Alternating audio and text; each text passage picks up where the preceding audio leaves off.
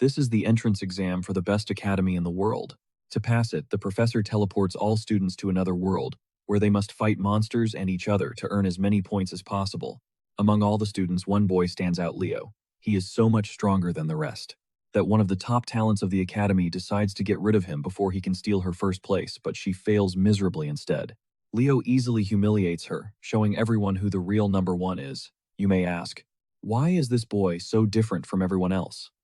Well, that is because he is actually a legendary hero from 5,000 years ago. Almost 5,000 years ago, humanity was brought to its knees by Erebos, a being known as the genesis of evil.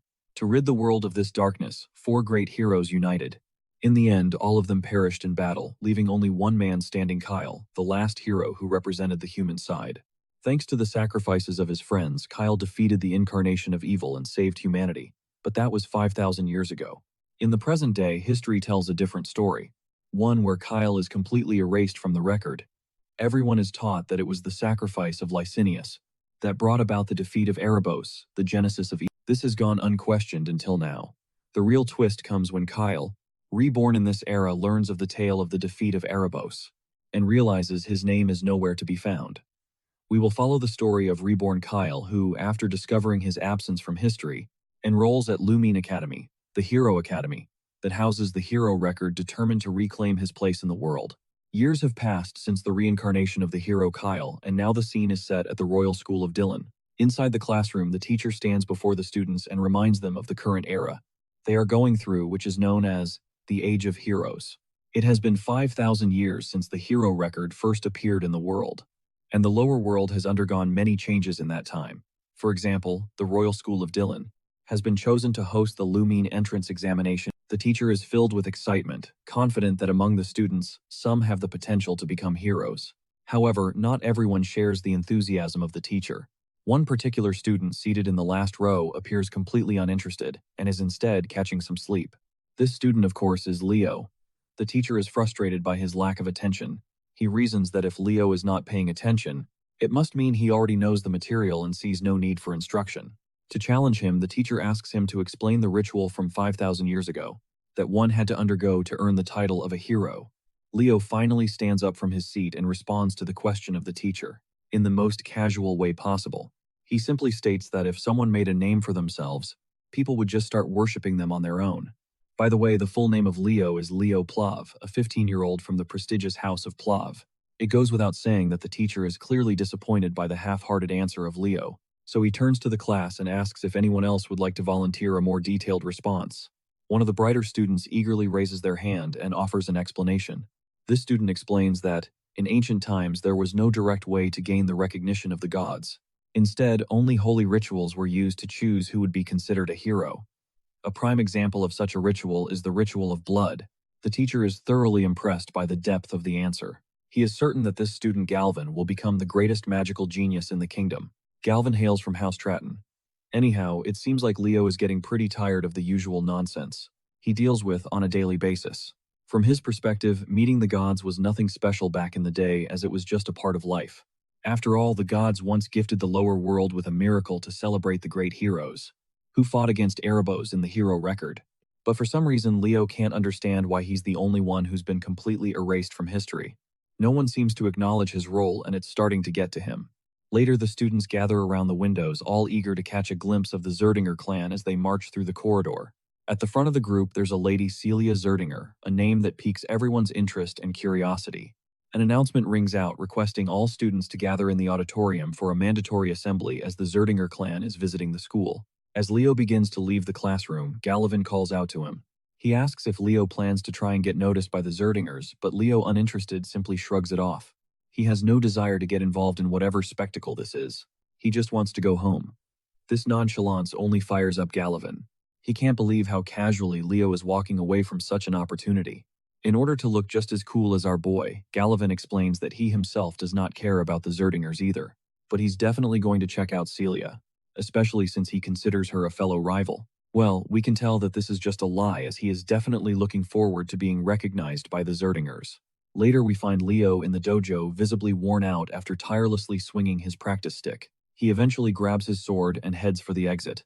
Just as he steps outside, he's ambushed by a woman who charges at him with the force of a runaway train. Leo, though startled, manages to block her strike with his blade. It's clear from their interaction that this isn't the first time these two have crossed swords. They have a shared history, one where such exchanges are far from uncommon. The lady is looking forward to sparring with him after so long and declares this match to be his final test before she grants him permission to attend Lumine Academy. As it turns out, this formidable woman is none other than his mother. In an instant, she lunges at him again and their swords clash once again. While Leo is already struggling to keep up, his mother casually remarks that she hasn't even used a fraction of her full strength. Blow after blow, the spar continues, each strike more intense than the last. Eventually, however, Leo turns the tide. His sheer skill and mastery of swordsmanship allow him to overpower his mother, forcing her to surrender. The woman is left in awe of her son's talent and growth. She stands up and in a softer tone asks why he's so determined to attend Lumine Academy. Before the story moves forward, a little context about the academy is necessary. Lumine Academy, the Human Hero Academy. It is one of the 4 prestigious institutions of the races that house the hero record. Among them, Leo strongly suspects Lumine Academy is the most likely place to uncover remnants of his past life as Hero Kyle. With such a compelling reason, it's no surprise that Leo is unwavering in his determination to join the academy. Leo's mother then reminds him that the members of the Zerdinger clan are currently visiting Dylan, and they will be staying at the Plav mansion. Though she personally isn't thrilled about having them in their home, she has a request to make. She intends to speak with Zeiss, the vice patriarch of the Zerdinger clan, hoping that he might be willing to teach Leo the Zerdinger aura technique. She believes that with the technique, Leo will become strong enough to be admitted to Lumine Academy next year, however. What she doesn't know is that her son is determined to be admitted this year. He has no patience to wait another whole year to achieve his goals. Sometime later, we find ourselves at the Plav mansion, where Celia Zerdinger is being escorted into the grounds. As soon as she steps out of the carriage, she can't help but wonder why her uncle chose to stay in a place like this, when he could have easily rented an entire hotel for himself. As we know already, she is Celia Zerdinger, 15 years old, a sword princess hailing from the Zerdinger clan. Her primary focus is on the Lumine entrance exam, and she is skeptical about how a small family like the Plavs could possibly help her prepare for it. At that moment, Celia's uncle calls out to her. He is none other than Zeiss Zerdinger, the vice patriarch of the Zerdinger clan. He teasingly asks if she isn't at least a little curious to meet Leo, the very boy who boldly declared he wasn't interested in the Zerdinger clan. Celia remains nonchalant and remarks that if Leo is just a hopeful knight who can't even use aura yet, then in her opinion he is probably not all that impressive. Zeiss, however, doesn't share her sentiment. On the contrary, he seems quite optimistic about Leo's potential. Once they enter the mansion, Zeiss steps forward to greet the heads of the Plav household. He exchanges respectful words with Dade Plav, the patriarch, and Reina Plav, his wife. Both hosts graciously return the gesture, welcoming the Zerdingers to their home with equal honor. Zeiss then formally introduces Celia to Reina and Dade. The young lady promptly reciprocates their hospitality with a courteous introduction of her own. She expresses her gratitude for being hosted. In their home, Reina steps forward and takes a moment to observe Celia. She notes that Celia closely resembles her father and uncle both in appearance and behavior. Celia, in turn, takes note of Reina's striking black hair and red eyes. It doesn't take long for her to realize that Reina is part of the Zerdinger family, which also makes her Celia's aunt.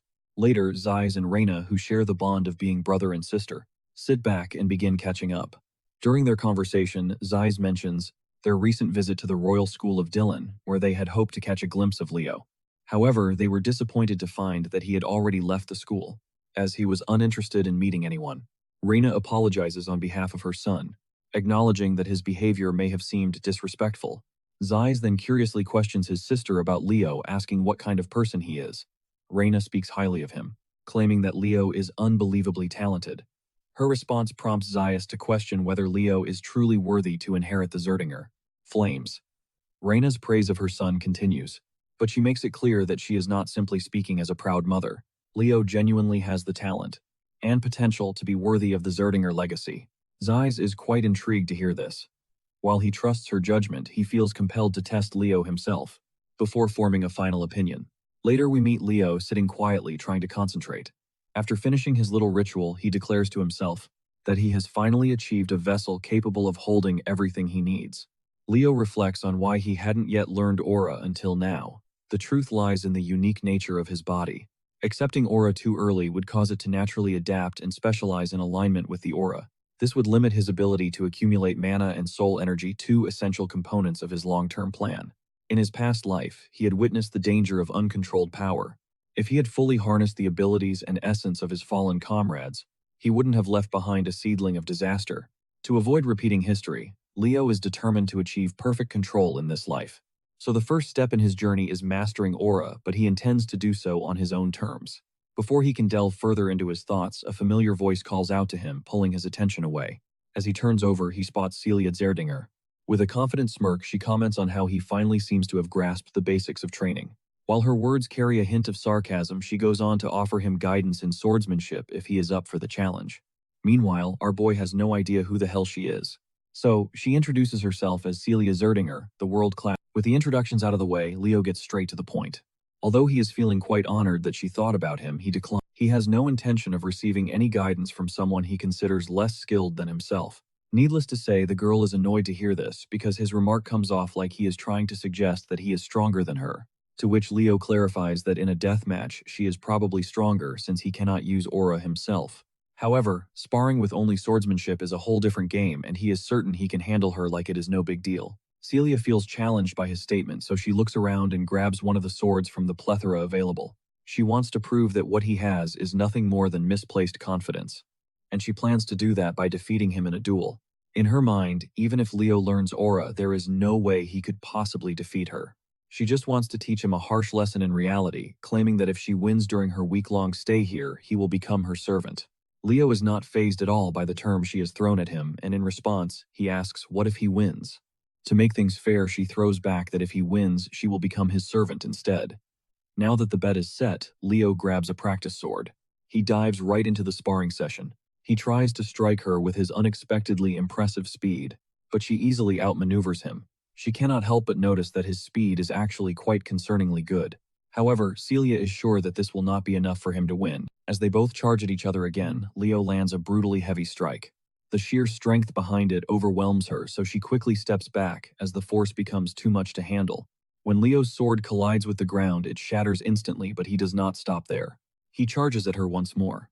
The once arrogant lady is already starting to regret challenging Leo. She is certain she cannot possibly block the incoming strike, so she braces herself and takes the hit head-on.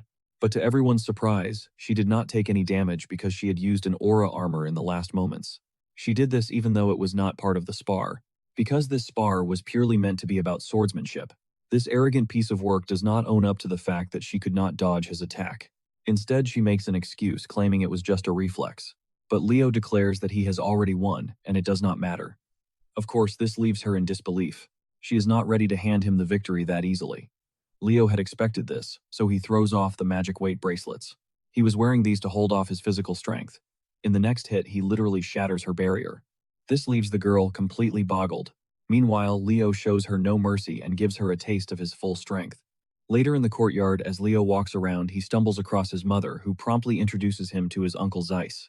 Leo quickly bows his head to pay his respects, and Zeiss reciprocates, introducing himself as well.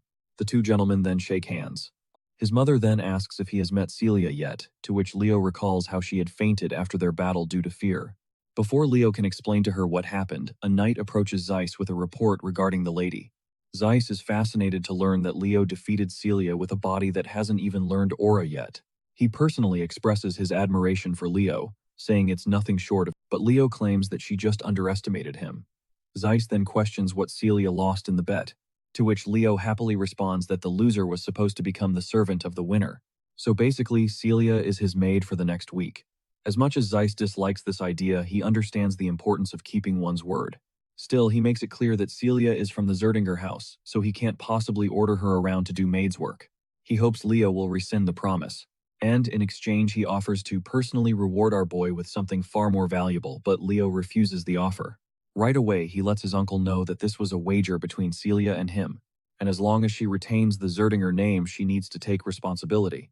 The uncle then questions him if he's also willing to let go of the opportunity to learn the Zerdinger's aura breathing method. Leo once again, he believes that an aura breathing method given with the objective of preventing a niece from being humiliated holds no value in being learned. Since Zeiss has no other way around this predicament, he decides to get a little offensive. He questions the boy directly, reminding him that he just declared he would use the direct lineage of the Zerdingers as a servant and that the Zerdinger aura breathing method is worthless. Leo remains unhinged and unafraid of the consequences about to surround him, simply claiming that what his uncle just said is indeed true. Out of the blue, the uncle's mood softens, and he politely questions our boy if he does not think that what he just declared is impudent and impolite. Leo once again makes it clear that he had no intention of insulting the Zerdingers. He claims that if he were being given the aura breathing technique as a reward for defeating Celia, he would have gladly accepted it. However, he has no intention of accepting it as a bribe just so she can escape the consequences of her loss. You see, if his uncle doesn't want to recognize Celia's defeat, it means they believe she is better than him and simply lost the duel by mistake. But Leo makes it clear that even if Celia had sparred against him in earnest, he still would have won. This leaves Leo's mother even prouder. Her brother is equally fascinated to hear such judgment from Leo. The fact that this kid rejected the offer because he didn't like the way his uncle behaved only highlights how outstanding a child he is. He wishes that a child like this were a Zerdinger. Zeiss then gestures to his knights and orders them to send Celia to the maid's quarters. He turns to Leo and grants him the right to address his uncle without any honorary titles. After that short conversation, Leo parts ways and Zeiss turns to his elder sister, proudly telling her that once he gets back home, he'll make sure to convince their elder brother so they can teach Leo the mighty technique, Phoenix Breath. Later, the scene switches to Leo's room. The first thing we notice is Celia's totally embarrassed face. She's going bonkers with embarrassment as she claims herself as Celia the maid who will be in charge of Leo for the next week. Leo is literally enjoying the heck out of it when she calls him like that. Who could have imagined that her usual fancy style would actually suit plain maid clothes so well, and this dress just looks like fire on her? Celia seems annoyed by the way he's praising her, as she knows all too well how beautiful she is. Leo apologizes, as he wasn't intending to offend her with his words, but he admits that he had a certain friend who praised beauty way too much, and that habit must have rubbed off on him. He recalls how that particular friend used to say that the beauty of eternity is unparalleled, and if peace ever returns to this world, he'll spend the rest of his life spreading beauty to everyone. The friend he's talking about is none other than the dwarven master smith Dueno. Suddenly, Celia's eyes take note of the book Leo is reading, and she curiously inquires about it. Leo explains that he used to read it a lot when he was younger. It's the book known as The Great Hero of the Beginning. Celia remembers how she used to read this book when she was literally 5 years old. Seeing how much he likes this particular book, she walks over to the bookshelf and pulls out another one, mentioning that there are a lot of books about Kyle. In response, Leo claims that many of the great achievements in history are difficult to attribute to any single hero. He believes that many of these accomplishments, which are attributed to one hero, might actually be the result of the collective actions of multiple heroes over time. In short, he is trying to imply that Kyle's achievements have also been attributed to other heroes. But Celia dismisses such thoughts, claiming that Kyle was probably a scammer who tried to take credit for the achievements of the great heroes. At least that's what most people think. And of course she's one of them. Naturally, Leo isn't thrilled to hear that all people consider Kyle a phony scammer with zero contributions to the world. He then pushes aside all the talk about Kyle and decides it's time for breakfast before starting his training. Celia quickly gets into character, and just like any maid would, she humbly asks her young master if she could train with him. Outwardly, she's all pleasant and polite, but inwardly, the girl feels a lot of toxic thoughts toward him. Still, she has to play along, because she wants to uncover the secret behind his strength. Leo promptly starts walking toward the training hall to fulfill her request. A while later, we see an exhausted Celia on her knees, breathing heavily. After this first round, Leo gives his feedback. During fighting, when her stamina reaches its limit, her reaction speed slows, and more gaps appear between her movements. And when that happens, she leaves herself open, and the same happens with her right now. But Celia isn't sure that abusing her body like this is actually helpful for training. Leo responds positively because he thinks that young people these days are just too weak. You see, compared to the past, aura techniques have developed considerably, and that must be why people stopped caring about body training as much. Aura allows one to enhance their body strength, and if you train your body, the aura is also enhanced as well. The girl simply doesn't want to be labeled as weak, so she gathers her guts and stands up for another round. Before diving in, she warns Leo that he better stop underestimating her, but her reckless charge backfires when Leo just flings her away with one swing, and she crashes to the ground. At this point, she's just frustrated after taking one humiliating defeat after another. Leo then offers her a bracelet, which she quickly extends her hands to grab. Little does she know, this bracelet is imbued with weight magic, making it insanely heavy. Meanwhile, Leo flashes a sinister smile as he reveals his sinister intentions. He apparently plans to make her train while she wears this bracelet from this point onward. The next day, we see Zeiss also watching them both train. After seeing how much Celia is struggling, the uncle is sure this is going to be a good experience for her before going to Lumen. It might be good for her pride to crumble at least once. He then calls out to Leo and gives him some good news that he's thinking of asking the Patriarch to allow him to inherit Phoenix Breath. The mention of Phoenix Breath catches Leo off guard because, as far as he can recall, that's basically the Zerdinger family's origin for the aura technique. He's heard that only people who are recognized within the family can inherit it. Celia also raises her opinion that her father won't allow it that easily. But it looks like Gis has figured this much out already. He proposes a condition to Leo. If he passes the Lumene entrance examination, he'll be allowed to learn the technique. Of course, this remark doesn't sit well with Celia because, in her eyes, Leo is just a brat who can't even use aura. And since the Lumene entrance examination consists of actual fights, it's going to be very dangerous for him. Well, Leo doesn't shy away from claiming that he doesn't have any real fight experience. But we all know that's only the case if he doesn't take his previous life into account. Gisa waits for Leo's opinion, to which our boy quickly agrees. As long as his parents are okay with this decision. A week passes by, and the day of the Lumene entrance examination when they see the prominent figure of Celia Zerdinger among the participating students, everyone is in awe. Meanwhile, Celia throws a jab at Leo asking if he's feeling nervous. It looks like after spending so much time being a personal maid, Celia has lost herself in the character because she's still referring to Leo with the master title. As they stand there, Gulliver's unmistakable voice catches their attention. He's actually here to see Celia, but he's a little shocked when he notices that Leo is with her.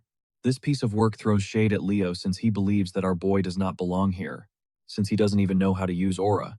At the same time, he tries to greet Celia politely. However, the poor guy is totally ignored by the duo like he doesn't even exist. He gets awkward and tries to remind Celia that he's Gulliver Traden, and he had greeted her when they met last time. But to Gulliver's dismay, Celia doesn't recognize his name, and quickly grabs Leo's hand in order to leave the scene. Suddenly they're called by someone else. It's actually two siblings gracing the scene. The taller one is Abad Llewellyn, hailing from the Llewellyn family, and he's 16 years old. And the shorter girl beside him is Chelsea Llewellyn, 14 years old, and she shares the same family name. While Celia seems to recognize these two, Leo has no clue who they are. Celia explains that they are the Llewellyn siblings, hailing from the same heroic lineage of the Lothern Empire, the children of the Llewellyn family. Celia is particularly fired up because she's not thrilled to see these two. She warns Leo that the Llewellyn siblings will be partaking in the exam with them, so they absolutely can't lose to them. She definitely can't have the Zerdinger clan lose to the Llewellyn family, but this isn't really Leo's concern. After all, he's from the Plav family, not Zerdinger. Anyway, when the two greet Celia, she doesn't have any reason to decline their greetings, and reciprocates the gesture. She also makes sure to introduce Leo from House Plav, a noble family within the Kingdom of Delid. Hearing that Leo doesn't have a fancy title attached to his name, Abad Llewellyn dismisses him as insignificant. The two siblings promptly twirl around and proceed to walk away, throwing out the warning that they'll surely be in the top spot. It goes without saying that Celia doesn't like the Llewellyn siblings' guts, and is looking forward to thoroughly crushing them in the upcoming trials. Suddenly, someone representing Lumene Academy steps onto the podium, immediately commanding the attention of everyone present. The man introduces himself as Albi Zeron, a professor at Lumene Academy. While Celia's expression shifts to one of shock upon seeing this prestigious figure, Leo seems unimpressed, mostly because he has no idea who this guy is. Celia is visibly annoyed that Leo doesn't even recognize someone of Albi's stature. She takes the opportunity to educate him, and explains that Albi Zeron is listed in the hero record, a distinguished list of individuals considered heroes of the current era. Leo takes a moment to observe the professor carefully, and notices something peculiar: immense mana concentrated in Albi's left eye. Professor Albi then proceeds to address the gathered students. He begins to explain the format of the entrance examination. According to Albi, the trials involve two main components: one-on-one combat and monster subjugation. Traditionally, participants would take turns completing these tasks. However, Albi immediately clarifies that he finds such methods tedious and wastes no time proving his point. In an instant, he burns the sheet of paper he was holding, as if discarding the conventional exam structure entirely. And up next, he pulls out a thick, ancient-looking book. As he opens it, the teacher summons forth the first chapter, titled Prologue: The Wild Forest. In that moment, a massive enchantment circle begins to glow under the feet of the entire student body. The scene is set and no one has a clue what the professor intends to do next, but one thing becomes crystal clear, which is that Albi Zeron despises inefficiency. He declares that he's combining all the trials into one seamless challenge and will move forward at once. To understand what's happening, we learn that the hero record isn't just a historical record. Its real value lies in its ability to manifest the hero's world, which contains the experiences of past heroes. By accessing this world, one can inherit the power of a previous hero. Simply put, it's almost like a hero training system. All the students have been transported into this hero's world known as the Wild Forest. The professor announces that their one and only objective is to survive. Whether they join forces or eliminate each other, they can do whatever it takes to stay alive. Those who want to quit can break the orb they're holding and return. That's all there is to it. After looking around for a few minutes, it doesn't take our boy long to recognize the place. It looks exactly as he remembers. You see, this used to be an elven forest before it was taken over by the witch queen Salatna. Meanwhile, some students just want to go back, especially since they think that this place is nothing more than an illusion. But our boy doesn't share the same thoughts. As far as he can tell, while this world might have come from the examiner's memories, everything that is going to happen here will be real.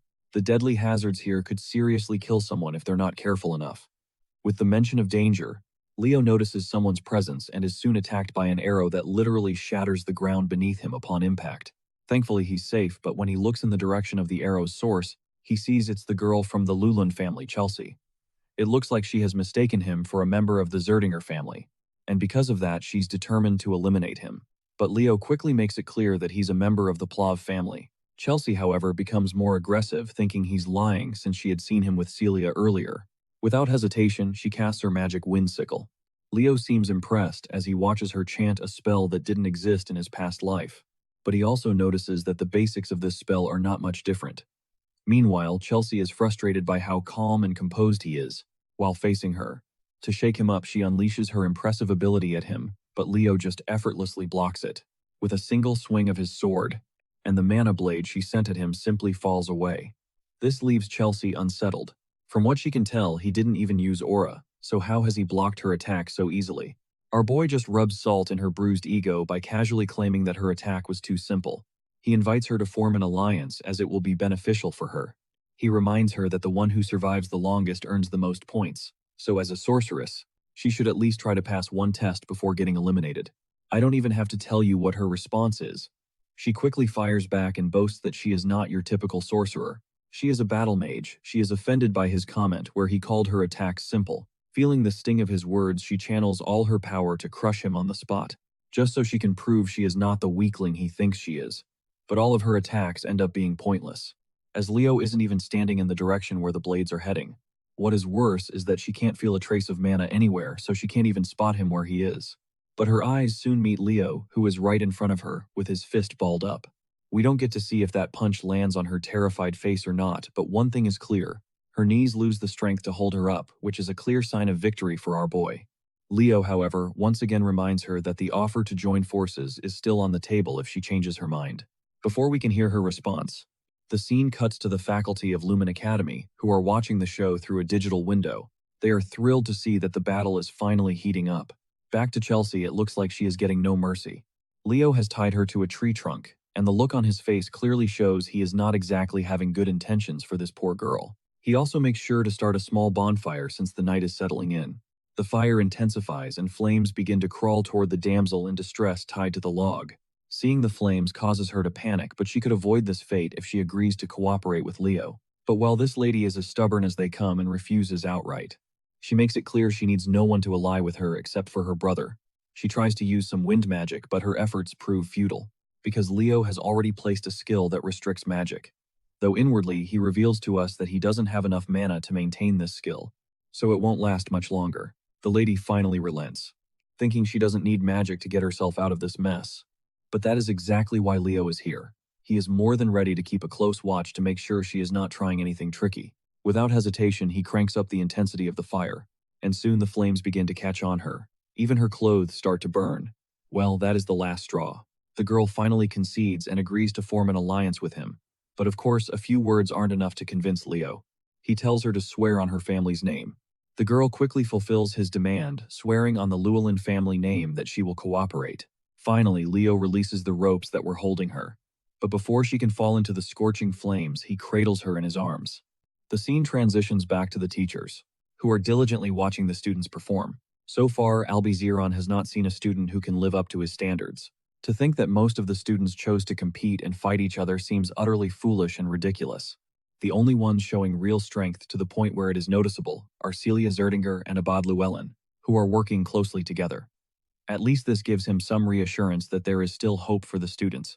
Then his attention shifts to Leo and Chelsea, who are also working together. His eyes are particularly fixated on Leo. Although the fire stunt he pulled on Chelsea was pretty immature, getting Chelsea Llewellyn to cooperate at least earns him a passing grade in Albie's eyes, especially since he doesn't possess the power or grace of Celia and Abad. However, it seems this is where the teacher is utterly wrong, because our boy took down Celia without even breaking a sweat. Regardless, Albizeron considers Leo an unexpected dark horse in this competition. After slashing down a few monsters in their path, both Leo and Chelsea decide to move forward. It seems that Chelsea has finally started to realize that forming an alliance with Leo wasn't such a terrible decision after all. She then asks him what aura he's using, as she hasn't detected any mana from it. To her surprise, Leo casually drops the bombshell that he doesn't even know how to use aura. Unsurprisingly, this shocks and surprises her. While they're going back and forth, a monster is lurking behind the bushes, keeping a close eye on them. But Chelsea quickly notices the presence of the monster and fires at it instantly. Not gonna lie, this attack was way too overpowered for such a feeble monster. Even Leo admits that she does indeed have impressive strength, but the way she uses it is completely wrong. Suddenly, Leo senses something strange and tells her to halt her movements. He's noticed something odd in the sand. When he crouches down, he notices dry ground and decayed dead bodies of people. Out of the blue, an explosion erupts. But Leo quickly jumps away while carrying Chelsea in his arms. The sneaky bastards who had set the trap finally emerge from hiding. It turns out it's Galavan and his partners. We all know that he's got beef with Leo, so it's no surprise he's here to specifically target him. He commands one of his companions to charge, and the poor fool obeys without hesitation. Unfortunately for him, he's greeted with a jaw-breaking blow from Leo, leaving him sprawled out on the ground. Leo stands tall, exuding total Giga Chad energy, and calmly tells Chelsea to just watch his back for a moment. Chelsea is startled, seeing how effortlessly he has saved her twice in a row, but she quickly gets up and positions herself behind him, ready to face the remaining goons. Meanwhile, Galavan does what he does best: runs for his pathetic life. He abandons his crew, desperately trying to put as much distance between himself and Leo as possible. The only thought crossing through his mind is to find a partner fast. As fate would have it, Celia spots him from a distance.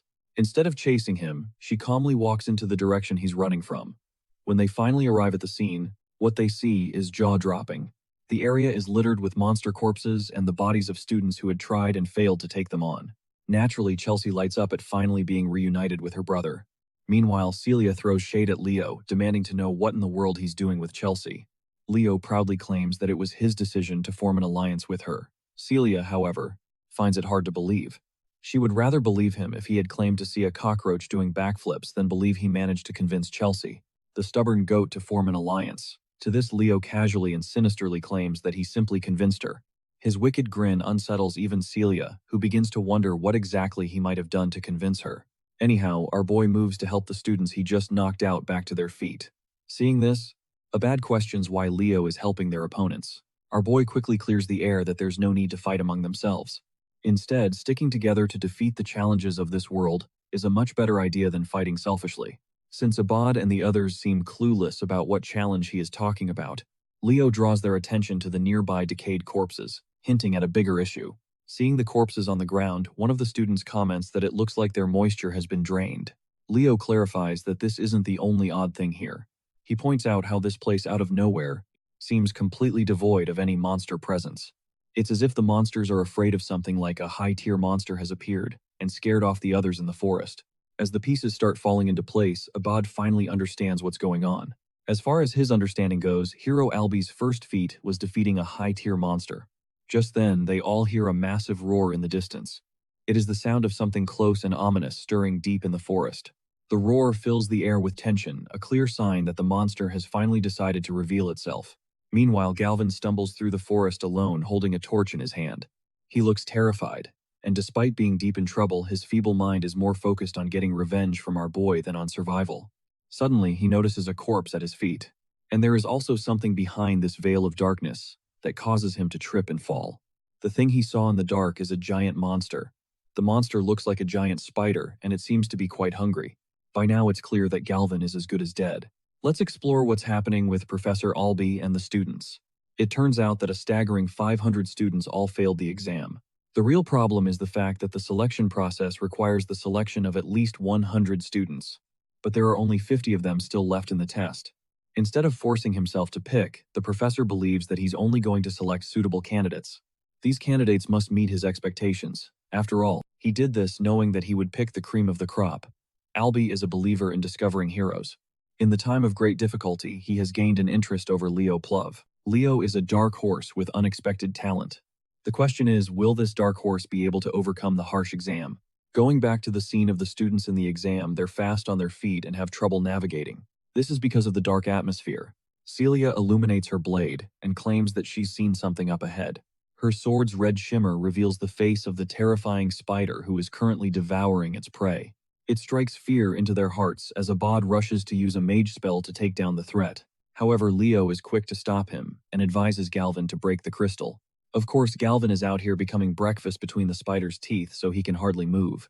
He decides to smash the blue crystal, sending a wave of electricity inside the creature's mouth. With their preparations ready, Abad charges his Windfang spell and releases it upon the menacing creature. His attack manages to wound the monster, but fails to deal the killing blow. The four of them are horrified to comprehend the level of threat they're up against. This creepy crawly is the spider princess Tarantula, and she's not cute.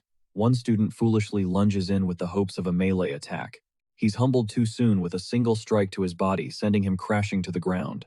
Next up is Celia, who is arrogantly assuming that she'll end the fight with a single attack. Activating the prominent spell, she releases a sharp yet destructive beam of red. The beam pierces the creature's body and sends it waves of pain. However, the spider is as durable as a tank and quickly recovers. This makes Celia's approach useless as well. Abad uses this moment to talk her down. He claims that a mage and a knight's destructive power is incomparable. He releases a wind spell, Raphael, to slice the spider in an endless spiral. However, by the end of his attack, he's terrified to find the creature alive and well, staring him down. Sensing that her brother is in imminent danger, Chelsea casts her Windbreaker magic to help him out. Still, Abad suffers a cut from the spider's claw. Though his sister's attack cushions the blow with her magic, she comes to check on him after he barely made it without losing an arm. They've tried everything against this monster, but its immensely fast regeneration proves them useless. Despair is setting in their hearts as the Queen Tarantula approaches to finish them. Leo comes in and explains that this creature is the daughter of Salatna. She was a deadly monster within Erebos' army, responsible for incinerating the elf forest. What's more, Leo reflects that the mana he detected in Professor Albee's left eye contains signs of the Fairy King's mana. The tarantula ruled over the cursed wild forest. Not only did she annihilate the forest belonging to the elves, but she also ate the most reliable comrade of the Fairy King, who rebelled against her at the time. Leo believed that Luna supposedly defeated Tarantula, but it turns out the reality is different. The tarantula survived thanks to devouring the Fairy King's assistant, who possessed the source of infinite life energy, in the form of an invaluable artifact, none other than the Ring of Life. Abad is as stubborn as a log, and thinks that it's only right for him to take out the monster if it's a part of the exam. Both he and Celia decide to unleash consecutive strikes in the hopes of defeating the creature on their own. The tarantula endures their wrath, but Leo thinks it's all useless since the creature will just keep regenerating to no end. In fact, they'll be the ones to run out of mana first. In a last-ditch effort, Celia asks for his opinion on how they should handle the monster.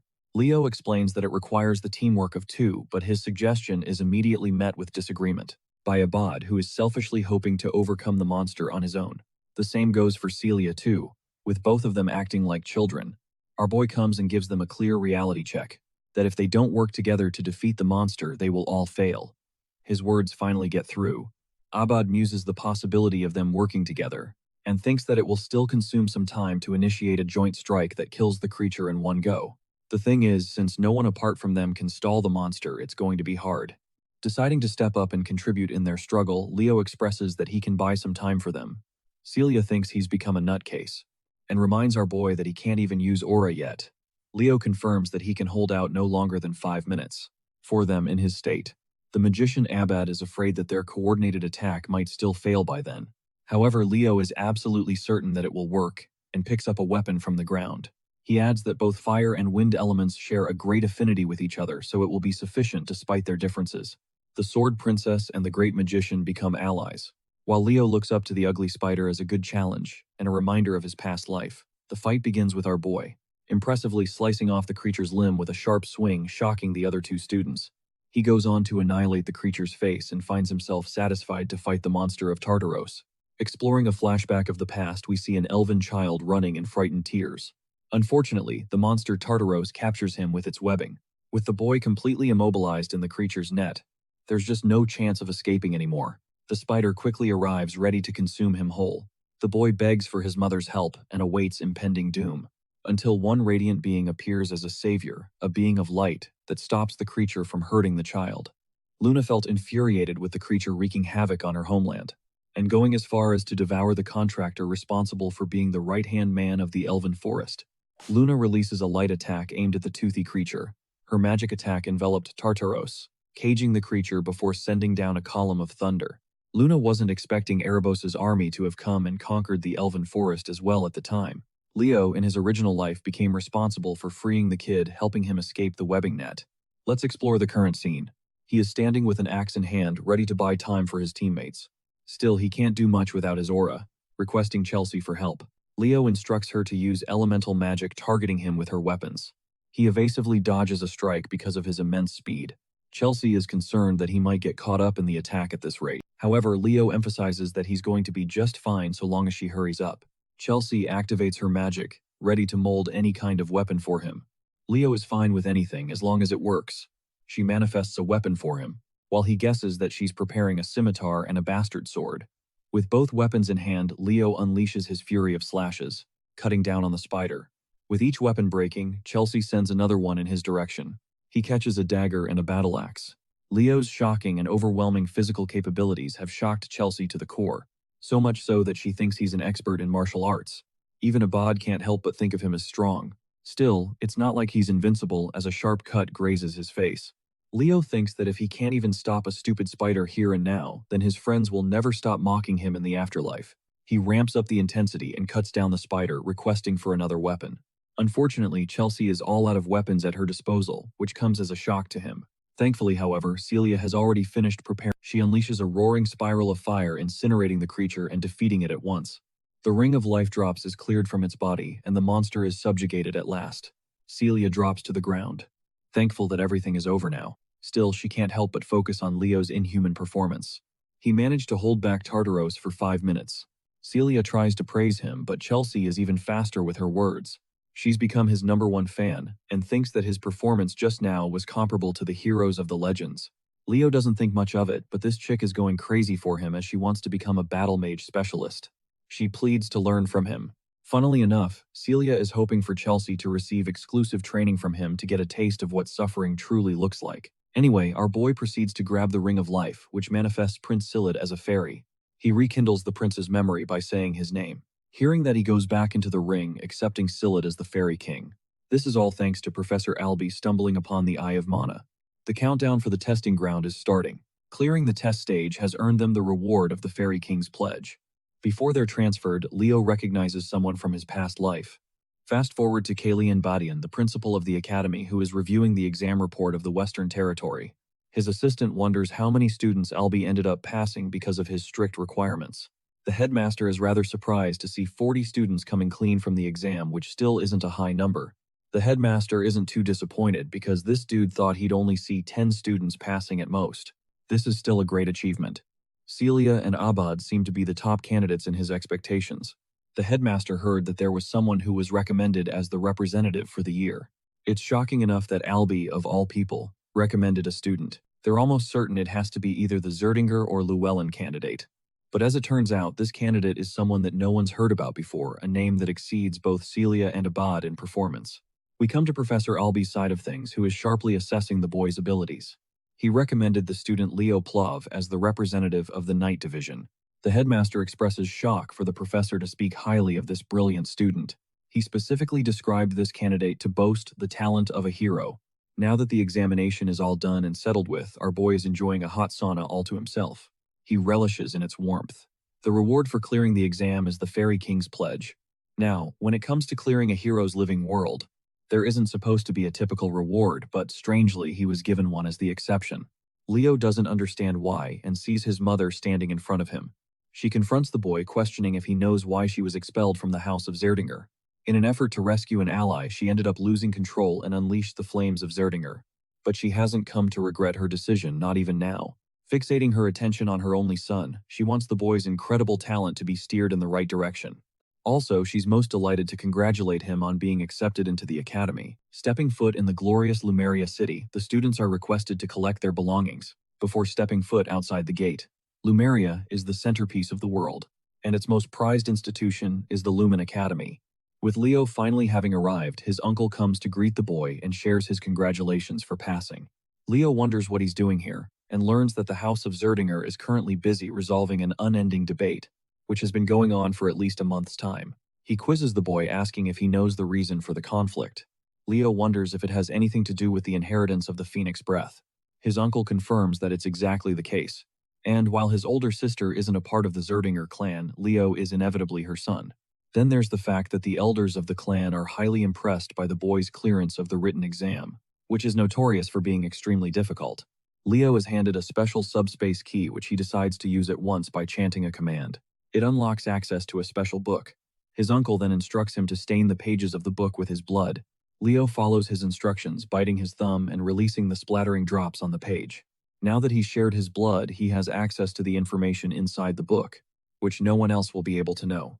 And while it isn't easy to master the techniques of the Zerdingers, his uncle is confident in the boy's talent and believes he will get used to it in no time. With this, he officially welcomes him to the House of Zerdinger.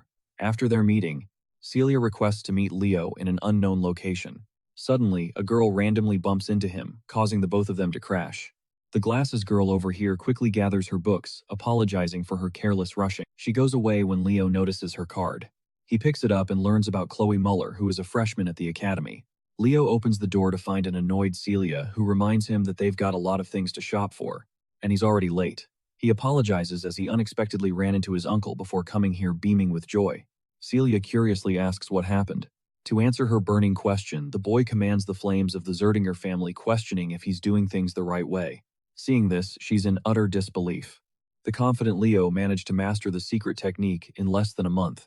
His incredible achievement causes her to fall in shock and leaves her wondering if he's even human.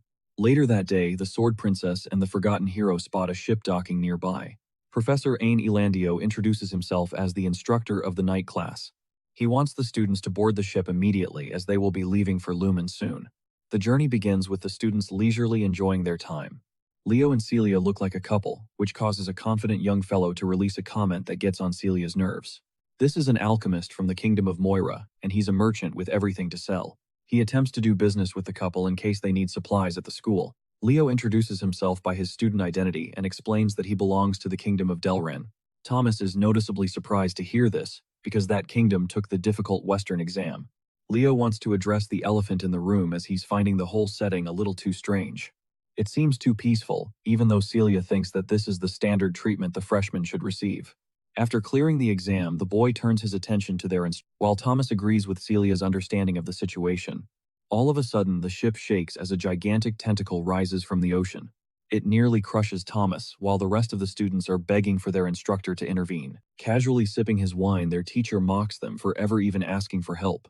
He reminds them that the students of the Lumen Academy are expected to perform their best in the time of danger, so this is a challenge for them to overcome on their own. They're up against the ugliest of the uglies. A giant kraken stares down at the students. Even in this tense situation, the Forgotten Hero maintains his composure and slices the creature's tentacle with his blade. Celia is also doing fine on her own, exhibiting the fiery attack of the Sword Princess. The kraken reacts with a water spray, causing Celia to get drenched. The monster grabs Thomas, who's shouting his mouth off. Seeing this, both Celia and Leo come rushing full speed to slice the creature down. With the alchemist freed, he recovers from his shock. He was expecting the Sword Princess to do well on her own because of her reputation, but he wasn't expecting another student to be just as fierce. Poor Thomas nearly gets crushed by a frozen tentacle and shouts at the person who could have killed him just now. Chloe, the glasses girl that bumped into our boy, is commanding ice magic and holding the monster off on her own. She talks down on the alchemist, who is needlessly becoming a burden in the fight instead of staying behind. Thomas confesses that people like her don't give a damn about those weaker than them trying to help. With another piece of tentacle crushed, we get to see the dynamic duo of Abad and Chelsea rising to the scene. They're still not done with their rivalry between the two clans. Still, the battle mage has her eyes set on our boy, despite being enemies. With numerous monsters in the lake teeming on their way to the academy, the instructor thinks this is the perfect welcoming party for the freshmen. Enjoying his wine, he comments on the top performers: Chen Celia Abad Chloe Walden, and finally Duran Moira. The captains of each region are performing excellently against the threat. However, beyond them is a student that has overshadowed their performance. An unknown freshman with no commanding dominance in any region. His swordsmanship is the definition of perfection, and he's reacting as if he's predicting every attack. The instructor is glad that he's going to see the boy unleash his full potential in his classes anyway. The useless alchemist is quick to run out of his potions as they finally arrive at their destination. Hopping off from the ship, the instructor expects the students to get used to the monster treatment. Since they're going to deal with it a lot, it's time to explore the glorious entrance hall. The Lumiere Academy's training grounds are extraordinary. Many spectators are hoping for the freshmen to put on a good show. The entrance ceremony is soon to begin. The night division is grouped by their instructor, who wants the captains to come to the front of the lines. The headmaster of the academy oversees the announcement, expecting great things from the hero candidates of this year. Kalian emphasizes to the students that if they ever want to become strong heroes, they'll have to risk their lives and always be expected to surpass their limits. Slamming his fist to the ground, the headmaster firmly states his beliefs. If they can't do the bare minimum of what he just mentioned, then they don't belong to the prestigious institution. And then a second later, he melts into a grandpa, acting like he didn't just intimidate the crap out of them. Kalian points out and asks why they've all gone quiet all of a sudden. His radiant reputation and image as the brilliant swordmaster slowly gets tainted by the day. Next up is a speech from the freshman representative, a name that the first years are looking forward to. It's not Celia, Abad, Chloe, or anyone else. Only Leo Plav's name is chanted. Coming as a shock to even him, he quickly turns to the professor and realizes that he must have recommended him. Leo approaches the podium and addresses the professors and seniors with his speech. While this is going on, many students are bickering about the talks of this unknown student. They don't know what happened or who he even is.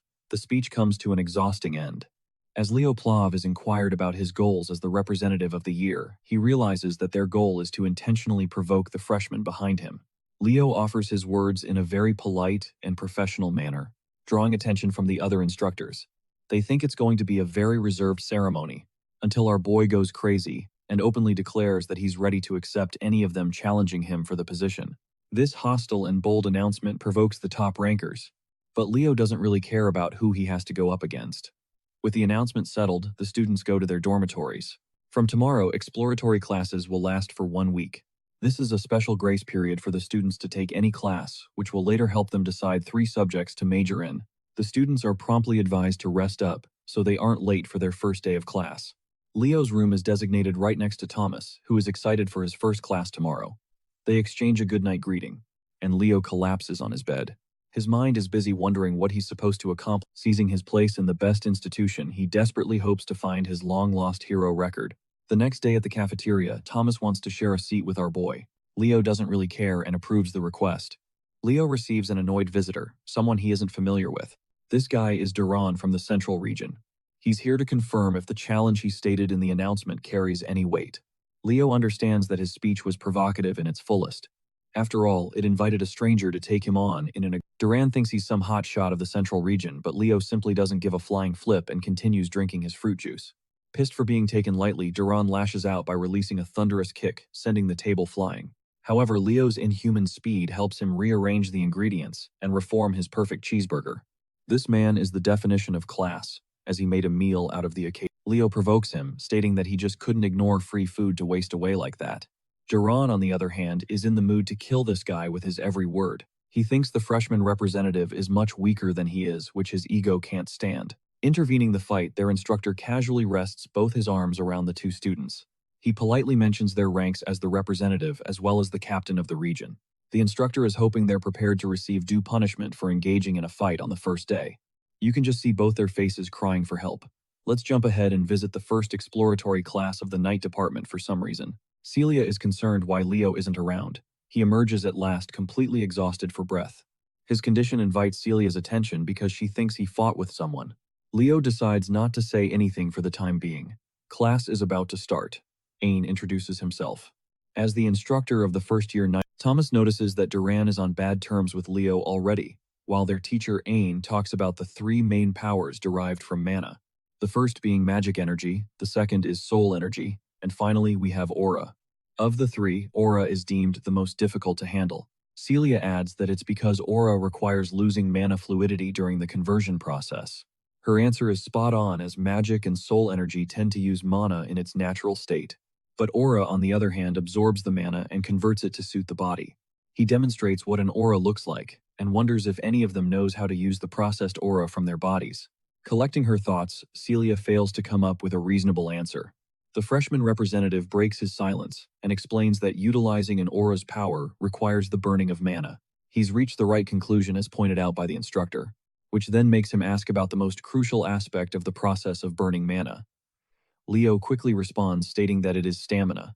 Impressed by the boy's understanding of aura, Ain asks if he's ever studied the concept before. Turns out he hasn't, which is yet again another impressive feat.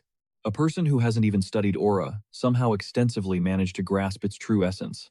Deciding to put an end to the theoretical explanation, Ain thinks it's about time they do a little exercise. Using his aura, he casts a wave-like platform called the Aura Step. This fundamentally relies on concentrating one's aura power into their legs.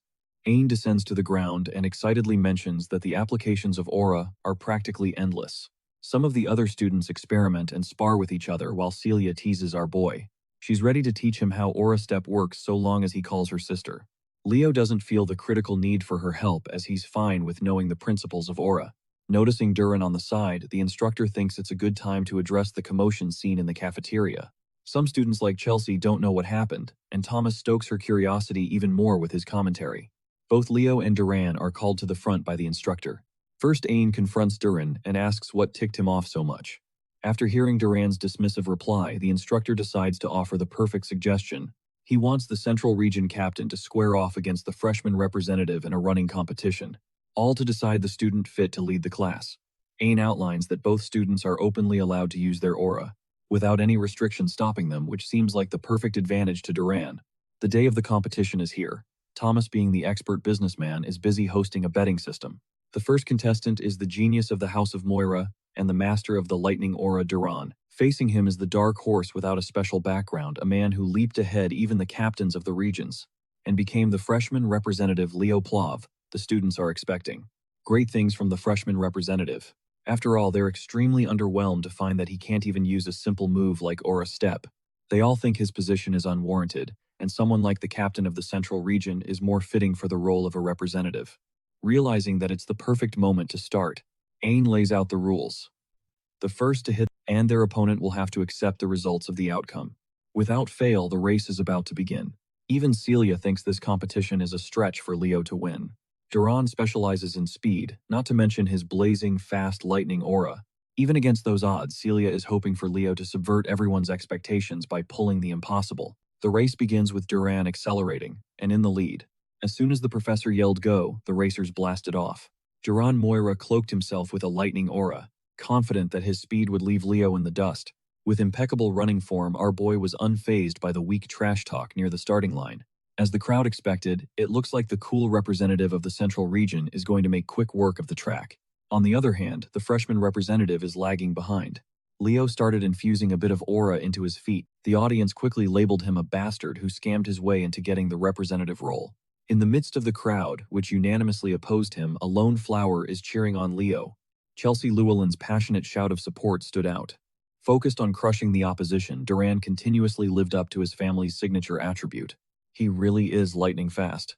Seeing him cross the halfway point in such an inhumanly short amount of time got Carl worrying about his buddy. It seems like Leo will be on the losing end if he doesn't step it up, so the young man looked around the track. Much to everyone's surprise, he did not push to go faster, but decelerated instead. Once his momentum was dead, Leo started running out of the track and into the walls. While it's true that Celia Zerdinger believes in him, there's just no logical explanation for his actions. He looks like an idiot, as everyone watching was puzzled, confused, and lost. Leo was focused on increasing the aura density in his feet. With multiple successive inhuman jumps, he fully went off track into the grass, and finally leaped up into the stands. He turned around and watched nonchalantly as Duran stretched his lead with consistent speed. Leo's aura density reached its peak, the fiery force in his feet cracking the stands he was standing on. With one powerful leap, he launched himself back into the track with immense momentum. It was so staggeringly impactful that the jump left a small explosion in his wake, distracting Duran for a moment. From that explosion, Leo came lifting off like a red meteor blazing through the rest of the track. The cheeky devil even taunted his opponent as he flew past Duran, calling the arrogant brat a slowpoke. The speeding meteor quickly reached the finish line. His graceful landing was a sight to behold. Duran watched a few meters away, dumbfounded. His lightning cloak had vanished. This is a clear and utter L. Leo craned his head back and confidently smiled. He won, but the damage in the stands was quite heavy. It was worth it, though. The crowd who was talking smack just a second ago was bewildered. They knew that whatever they just saw was no joke. As far as they know, Duran is the fastest among first-year students. To think that anyone would beat him is just absurd. Moreover, he lost to a kid who hasn't properly learned aura yet. Among everyone in the crowd, one of the few that caught what Leo truly did was Celia. She knew that he didn't use aura step. What he showed was a full-blown phoenix step. Since Leo won, Carr and Chelsea were brimming with joy, full of compliments for their friend. The professor quietly deliberated what he had just seen. Duran used his specialty lightning aura and increased his speed. That was already expected. But the speed that the boy displayed was still mind-blowing. Meanwhile, Leo Plov was significantly slower in the traditional sense, but he was far better at handling aura. He gathered and focused his fire aura on his feet to blast off. He created a single formidable aura step. In the process of doing so, it was a flawless application of a simple concept, being the swordsman that he is. Stepping up to Duran, Leo extended a hand of sportsmanship, dropping a genuine compliment about their intense showdown. He even humbly admitted that if they had dragged this into a marathon of endurance, the final scoreboard could have flipped entirely. But completely bitter about taking the L, the arrogant punk flat-out refused to lock hands, throwing a petty shoulder check as he stormed off. Watching this unfold, the professor felt absolute chills, totally convinced that within this fresh batch of rookies, an overpowered legend was finally brewing right before their eyes. The second Leo regrouped with his squad, Chelsea went full fangirl mode, hyping him up to the moon. His aura was just so insanely cool that she was practically begging to share a training session with him. Feeling totally sidelined, Carl whined to Celia about why Chelsea was obsessing over Leo and not him, when the savage reality was literally staring him right in the face. With the training block officially wrapped up, Carl pitched a squad hangout at the local coffee spot, even flexing his wallet by offering to foot the entire bill. But Leo hit them with a quick apology, passing on the chill vibes. Dropping zero extra details, he just dipped out and left the group hanging. When his crew yelled out asking for his next destination, he nonchalantly tossed back that he was going to eavesdrop on a summoning lecture. That totally short-circuited their brains. They questioned why a hardcore sword-swinging knight would waste time grinding in a summoner's classroom. Classic Leo, though he was just on a massive side quest for knowledge. His brain was still glitching over one massive mystery. Why exactly did the Fairy King hand over the pledge as his loot? From what he gathered, the drops from a hero's domain were heavily tied to the ultimate boss's core stats. The specific power-up he snagged practically screamed summoner-class vibes. But here is the catch. Professor Albie is a pure spellcaster, and not some spirit tamer. Following that exact logic, Leo should have definitely unlocked a pure magic ability. On top of that, pulling a fairy out of thin air literally requires a direct portal jump to fairyland. So basically his shiny new skill was completely useless for the time being. While Leo was killing time right outside the summoning classroom, a super recognizable voice suddenly cut through the air, asking if he was officially rolling with the summoner kids now. Turns out the girl approaching him is none other than the Eastern captain and absolute MVP Chen Xia. But unlike that other hyper-competitive captain he just smoked on the track, this girl radiates pure golden retriever energy, super polite, bubbly, and genuinely sweet. They vibe for a second, trading hellos, before she completely drops the formalities, insisting he just call her Xia. She straight up assumed that Leo was strictly locked into the night division, so catching him lurking around the summoning scene was a massive plot twist in her eyes. He casually brushes it off, claiming he's just interested in spiritualism. Her eyes light up. If that's the deal, they're about to bump into each other way more often across a ton of overlapping classes. Curious about her actual skills, Leo asks about her spirit contract. And Xia literally manifests a glowing, gorgeous water sprite right out of thin air. Big yikes for Leo, though. He hasn't locked down a single contract yet. Being the absolute angel she is, Xia quickly offers a lifeline, promising that if he ever struggles with the summoning process, he should definitely hit her line for help. And honestly, Leo isn't dumb enough to reject free carrying and high-tier networking. But then he completely fumbles the bag, making the ultimate rookie mistake, asking a girl her age. She just laughs it off casually, dropping that she's 17 years old. She already knows she's the older one here, since Leo is only 15. Meanwhile, Leo's brain is buffering, totally stuck on how ridiculously young Xia actually looks. Like she legit looks even younger than Chelsea. Sia totally catches him, staring into space, narrowing her eyes with a playful smirk, and asks if he's secretly roasting her in his head. Leo instantly hits her with a hard deny. Because guys will literally deny everything to survive. Getting back on track, she reveals the real reason she approached him. She was absolutely blown away by his crazy race against Duran. Turns out she was right there in the crowd watching the whole thing go down. The image of him completely tearing up the track is literally living rent-free in her head. Staring him down with pure competitive fire, she throws down the gauntlet, challenging him to a head-to-head race in the near future. Smirking, Leo flashes a confident grin and fully accepts the hype. After surviving a barrage of totally unhinged and chaotic characters, it's actually a massive relief to meet someone who passes the vibe check. With the tension cleared, the Summoning Division's exploratory class officially kicks off into high gear right out of the gate. The setup for this class was definitely off-script, trading stuffy lecture halls for the wide-open dirt. A handful of heavy hitters were already hanging around. These two had detailed designs and striking white hair. Total main character energy, definitely not your average background NPCs. Leo scoped out the gathering, noticing the crowd was seriously lacking in numbers. But honestly, he wasn't shocked. Summoning wasn't exactly the most hyped major on campus, right as he started questioning why they were dragging out in the middle of nowhere. The universe dropped a massive flying answer right on top of them. A colossal scaly beast blotted out the freaking sun, casting a huge shadow over the panicked crowd. The monster crashed down into the dirt, flexing its terrifying, nightmarish build for all to witness. It was a straight-up pitch-black wyvern. A bunch of the weaker kids instantly folded their legs, turning into absolute jelly the second they locked eyes with the apex predator. Suddenly, the rider perched on top flashed a wicked grin and confidently bragged that her giant pet was already vibing with this new batch of rookies.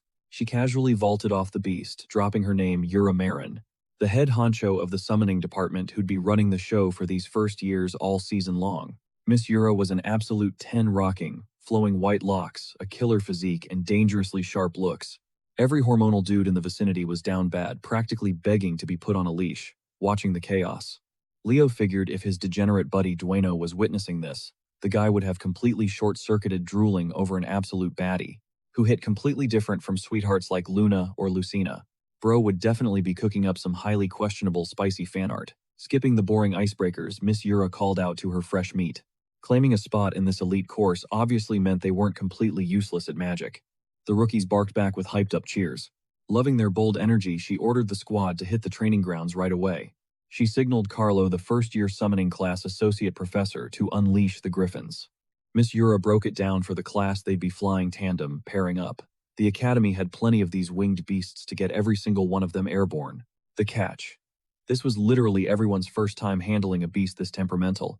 The second a single complaint slipped out, Miss Yura's glare turned ice cold, daring them to either shut up and learn or just walk away. Vaulting onto the back of her massive black wyvern, she laid down the law if anyone felt too scared to tame a griffin. They could pack their bags and drop out right now. Her scaly mount matched her fierce energy.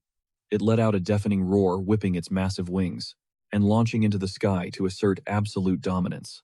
While the rest of the class trembled in pure shock, one lone student stood there totally unfazed.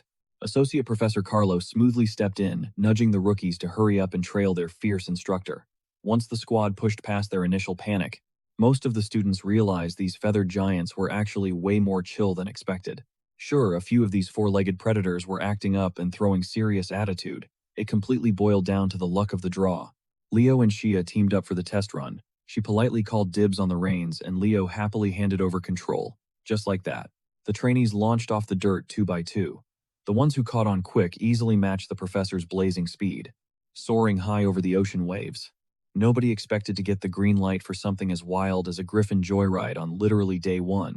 But hey, that's Lumine's elite curriculum for you. The whole class's leftover dread regarding the griffins practically vanished.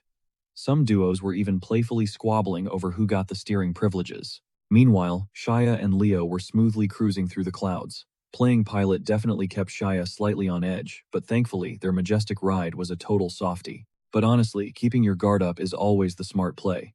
These majestic beasts are notoriously wild for rookie riders to handle, watching everyone breeze through the lesson a little too easily. Miss Yura decided to crank up the chaos. Whipping out a whistle, she blew into it with absolute force, releasing a dead-silent, high-frequency pitch that only the creatures could pick up.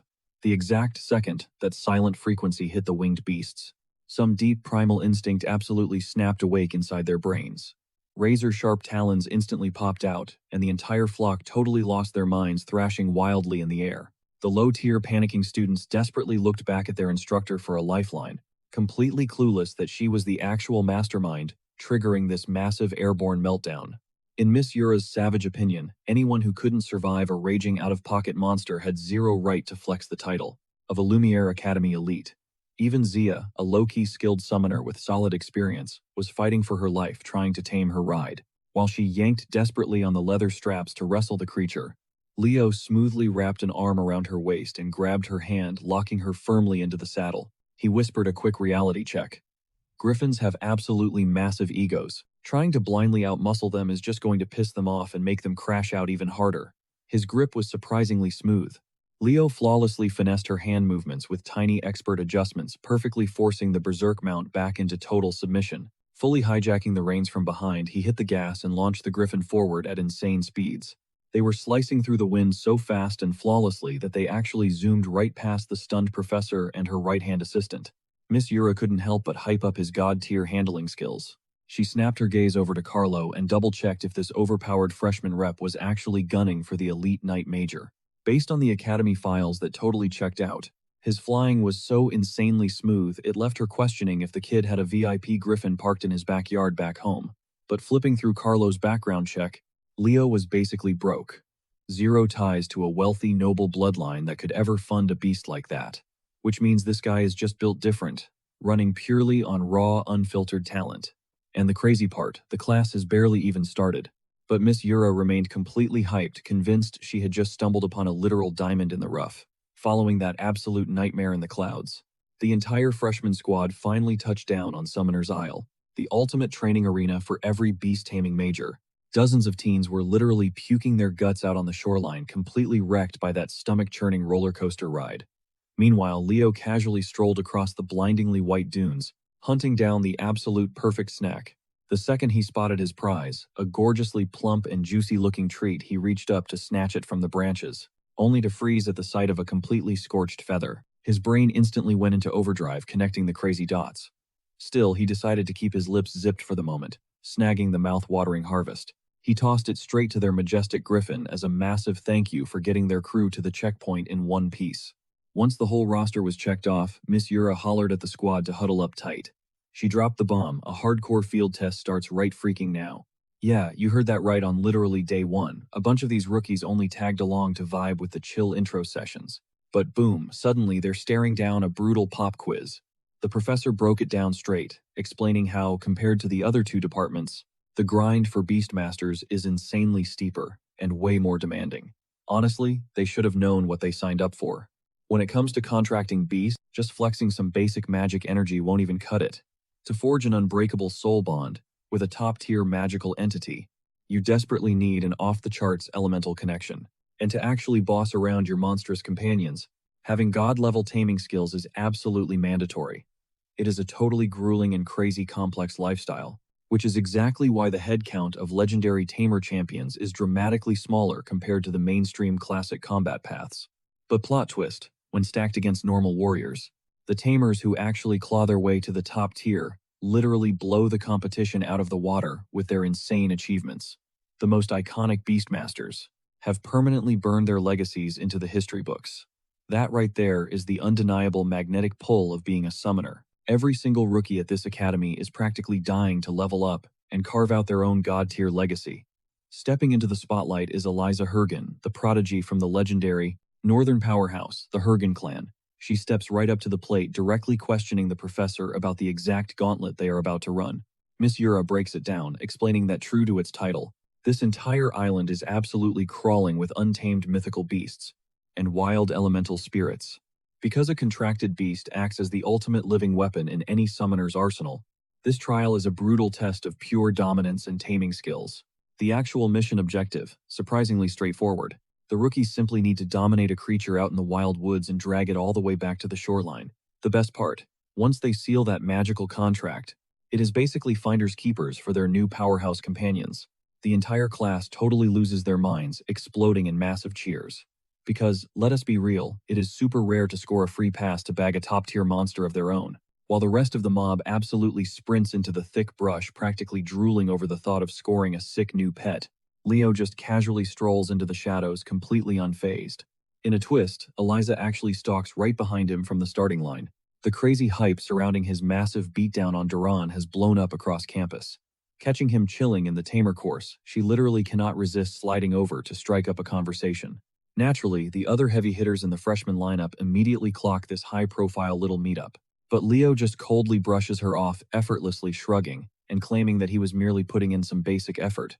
Getting totally sidelined like she is just some absolute nobody makes Eliza's blood boil.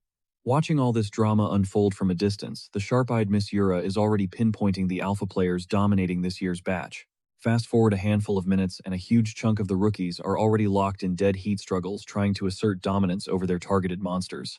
Yet absolutely zero of these low-level creatures even register on Leo's. A couple of side characters start whispering, noticing that the top-ranked freshman phenom is wandering way too deep into the absolute most dangerous zones of the woods. A bunch of haters are secretly praying for his epic crash and burn, totally convinced he is flopping hard at securing a single spirit. Just take a fat zero and go crawling right back to being a brute knight major, tuning out all that background noise. Leo pushes deep into the heart of the forest. His only compass, that exact same feather he spotted by the orange tree. Just minutes ago, the tip was totally charred black, but now it is glowing and completely flawless. He steps into a dead silent clearing hidden in the woods, and after glancing around to make absolutely sure he is alone, he ignites the blazing Zerdinger fire deep within his core and totally incinerates the feather into dust. Instantly, a suffocating skin-melting heat erupts right behind his back. Bingo. His hunch was dead on. Meanwhile, back in Leo's hometown, the vibe is incredibly chill. With her boy finally leaving the nest, Reina is whipping up an outdoor feast with pure Studio Ghibli vibes. But even while cooking in the breeze, she cannot shake the anxiety over her precious son. I mean, it is literally his first day of classes. So there shouldn't be any reason to stress out and lose her mind, right? But if Reina could actually witness the insane danger her kid just walked into, she would instantly realize that her panic attack is 100% justified. She takes a breath, convincing herself, Leo is perfectly safe. He is a tough kid. Meanwhile, her tough kid is literally getting roasted alive by a completely face-melting inferno. He is trapped in a massive cage of flames unleashed by one of the three great summons. The absolute legend itself, the Phoenix, booming with a voice that controls the fire itself. The mythical bird is absolutely baffled seeing a random kid wielding the sacred Zerdinger flames. This god-tier beast only materialized because it caught a whiff of Reina's distinct aura. The second he hears his mom's name drop, Leo demands to know how this beast recognizes her. Turns out this fiery entrance happened at the perfect moment, because shockingly, this legendary creature goes way back with Leo's own mother. It straight up declares that it owes Reina a massive life debt. Meet Farina, one of the three mystical summons. The famously elusive Phoenix steps out of the shadows to formally introduce herself. Honoring the kid who carries Reina's legendary bloodline, Leo matches her formal energy right back, immediately pressing the massive bird to drop the details on how she even knows his mom. The mythical beast drops a heavy lore bomb, revealing that his mother literally snatched Farina's summoner, Ellen Lunda, out of death's grip. Hearing that iconic name makes the boy totally flinch in shock. Like Ellen Lunda is an absolute top-tier hero. Flashback to a brutal dungeon raid in Siren. Ellen's squad got entirely wiped out, leaving her bleeding out and completely defenseless against the darkness. Enter Reina Zerdinger, crashing the scene like a total boss to bail her out. She was the ultimate definition of a noble warrior, but pulling off that clutch rescue came at a devastating cost. Reina permanently shattered her own blazing aura. Honestly, if she hadn't sacrificed her power that day, Reina was easily destined for a legendary seat among the highest routing heroes. Leo is completely shook hearing this tragic hidden lore for the very first time, yet his mom always swore she had zero regrets about throwing it all away. On that chaotic day, hearing this, Farina chuckles fondly, knowing that was classic Reina, always the selfless badass. Flipping the script, Leo questions what a god-tier beast is even doing lurking in Lumen. Her lips are sealed, though she absolutely refuses to explain why. Honestly, Farina is just as baffled seeing a pint-sized swordsman wandering around the island of summons. When the kid flexes that he's actually grinding out summoning classes, the Phoenix leans in to scan his energy and truly inspect the boy. Her eyes go wide at the insanely massive mana pool locked inside him, far too monstrous for a normal kid.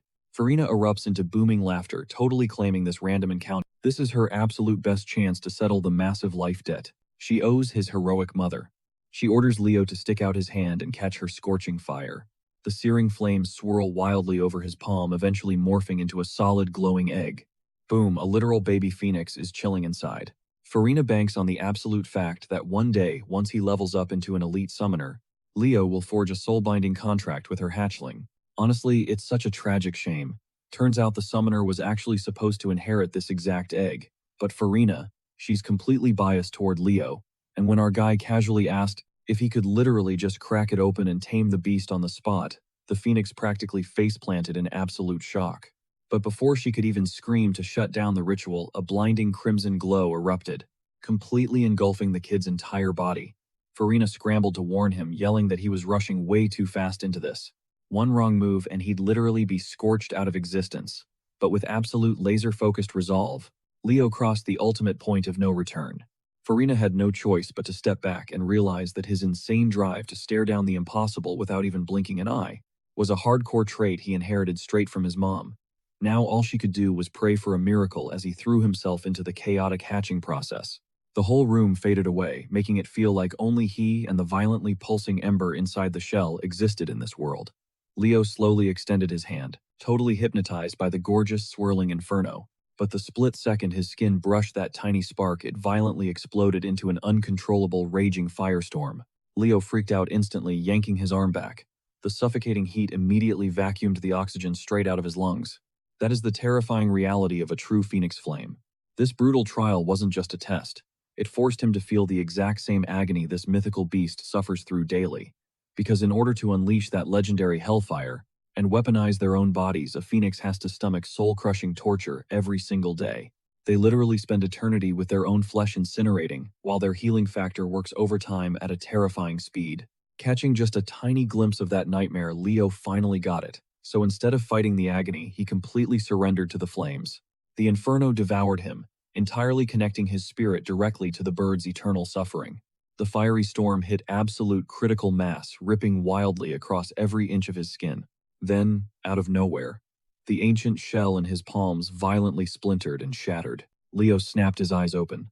Armed with a newfound wisdom and total acceptance of the agony, the very hellfire scorching his flesh permanently branded itself right into his soul. The swirling energy slowly wrapped around the shell, shifting the hatching process into absolute overdrive.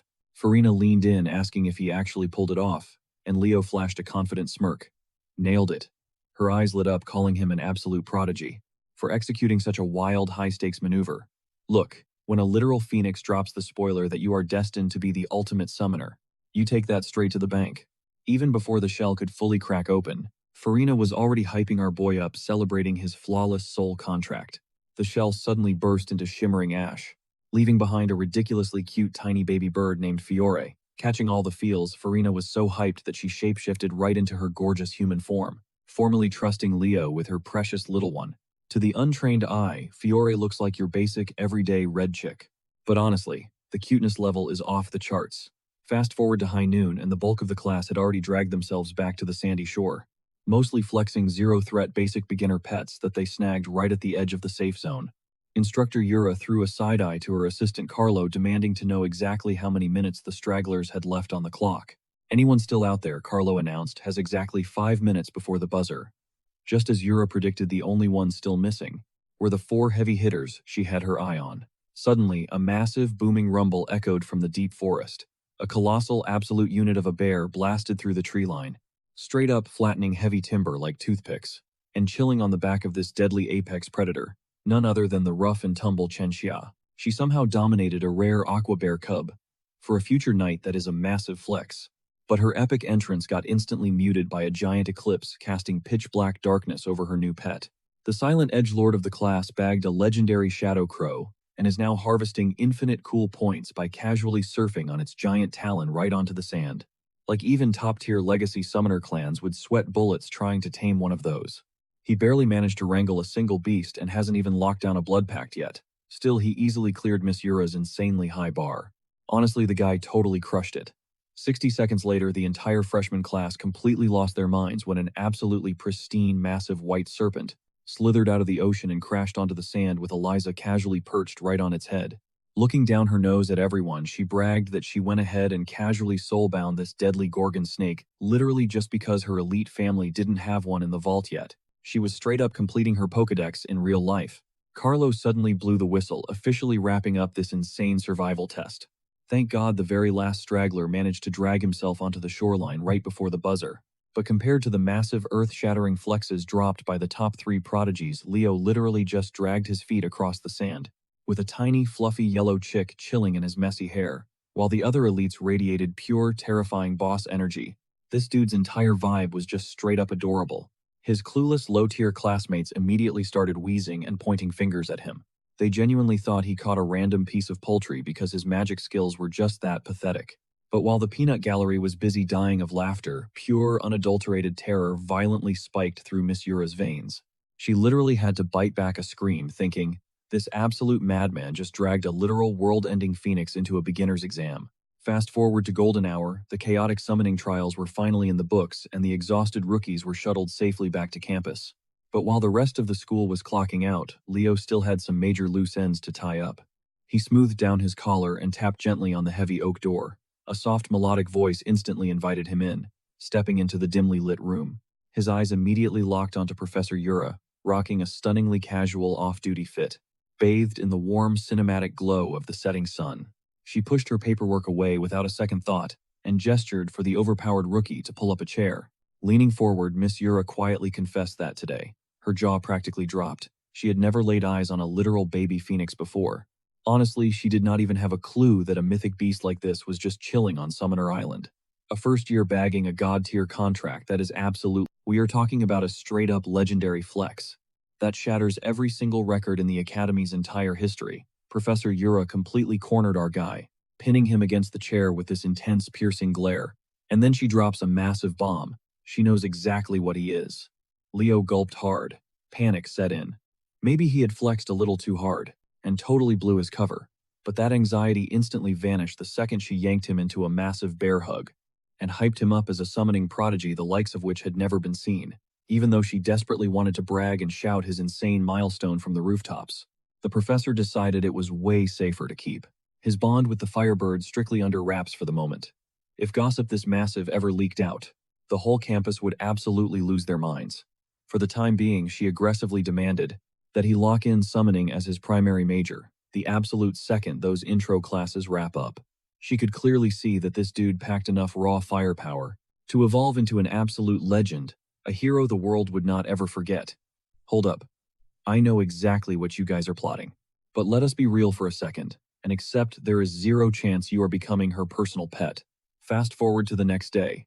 Lumina Academy and its students. I woke up to a picture-perfect morning.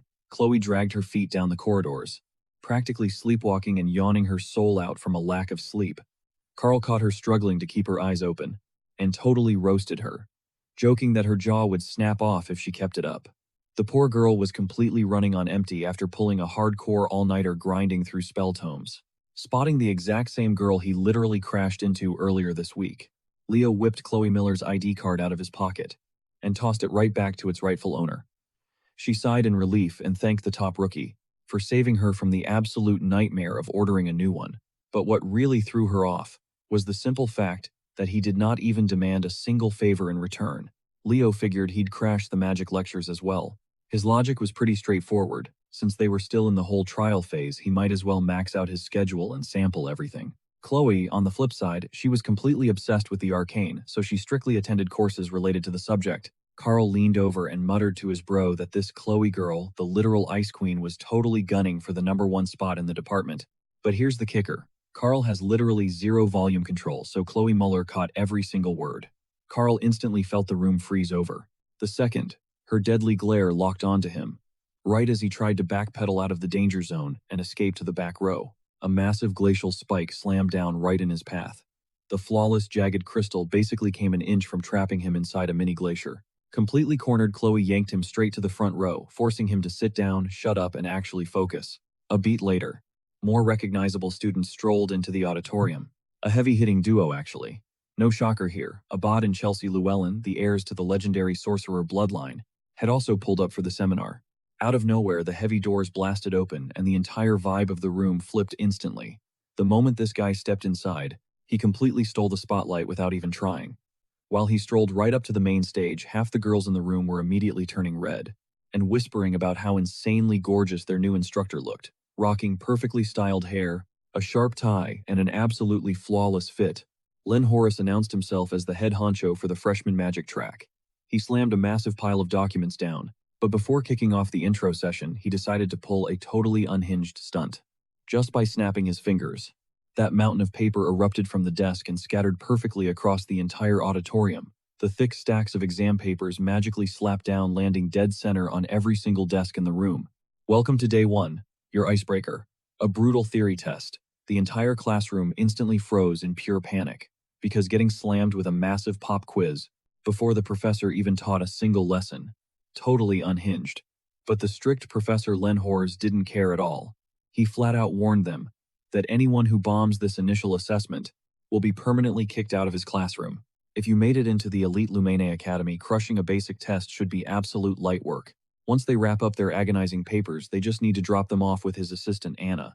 And honestly, compared to the terrifying energy of Professor Horace, Assistant Anna radiates pure golden retriever vibes. But the guy taking the absolute worst collateral damage today, that is definitely our boy Leo. He took one horrifying glance at the very first question, and bro instantly realized his academic career was totally cooked. He is completely clueless about modern magical systems.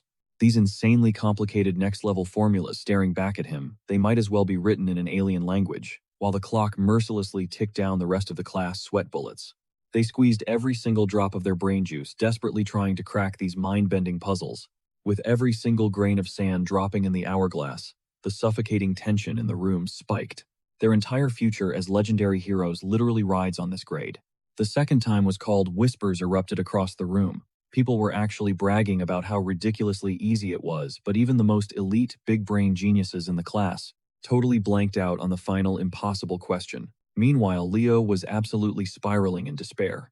He only managed to scribble down an answer for a single prompt, and that was him fighting for his life, giving it 100%. Trembling with shame, he handed over his practically blank test. Guilt crushed him. Why didn't he cram modern spellcraft before setting foot in this elite academy? Feeling utterly defeated, he speedwalked straight out the door. Staying in that suffocating lecture hall felt like pure torture. Swallowing his massive embarrassment, he figured he might as well just grind through the textbooks completely solo, because over the past 100 years, the arcane arts have leveled up in crazy, unimaginable ways. Spells that used to demand absolute flawless mastery, insanely complex spells can now be spammed simply by cramming brain-numbing activation triggers. Professor Horace blazed through the stacked exams. Bro didn't even bother grabbing a red pen. He's literally grading them raw using just his glowing fingertips. Watching this, Leo hits a grim realization. This modern shift toward copy-paste spellcasting has absolutely tanked the actual skill floor of today's so-called sorcerers. Once the grading blitz wrapped up, the professor decided to casually flex his arcane aura to put the rookies in awe. He conjured a blinding miniature sun that bathed the massive auditorium in a glow of ancient cryptic runes with alien formulas floating through the air. This right here, this is his absolute masterpiece. Custom forged from the ground up, he coded this arcane matrix block by block. His ultimate endgame for this course, to forge hardcore scholars who can invent their own signature magic. That's exactly why he ambushed them with a pop quiz on day 1 of their introductory sessions. The first 49 questions, snagging 1 point apiece, were just basic copy-paste memory checks, scaling up in theoretical nightmare fuel. But that final boss question, a massive 51 points, it demanded a complete breakdown of magic's raw core. Horace genuinely praised that down the line these greenhorns evolve into top-tier mages who can actually crack that impossible prompt. Hearing this, Chelsea lets out a massive exhale. She is finally off the hook, realizing literally nobody else clutched that final answer. She herself was completely clueless on how to tackle it. Glancing over, she notices Leo's desk is totally deserted, leaving behind just a perfectly flattened test sheet, assuming he had completely rage quit. Her heart totally sank. It would have been a massive vibe to grind through magic classes alongside him. But right after the professor's hype-inducing monologue, his aide rushed the podium and frantically murmured into his ear. Anna softly dropped a bombshell. There was one specific kid who actually cracked the impossible 50th question, leaving the notoriously strict professor completely shook. Professor Len Horace's legendary poker face absolutely shattered. He busted out laughing right in the middle of the lecture hall, totally hyped by the insane news. He practically yelled at the room, demanding to know which prodigy just made history as the absolute first kid to ace the 50th problem on their very first try with a flawless grade. The man was literally glowing and drooling, already fantasizing about mentoring a once-in-a-lifetime magical powerhouse. But Anna shut down his fantasy real quick, clarifying that this mystery kid totally bombed the rest of the test. Horace waved it off like it was nothing. He was totally unbothered by a few mistakes. He just assumed the poor guy probably skipped over a couple of basic problems because that final boss question ate up all their time. But then Anna casually dropped the absolute nuke, leaning in for another hushed secret. This so-called genius, they literally only answered the final brain melter and completely ghosted the other 49 questions. Horace lost it and demanded a name immediately, so Anna slid him Leo Plov's academic file. The professor roared Leo's name across the hall, commanding him to stand up right then and there, but he was way too late. Not even his own squad saw him. Ninja his way out the back door, sprinting away after tossing in his embarrassingly blank paper, slashing through the super heavy silence. Chelsea slowly peeked her hand into the air and whispered that Leo had already bailed the second he dropped his paper on the desk. His final grade was a complete and utter glitch in the matrix. He technically flexed the highest score in the entire room by destroying the hardest section and ignoring literally everything else. Meanwhile, the absolute legend causing all this chaos was just chilling down in the cafeteria. He spilled the tea to Celia about his wild morning, and she absolutely roasted him for completely throwing the test. First he pulls a squawking little baby bird in summoning class, and now he straight up fumbles his magic exam. As far as Celia was concerned, Leo seriously needed a reality check. That he is completely botching this whole academy lifestyle. She practically hammered the point home, telling him to just stick to swinging his sword. The dude is a knight major for crying out loud, but the second he fired back, asking if she wanted to grind out some hardcore stamina training, she instantly dodged the question and switched lanes. Suddenly, their cozy little chat got totally hijacked by this terrifying absolute unit of an aura manifesting right over Leo's shoulder. Enter Professor Horace, and the guy was absolutely seeing red. He was dead set on the idea that this sword-swinging punk had just completely clowned on his pressure. He got right in Leo's face about dipping from the test after tackling literally one answer, demanding to know if his exam was just too basic, that it was not even worth his brain cells to finish it. Leo popped straight up from his chair and desperately scrambled to defuse the ticking time bomb, dropping the massive truth bomb that he honestly believed. He was 100% guaranteed to fail that test. To him, literally everything was insanely next-level difficult, and he was completely clueless. Without a single brainwave on how to even tackle them, he laid it all out on the table, revealing he was entirely self-taught in the mystic arts, grinding exclusively through ancient dusty spellbooks, meaning his magic knowledge was stuck in the Stone Age, completely blind to the modern meta.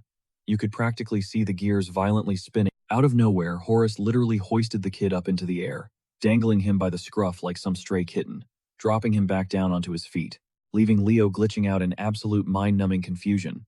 But the professor, his eyes were practically shooting literal fireworks, overflowing with insane game-changing possibilities, barking at Leo to march right behind him. Our boy had exactly 0 seconds to process, let alone reject the demand, or even drop a panicked, "Where are we even going?" because Horace just violently snatched his uniform collar and hauled him straight out of the dining hall against his will, giving massive toddler walking away with a shiny new action figure energy. Celia was just left utterly paralyzed at her table. It was her absolute first encounter with the Academy's legendary magical theory, and the guy definitely locked in a completely unhinged first impression. Meanwhile, tragic assistant Anna showed up just a handful of seconds too late, totally fumbling her one job to keep tabs on Leo. For Horace, this wasn't even considered weird. The completely exhausted lady didn't even get a split second to catch her breath as she desperately sprinted after this absolute madman. The professor dragged Leo straight into his office, furiously slapping down insanely complex magic equations all across his dusty chalkboard, and demanded the kid crack them right then and there. His gut instinct told him that if this kid didn't just ace that last question through sheer dumb luck, then he was definitely operating on a totally different level, harboring a fully customized magic system right inside his brain. Sweating from the sidelines, Professor Horace watched like a hawk, desperately praying for the young prodigy to flex an entirely unseen magic system through his equations. But barely 10 seconds even ticked by, and Leo was already done locking in his final answer right on the board. Jaw completely on the floor, and genuinely terrified, he stuttered out, asking if Leo seriously just speed ran every single complex equation entirely inside his head. Yep, the absolute mad lad actually did it. The professor just struck absolute gold. After surviving decades of painfully mid students, he finally unearthed a rare gem, completely worth molding into the absolute top-tier echelon of heroes. Meanwhile, Professor Broho Satoru was right outside in the hallway, just minding his own business and vibing on his walk. Little did he know his perfectly peaceful aesthetic was about to get completely wrecked by his hopelessly hyperactive coworker. Horace came sprinting down the corridor like a track star, flashing this massive, unhinged grin with totally crazy eyes. Brojo was instantly over it.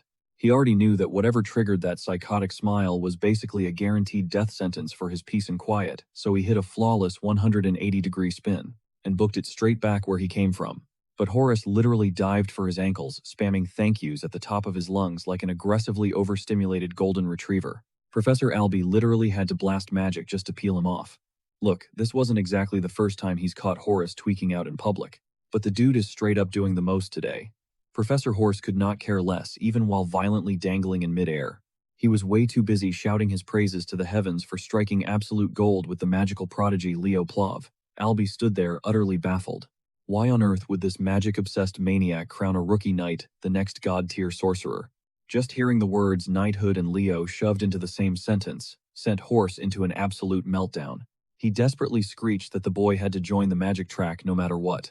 There was zero chance he would watch a generational talent flush his potential down the drain swinging around basic metal sticks. Finally, his long-suffering assistant and glorified babysitter Anna sprinted onto the scene. Right as the crazed professor threw a massive fit about how tossing Leo into the Night Division was a direct slap in the face to the entire field of sorcery, Albie straight up dropped him like a sack of potatoes. At least the eccentric teacher was super thankful that Anna lunged to break his fall after chasing him across the entire campus. But her usual bubbly sweetheart persona instantly evaporated as she fiercely dragged her boss back to his classroom. Speak of the devil, Leo casually strolled right past the chaotic scene, while Albie shot him a warm, reassuring grin.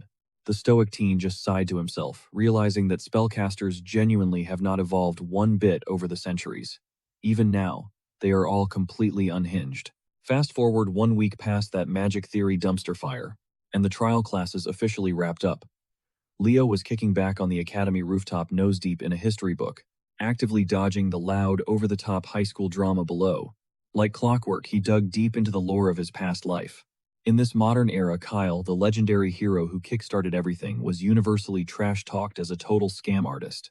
Watching the timeline march forward without him and seeing his entire reputation get completely butchered still sat heavily in the back of his mind. But while he was up there quietly brooding over his lost legacy, the entire roster of first-year professors was frantically stampeding through the academy hallways, busting down doors without a single warning knock.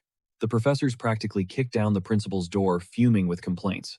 Professor Elon was clutching Leo Plov's application form like a smoking gun. Smeared right across the freshman's primary track was knighthood. But wait, sorcery and summoning were slapped on there too. That is literally the holy trinity of hero disciplines. After catching a glimpse of this kid's insane raw talent, the department heads sparked an all-out turf war across every field. Everyone desperately wanted to poach the prodigy for their own faction. Besides, a single student juggling every core combat class isn't just rare, it is completely unheard of in the entire history of hero military academies. These hardcore instructors firmly believed that cadets had to grind. They had to pour their blood, sweat, and tears into one exclusive path. Principal Baden. He just chuckled at their petty bickering. He casually mentioned that Leo gave off massive vibes of a legendary myth. You know, the ultimate savior straight out of those epic fairy tales. Dropping that massive bombshell, it instantly flatlined the professor's chaotic shouting match. Principal Bay then name-dropped the fifth great hero, the ultimate legend known as Kyle, the hero of the beginning. Rumor has it he was the absolute only human to ever pull this off. The guy completely maxed out every single combat class and cut to the track field. Celia and Chelsea were practically hacking up a lung, dead on their feet. Gasping for air, they pushed through endless, grueling laps. Carr spotted Leo just chilling in the shade of a massive oak, looking completely unbothered. He instantly questioned why the girls were grinding so hardcore. Like, why do this on a freaking weekend? Turns out Chelsea practically begged Leo to coach her, and he finally caved. But that still didn't explain why they were endlessly running in circles. Leo coolly clapped back, claiming that before anything else, an insane gas tank outclasses flashy weapons any day of the week. A top-tier hero absolutely needs a bottomless well of endurance, and this brutal cardio gauntlet, it guarantees exactly that. Shockingly, even Chelsea had completely bought into the hype. She totally backed up his crazy logic on endurance, arguing it is the ultimate cheat code for any frontline battle mage. The second break hit, the girls collapsed near Leo's spot. He casually tossed them ice-cold water so they wouldn't pass out. Surprisingly, Chelsea seemed totally obsessed with this hellish conditioning. She actually asked to shadow his running routine over the weekend, the second Celia heard this naive girl utter those words. She literally did a spit take as the dark trauma of training with Leo. It came crashing right back into her brain. Figuring he was already planning to hit the pavement regardless, he decided he might as well play drill sergeant for the ladies. But Celia swore up and down she'd rather eat dirt than ever hit the track with that guy again. Catching their whole weird vibe, Carl straight up interrogated the duo, demanding the tea on their little dynamic and why they were acting all glued together. The dude genuinely thought they were a secret item. Celia instantly killed those rumors by dropping a massive truth bomb. They're literally just family. Yep, Leo is her dad's sister's kid. Realizing that this absolute menace actually has ruthless Zerdinger blood pumping through his veins left both Carl and Chelsea totally jaw-dropped. Dragging himself up from the dirt, Leo finally stretched out his muscles ready to drag the girls into another brutal wave of soul-crushing cardio. 0% interested in sweating his life away, Carl completely dipped out. His game plan? Vibing around Lumeria City to see what the streets had to offer. Celia desperately tried to escape with him to the promised land, but Leo violently yanked his cousin right back by her ponytail. No days off. Watching this chaos, Carl couldn't help but realize that literally every single aristocrat he hung out with possessed exactly 0 ounces of class. Fast forward a bit and the highly hyped class placement day finally crashed onto their schedules. Leo strolled right into his newly designated war zone, famously known as Class 1-5, and waiting inside he spotted Carl already chilling at a desk, waving his bro over to snag the empty chair next to him. This slick hustler practically beat the sun there entirely because he had already leaked the roster and knew exactly where he was getting dumped. Hate him or love him, that boy's intel gathering skills are absolutely unmatched. But they weren't the only recognizable faces in the room. Chelsea was slumped over her desk, looking like a literal zombie clinging to her last hit point after surviving Leo's demonic weekend boot camp. Carl had to ask what kind of nightmare realm Leo trapped those girls in, but the psycho just shrugged, claiming they only covered the bare minimum.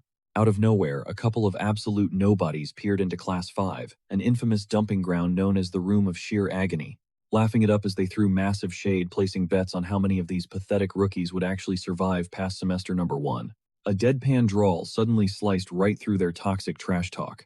The newcomer coldly pointed out that these upperclassmen bullying the newbies looked way more pathetic than the kids they were roasting.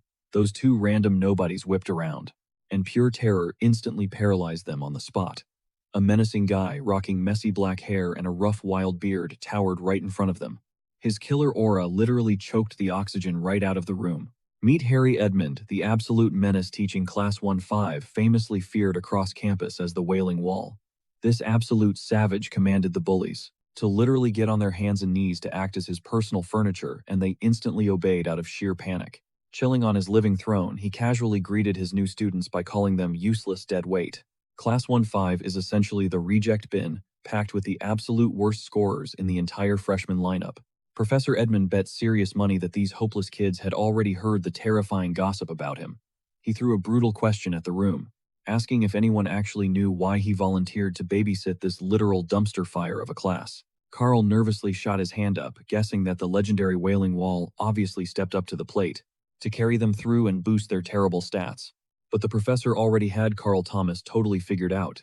He roasted Carl by saying that naive answer totally tracks coming from the guy ranked dead last in the entire school. Pivoting the vibe, Edmund dropped another bomb challenging these bottom-tier losers to explain the ultimate hardcore purpose of joining Lumine Academy.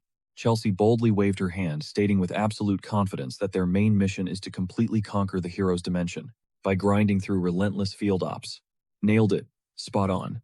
But scanning the room, the professor only saw a bunch of clueless rookies who would easily get themselves wiped out just minutes after dropping into enemy territory. So wouldn't it be doing everyone a massive solid if he simply kicked these helpless weaklings to the curb before they end up dragging their squad down to the grave?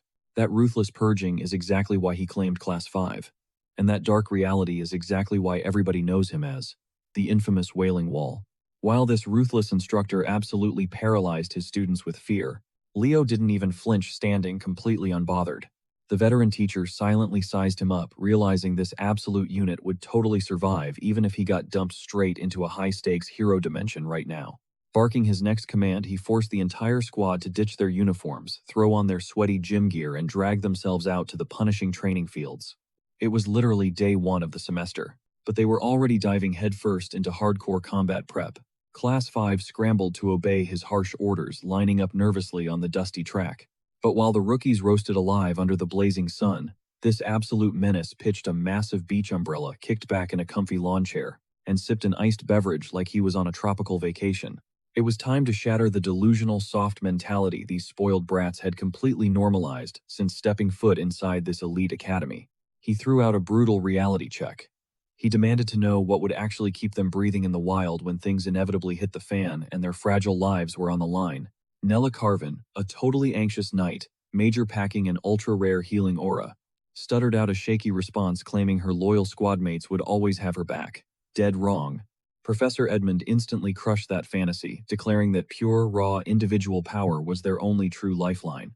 Only by forging their own killer instincts through pure danger could they even dream of protecting their friends. Ramping up the pressure, he challenged the crowd, asking if a single soul standing there had the guts and the raw firepower to actually defend their team. Instantly, a bold, high-energy and crazy, confident voice sliced through the silence, flexing that she was completely built for the job. Calling her bluff, the professor ordered this loudmouth to summon a fireball to see if she actually had the juice to be a magical knight.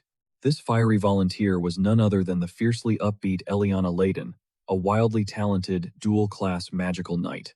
But even after she casually sparked up a blazing flame, the unimpressed professor wasn't buying her hype at all, proving that she actually had the sauce to back it up. The guy completely roasted her magic's weak spark, joking that her tiny flame could not even toast a single bug. Triggered by the professor's blatant disrespect, Eliana forced a massive surge of mana straight into her core, igniting 2 scorching spheres of fire, and melting the entire practice zone into a literal blazing inferno. She did not just multiply her fiery arsenal, she massively cranked up the volume, making them twice as massive. Professor Edmund flashed a smug smirk dripping with sarcasm as he praised her so-called epic display. Casually slurping from his little juice box, he conjured a tiny, swirling sphere of air and dared Eliana to land a clean hit on the little guy using her overly flashy flames.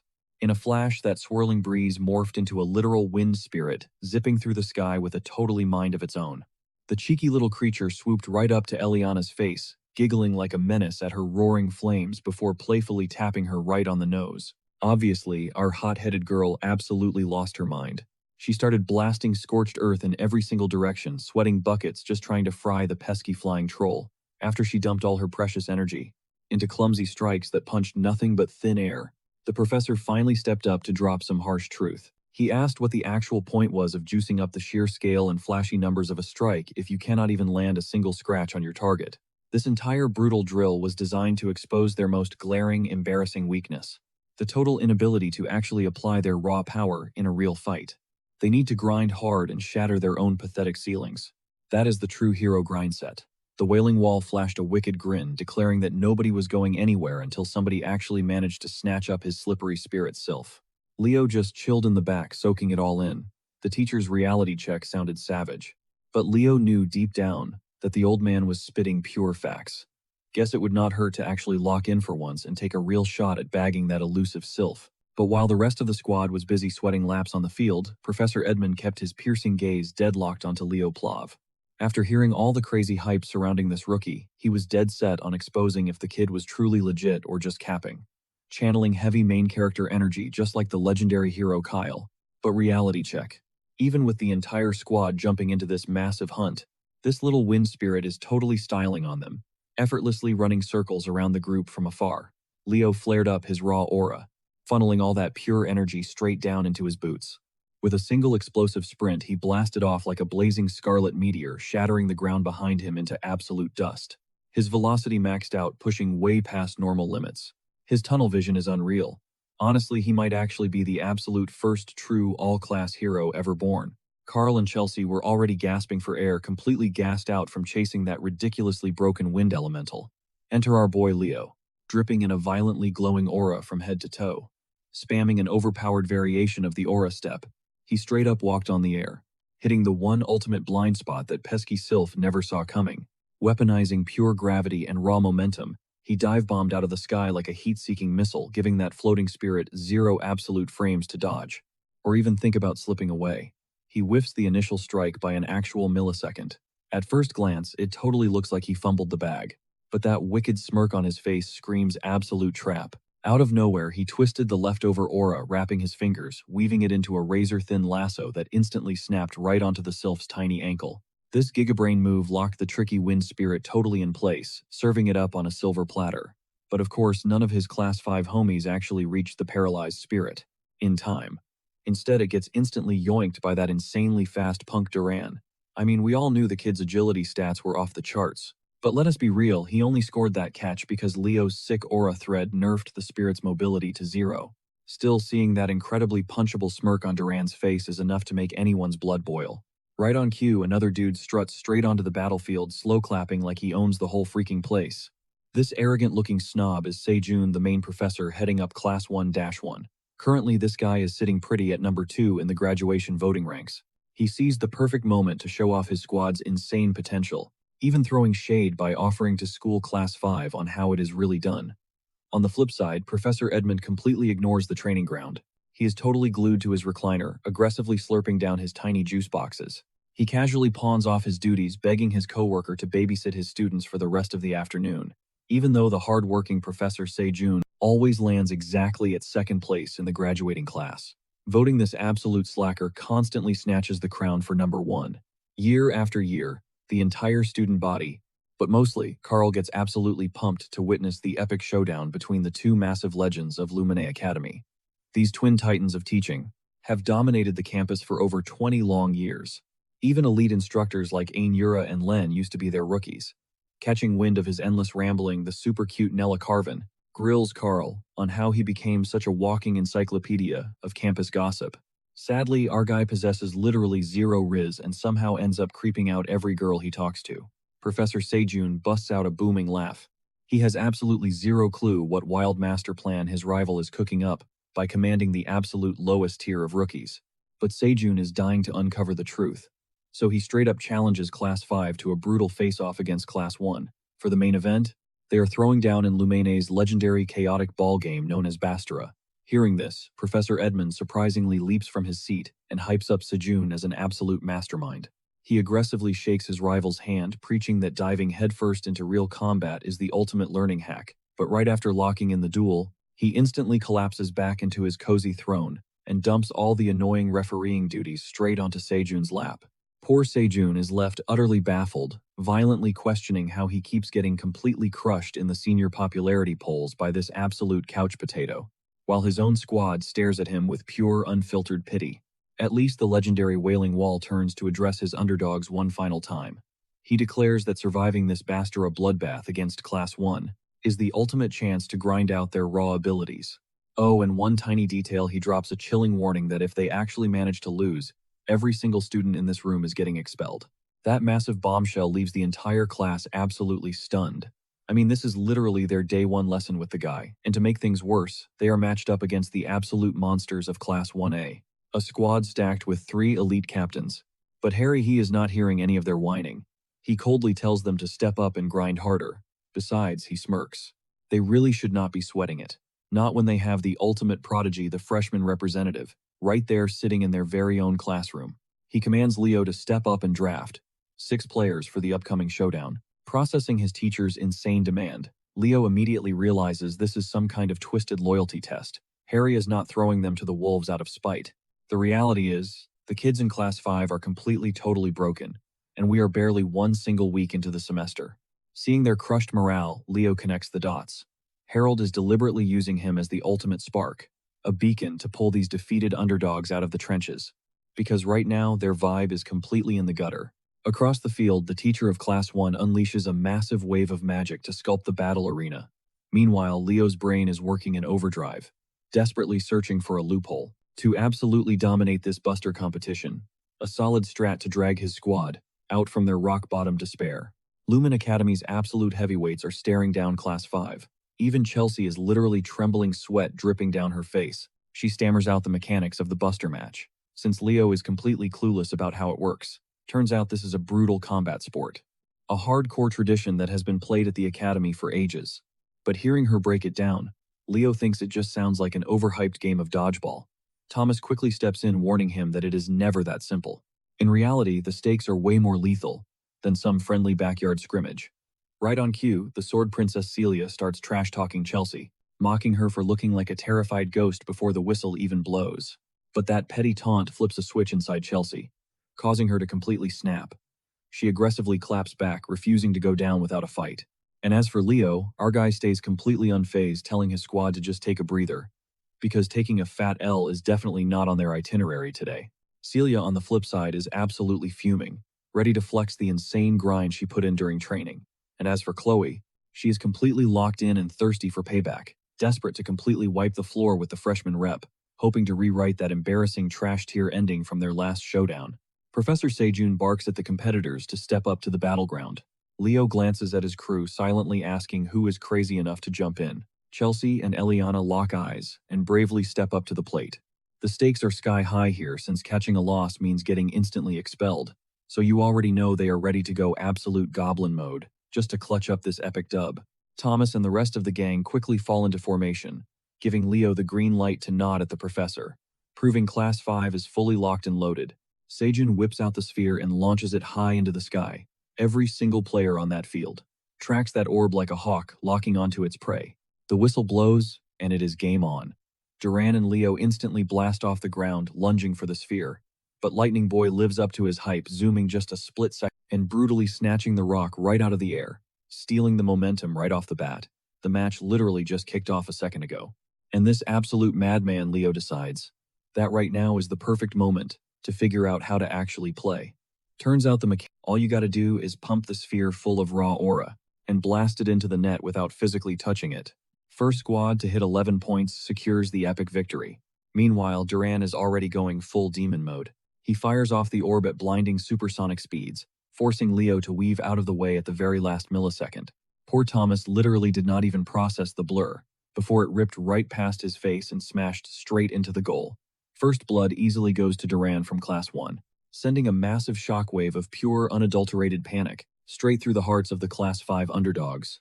Tide is sweating bullets, the immense pressure completely crushing him, already convinced they are about to get permanently booted from the academy if they keep taking brutal hits like this. But amidst the chaos, our boy Leo casually pops a question, asking how exactly a guy is supposed to steal the rock back. So hijacking the ball boils down to 3 core strategies. First, snagging it the second it ricochets out of bounds. Second, aggressively intercepting it right during the enemy's turn. Or third, straight up catching a direct high-speed hit. But right as Tide gears up to drop that final rule, his explanation gets violently cut short. Eliana gets absolutely obliterated out of nowhere by a face-melting explosive pitch from Celia. The Sword Princess ruthlessly roasts them for running their mouths, sneering that they better keep their eyes locked on the actual battlefield. Things are looking incredibly grim for Eliana right now. Since players literally aren't allowed to throw hands or physically body block the opposition, that third method takes on a whole new brutal meaning. You basically have to force your opponent to tap out, and the only legit loophole to pull that off, weaponizing the ball to mercilessly snipe the other players. Leo is completely over this disrespect and aggressively snags the ball. Deciding it's high time, Class 5 served up some spicy payback. Sadly, Eliana is officially down for the count, dropping Class 5 into a terrifying one-player disadvantage. Up in the stands, both professors are closely dissecting the bloodbath. Segian mentally calculates that any squad packing raw fire elemental users practically holds a god-tier advantage in this arena, and when you bring the legendary House of Zerdinger into the mix, their hellfire is flat-out unmatched. He is honestly scratching his head trying to decode why Herod would ever greenlight this suicide mission, fully knowing the overpowered Sword Princess anchors Class 1. In his mind, it is a mathematical impossibility for Herod's underdog students to actually survive this onslaught. But the deadbeat professor just hits him with a lazy, massive yawn, acting like Segion's entire rant is just boring background noise. Finally turning his gaze towards Segion, Herod dusts off an insane core memory about his very first student hailing straight from the terrifying House of Zerdinger. That absolute unit of a woman is famously dubbed the Empress of Bastara, a literal unstoppable raid boss on the field. And Harriet is absolutely hyped to reveal that her very own kid is currently flexing on the court for Class 5. That insane lore drop completely paralyzes Sejun to his core.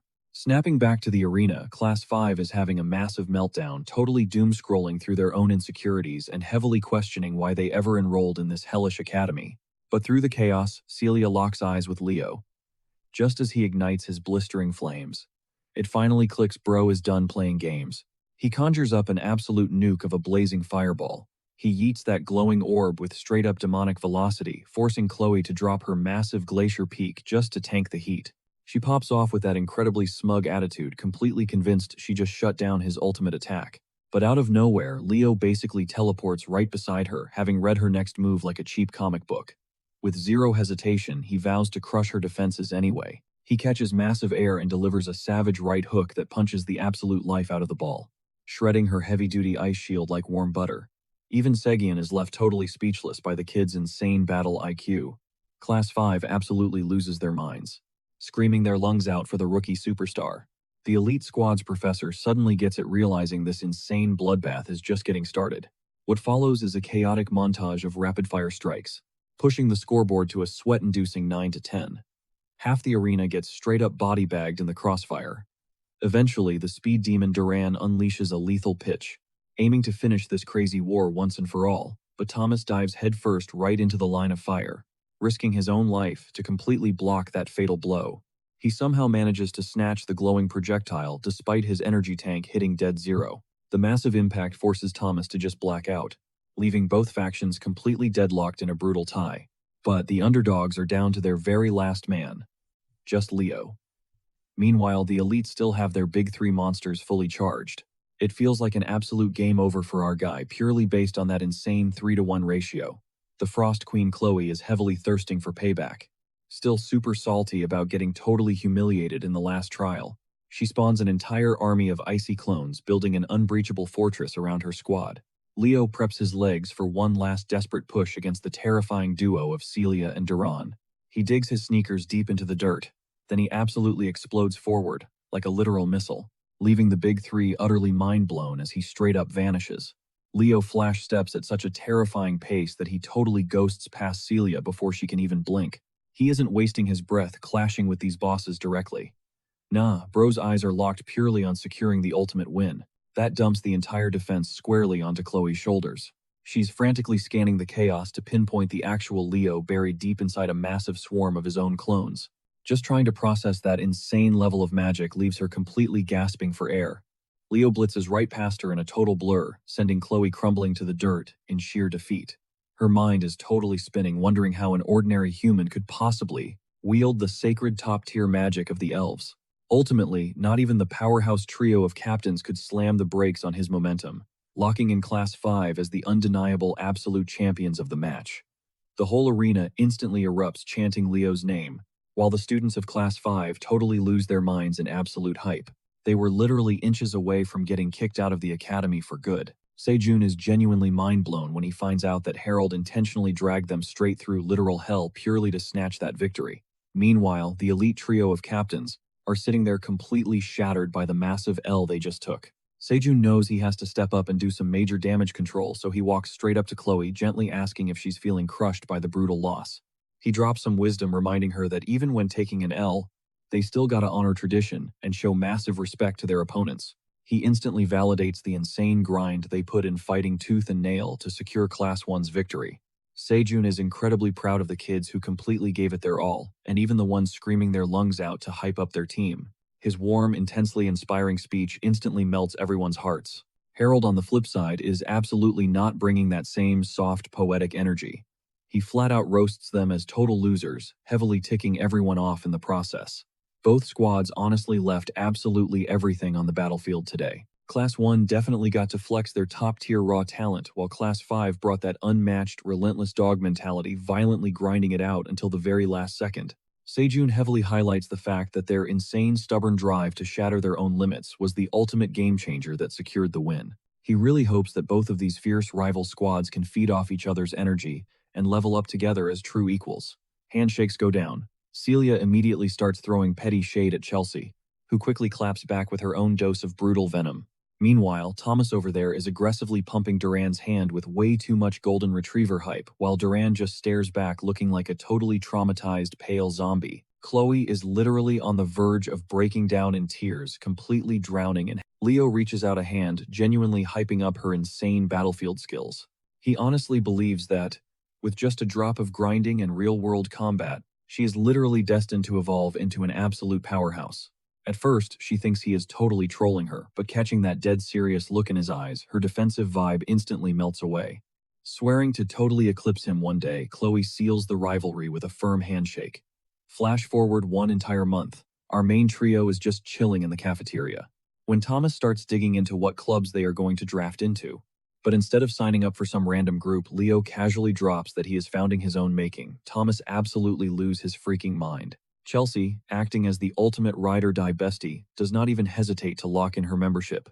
The name of this brand new squad, the Hero Research Society. It sounds kinda weird, but Leo is dead set on uncovering the truth behind the forgotten hero Kyle. A dude society basically treats like a pure myth, with zero actual historical footprint. Thomas heavily doubts anyone else will vibe with that niche stuff. But Chelsea proves she is an absolute real one, showing zero hesitation to back his play. Suddenly, massive cheers erupt across the courtyard, sparking Thomas's memory about the massive hype surrounding today. Today marks the epic return of the elite fifth-year seniors after surviving a brutal dungeon raid. Because the shattered pieces of the hero record are blasted all across the globe, they actually end up triggering bizarre, self-contained labyrinths. The world calls these death traps the hero dungeons. The highest-ranking academy students are tasked with conquering these zones and securing the fragments. These hardcore missions drain at least 2 weeks and sometimes drag on for agonizing months. Staring at the veterans, Leo realizes his own mother must have survived these exact same nightmarish raids. Catching a glimpse of the returning squads, Chelsea realizes she is looking at the undisputed heavyweights of the entire academy. Enter the shredded Eastern powerhouse, Lee Jamoa. Beside him stands the gorgeous Southern prodigy, Toru Ayan. And last but not least, rocking the ultimate cozy aesthetic is Ulta. But wait. One heavy hitter is totally missing from the lineup, the absolute apex predator of this academy, the student council president himself, Reese. Thomas opens his mouth to spill the lore on this legend, but blink and you miss it. Our boy practically vanishes. Did the feds snatch him up for being way too overpowered? Nah, chill. Celia just physically dragged him out the door. Plot twist: Reese, the untouchable top dog, actually demanded a one-on-one sit-down with our guy. Leo is utterly clueless, wondering why campus royalty wants an audience with him. Celia immediately facepalms, realizing this dude is completely dense when it comes to basic school politics. She figures the dots will connect once he arrives, so she just shoves him along. They pull up to a spot that totally sketches Celia out. And suddenly, our icy sword princess literally launches herself into the president's arms. Yep, you heard that right.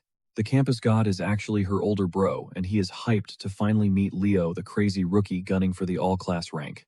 The trio posts up for some steaming dumplings, but oddly enough, Celia is sweating bullets since she has never eaten street food like this before. She nervously takes a tiny bite and instantly melts into a puddle of pure culinary bliss. The doting older sibling admits he has been dying to drag her to this hidden gem ever since she enrolled. But dropping the food talk, he locks eyes with Leo, intensely curious about the kid whose badass mom used to command massive respect within their elite family.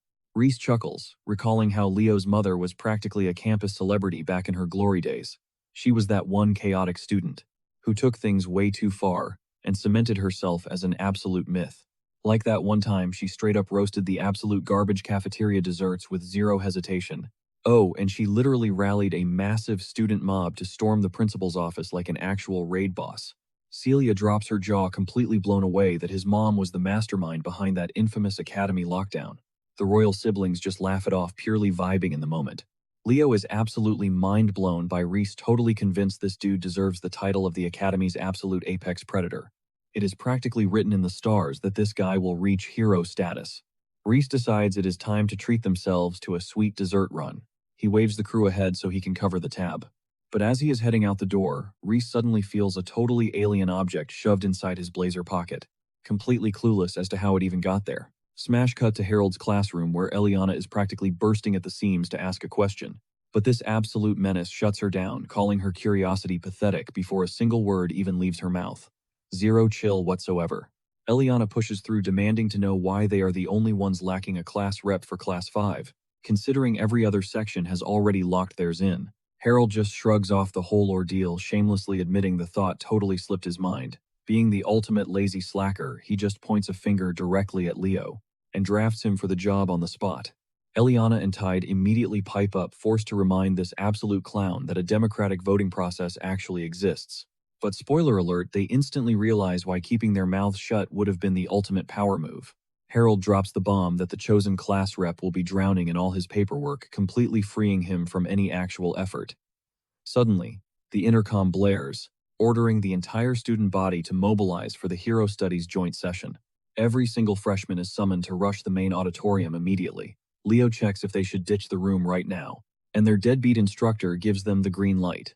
The squad groups up at the massive hall where Leo and Thomas cross paths with a severely drained Chloe. Our girl is literally shuffling around like a walking corpse, desperately begging the alchemist to sell her a batch of recovery potions. The transaction clears, and she secures his absolute final stash of potions. Leo secretly worries she is grinding way too hard when the school year has barely even kicked off. Unbothered Chloe violently chugs the potions down and straight up rejects Leo's pointers. Being the absolute queen of spell theory, she is sweating bullets over losing her #1 spot. Let's be real, it is just a ticking clock before Leo completely masters modern sorcery and absolutely obliterates her on those written exams too. Thomas, being utterly clueless, cannot grasp why snagging second place is such a nightmare. Chelsea has to physically remind this bonehead about Chloe's heavy status as the tower sorceress. Combat casters literally never have to stress about lagging behind in the textbooks. But for Chloe Book, smarts are her entire personality, deep diving into spell investigations. And intense research is the absolute heartbeat of the magic tower. So her entire ego is dangling by a thread right now. Chelsea rolls her eyes hard, seriously, questioning if that alchemist boy is even a real magic user at this phase of the game. Cut to Chloe, who looks totally drained despite chugging potions when she suddenly spots something off in the distance. The camera shifts to Headmaster Kalian, hyper-focusing on a weird glow coming from the Ruined Heroes page. Reese just handed over this mythical document, swearing up and down that it triggered out of nowhere. This thing is shredded so badly that it genuinely should be dead weight, yet somehow it sparked. There was not even a magical artifact nearby to set it off. The headmaster grills him to see if it flared up again post-incident, only to find out it went completely dormant. Kalian rubs his chin in deep thought, deciding to solo this investigation under the radar. He orders Reese to go crash and recover, since the dude just barely survived his field mission. Next, the headmaster signals his assistant Elena, demanding she transport the battered heroes page straight to the main auditorium deep inside the Hall of Beginnings. He specifically wants this artifact planted right in the room during the freshmen's massive joint lecture. Here is the massive plot twist. Tiny scraps like this are actually fully capable of activating, but only if the literal legend mentioned inside the hero's record physically brushes past it in real time. It's actually Leo. But the rest of these clueless freshmen are totally in the dark. Cut to the academy's massive auditorium, where the entire freshman class is crammed together for their very first joint lecture. And honestly, it's absolute chaos in there. That's when the deceptively cute Professor Ardian steps up, trying her hardest to get the room to pipe down. But do they listen? Nope. The rookies just keep yapping and throwing shade at each other. Professor Ardian absolutely snaps, unleashing an oppressive wave of pure rage, dropping a bone-chilling threat to demand utter silence. That is, unless they have a massive death wish. In a split second, her adorable, timid vibe shatters, morphing into straight-up bloodthirsty killer energy. She verbally destroys these brain-dead kids. Suddenly, Ardian catches herself. Seeing the entire hall paralyzed in pin-drop silence, she instantly flips the switch back to her sweet, soft-spoken persona, brushing off her psychotic break like it was absolutely nothing. While the freshmen are literally drenched in nervous sweat, they quickly realize one universal truth: this petite teacher is terrifyingly unhinged when pushed. Meanwhile, Leo quietly analyzes her aura, clocking her as a hardcore spiritualist, a class so insanely rare he barely saw them even in his past life. Ardian officially kicks off the lecture while casually wielding a wicked-looking dagger. She dives right into the lore of the hero records, explaining exactly how the legendary hero clans actually spawned into existence. To crack open a hero's personal dimension, you desperately need an artifact tied to their soul, basically a physical anchor holding massive sentimental value. This is exactly why a hero's bloodline descendants can effortlessly unlock these realms like a cheat code. It also explains why the Academy fiercely hoards these hero records, desperately wanting to preserve the sacred bonds forged by these overpowered aristocratic families. To break it down simply, think of it as a master key unlocking a legendary loot chest. Leo is totally vibing with this breakdown, practically leaning in for the next lore drop. Ardian then doubles down, stressing why mastering hero studies is an absolute must. It's the only viable path to sniffing out hidden clues buried deep within a hero's chaotic realm and leveling up their cosmic awareness. As these rookies grind through their academy years, they gotta lock in on a legendary hero to siphon power from and completely clear out their blank pages. But the professor's boring lore drop gets abruptly hijacked when Elena violently crashes the scene. She flashes a glowing hero records fragment that the fifth-year elites just bagged from the battlefield. Catching a glimpse of this insanely rare artifact, the students start going absolutely feral. She gives them a brutal little tease before slamming it shut. Ardian refuses to spoon-feed them any more details until they soak in the raw pressure of seeing that fragment. Elena flips the script, demanding to know their ultimate endgame once they snag that hero title. Celia instantly hops up, fiercely flexing her massive ambition to crown herself the absolute strongest knight in her family's entire bloodline. Ardian is seriously hyped by her heavy-hitting mindset. Meanwhile, Chloe is aiming to draft a totally unique grimoire, packing it with her own custom-built, overpowered spells. The whole squad starts trading their wildest dreams. Keeping it chill, Thomas just wants to run pure support for the frontline beasts. But then, Leo stands up and drops an absolute nuke of a goal. His endgame: to completely wipe Ouroboros off the face of the earth. This totally insane flex instantly paralyzes the entire student body, and even makes the professors choke on their breath. Ardian tries to play it cool and keep the class rolling, but you can literally see him sweating over that wild claim. The randoms from the other classes immediately start whispering, calling out his massive ego, completely convinced he is just yapping for clout. But the big league's herald is straight up stunned because he knows damn well that Leo never drops a claim without a lethal intention. It has been exactly 1,000 years since Ouroboros was shattered into multiple cursed pieces and locked away in the abyss. Still, that monster always finds a sneaky way to crawl back. Lately, just one tiny splinter of his dark soul has been enough to trigger absolute catastrophic doom. And yet this absolute madman just boldly claimed the impossible. He is not just aiming to exterminate a single measly chunk of that nightmare demon, but the entire realm of Erebos itself. Professor Arshan is totally hyped to guide them through the hero's record. Finally, she tosses out a challenge, letting each class take a wild guess at the hero's identity. Before breaking down the actual mechanics of how to survive and conquer a hero's world, she also drops a heavy warning, just in case things go sideways, making it crystal clear that the faculty will be watching their every single move, so they better not try any stupid stunts. The whole room is absolutely buzzing, dying to finally get their hands on a legendary relic. Artian decides to step it up, summoning the heavy hitters from each class to take center stage. We have got Celia repping Class 1, Leo holding it down for Class 5, and Chen Xia stepping up for the rest of the pack. Turns out they actually dragged 2 fragments straight out of the dungeon, but for today's demo, they are only syncing up with the main one. The second shard is way tinier, just sitting there as a visual aid. Leo steps up first, placing his hand right on the artifact, triggering the relic to violently snap open. The hero's name and backstory are completely blacked out, and panic instantly flashes across the professors' faces as the artifact starts glitching out of control. In a flash, the entire group gets sucked right into the nameless domain, only to be hit with pure shock as they stare down an absolute wasteland of carnage. The top-tier students alongside the faculty have been forcefully dragged into a whole new dimension. They are instantly greeted by massive mountains of rotting monster corpses scattered as far as the eye can see across a brutally scarred war zone, scrambling to lock down this absolute chaos. Professor Edmund barks an order for everyone to hold their ground, since they just dropped straight into a lethal hero dungeon. Never missing a beat, Professor Sejin scans the horizon, spotting a massive landmark to help them get their bearings, a giant fortress wall looming way past their spawn point. Strangely enough, Leo Plav instantly recognized this brutal landscape, straight out of the Age of Catastrophe. It was the absolute final barricade protecting the last human settlement, the legendary walls of Gardasalon. If his razor-sharp instincts are spot on and the timeline perfectly syncs up, Leo is literally the only person in the room grasping this absolute chaos. Echoing through the distance, a hauntingly familiar voice cut the tension, calling out his forgotten past life's name, Kyle. With a wave of profound sorrow, the voice confessed that her ultimate ungranted desire was honestly just a tragic delusion. That heartbreaking tone belonged to a phenomenal woman, completely idolized by the modern era as an absolute myth, a founding hero of humanity, and Kyle's ride-or-die comrade, Lysinus. Despite how incredibly naive her dreams seemed in that dark era, she banked her entire soul on the belief that their squad would ultimately rescue humanity from annihilation, and they actually pulled it off. Locking eyes with a phantom companion from thousands of years in the past sent a massive tidal wave of raw nostalgia crashing through Leo's mind. Standing face to face with Lysinus on this decaying, war-torn turf felt like an absolute fever dream. Her radiant, tragic grin illuminated the gloomy hero's dungeon, violently shattering the illusion and yanking the entire crowd back to cold, hard reality. This entire mind-bending phenomenon triggered the exact second Kyle snatched up that tiny ancient scrap of the unknown hero's legacy, an artifact strictly meant to sit behind museum glass. Utterly spooked, Chelsea frantically grilled the professors about the insane anomaly, but the faculty was completely paralyzed with shock, sweating bullets, and totally flustered.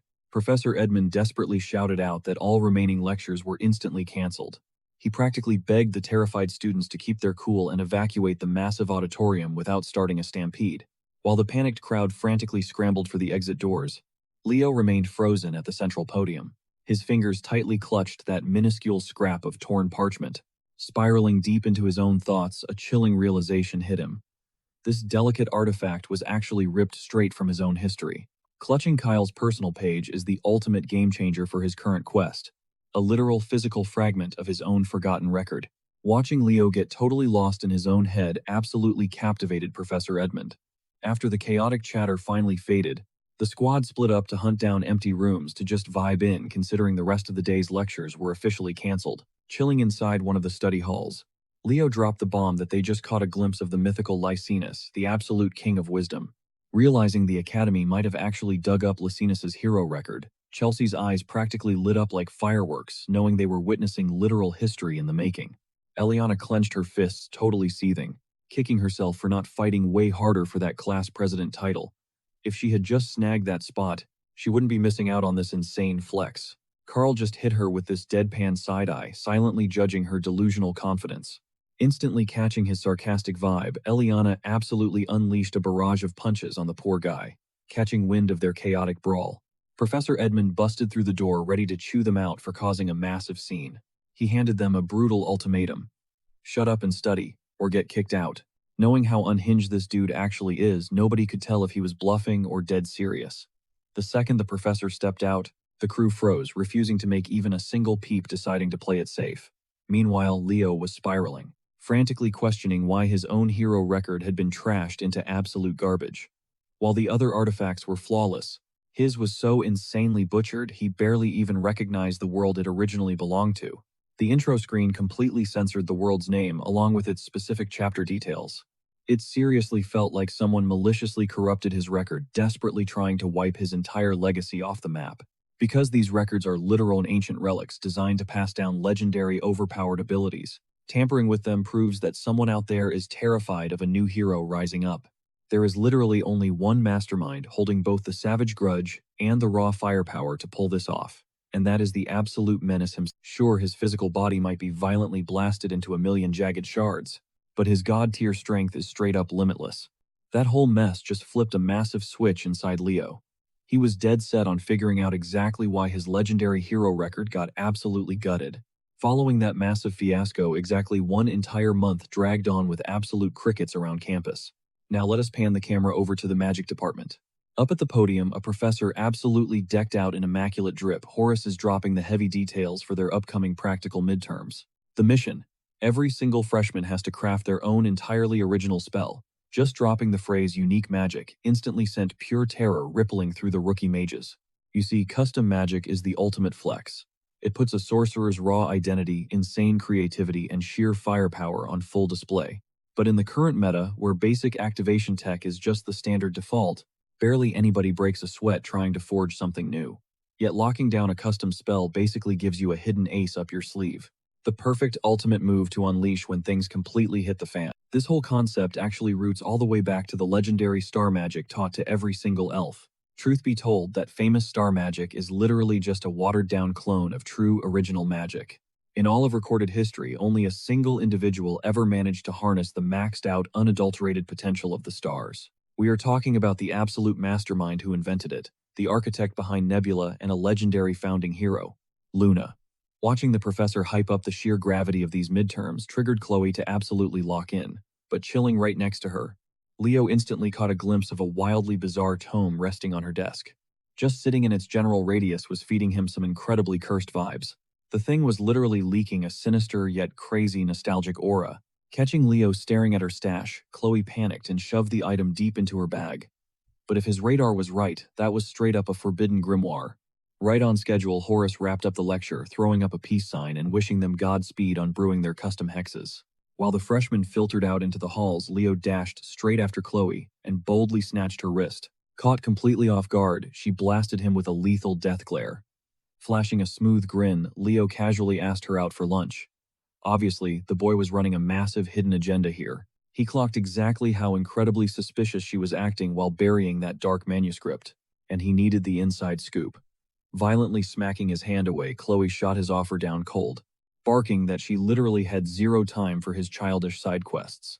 Her brain was completely tunnel-visioned on one goal, utterly destroying Leo in the upcoming practicals. Just as things were about to hit a boiling point, Carl slid right in, shattering the tension with his golden retriever energy. He instantly flamed Leo, calling him an absolute menace for having the sheer audacity to gun for the Ice Queen's crown in magical theory. Chloe was still incredibly salty about getting completely bodied by Leo in the technique department. But when we talk about raw, unfiltered magic, she would rather die than let anyone dethrone her. Gripping her fist with a boss-level aura, she swore on her life she was sweeping these midterms. Leo instantly realized that if he dodged the fade, or gave a half-baked effort, it would be a massive slap in the face to her burning pride.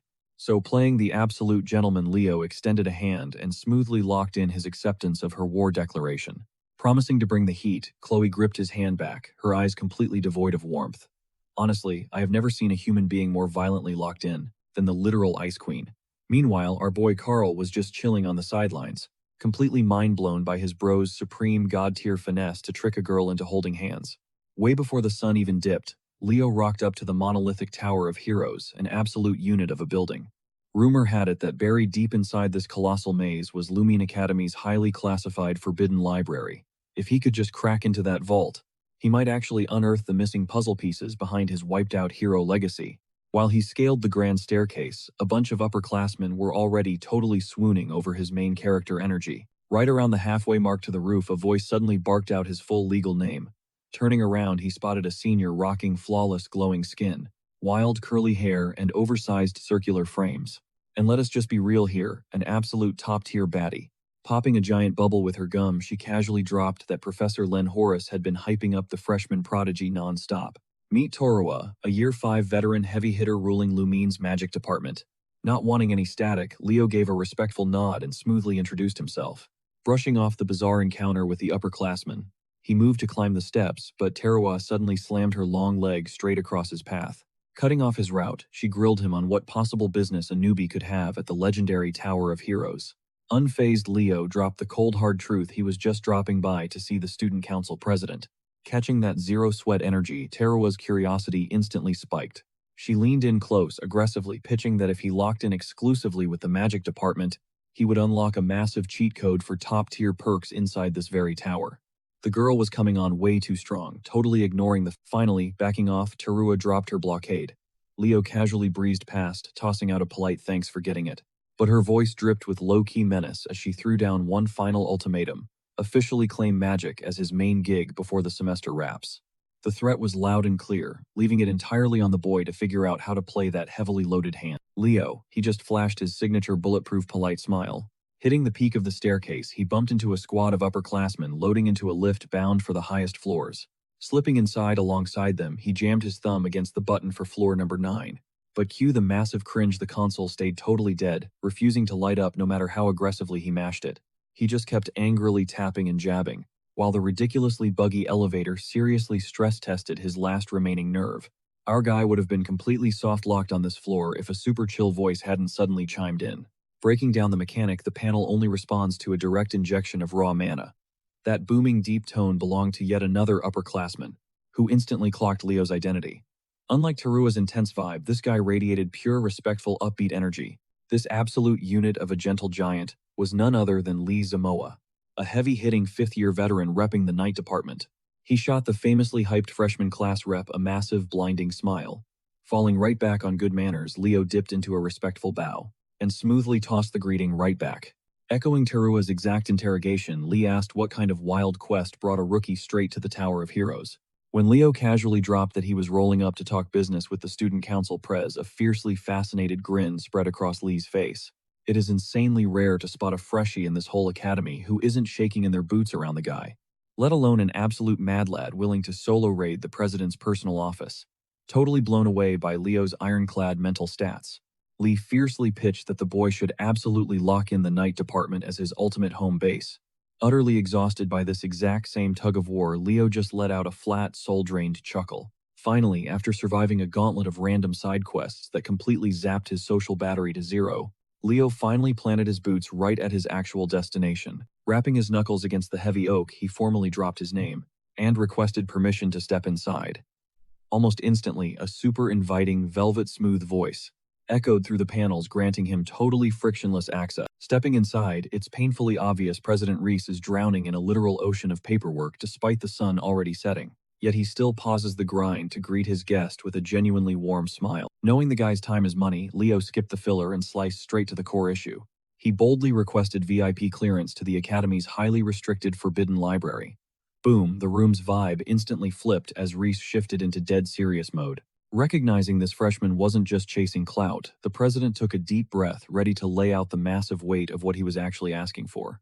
Here is the massive lore drop for a standard student. There are strictly 2 ways to crack into the sacred Forbidden Library. Route number 1. The most direct but brutal path, totally clearing a hero-tier dungeon. A flex that sounds cool on paper but is borderline suicidal in reality. If you somehow manage to survive, the raid tradition dictates the victor must personally haul the freshly looted pages straight into the ancient hero archives locked away deep inside that exact. Realizing door number 1 was completely out of reach, Leo immediately demanded the backup plan. President Reese leaned in close. A sly smirk crept across his face as he dangled the bait. He would only drop the details if Leo finally caved and joined the student council. Flash forward a couple of days after that intense standoff with the upperclassmen and the council president. It was finally go time. The night department's massive practical exam kicked off, and for day 1 of this epic showdown, the Academy's gigantic open-track stadium was absolutely packed. Students, professors, and random spectators flooded the bleachers, buzzing with anticipation. Never missing a chance to secure the bag, our favorite hustler Carl rolled up with an entire popcorn cart, ready to milk this massive crowd for every penny. His pitch was flawlessly simple. Who actually watches a brutal beatdown without a buttery snack in hand? Watching her buddy go full capitalist mode, Chelsea just facepalmed, completely torn between sheer awe and utter secondhand embarrassment. Eliana, meanwhile, just shook her head.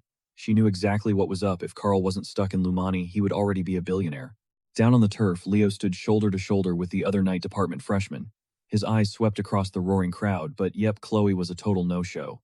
Professor Ein anchored himself on the track, shooting absolute death glares at his students just to remind them this wasn't some friendly playground brawl. Cutting straight to the chase, he barked out the names for the opening bloodbath. Stepping up first was Class 1's very own Hall Snape.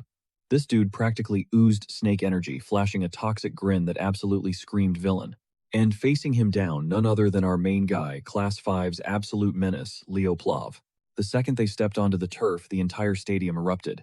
Meanwhile, high up in the stands, Carl was still relentlessly hunting for targets, and his radar immediately locked right onto Professor Sejun. Sprinting toward the notoriously grumpy teacher, $signs practically flashing in his eyes, Carl made his move. Thrusting a sample cup forward, he smoothly pitched a snack and drink combo perfectly timed for the opening bell.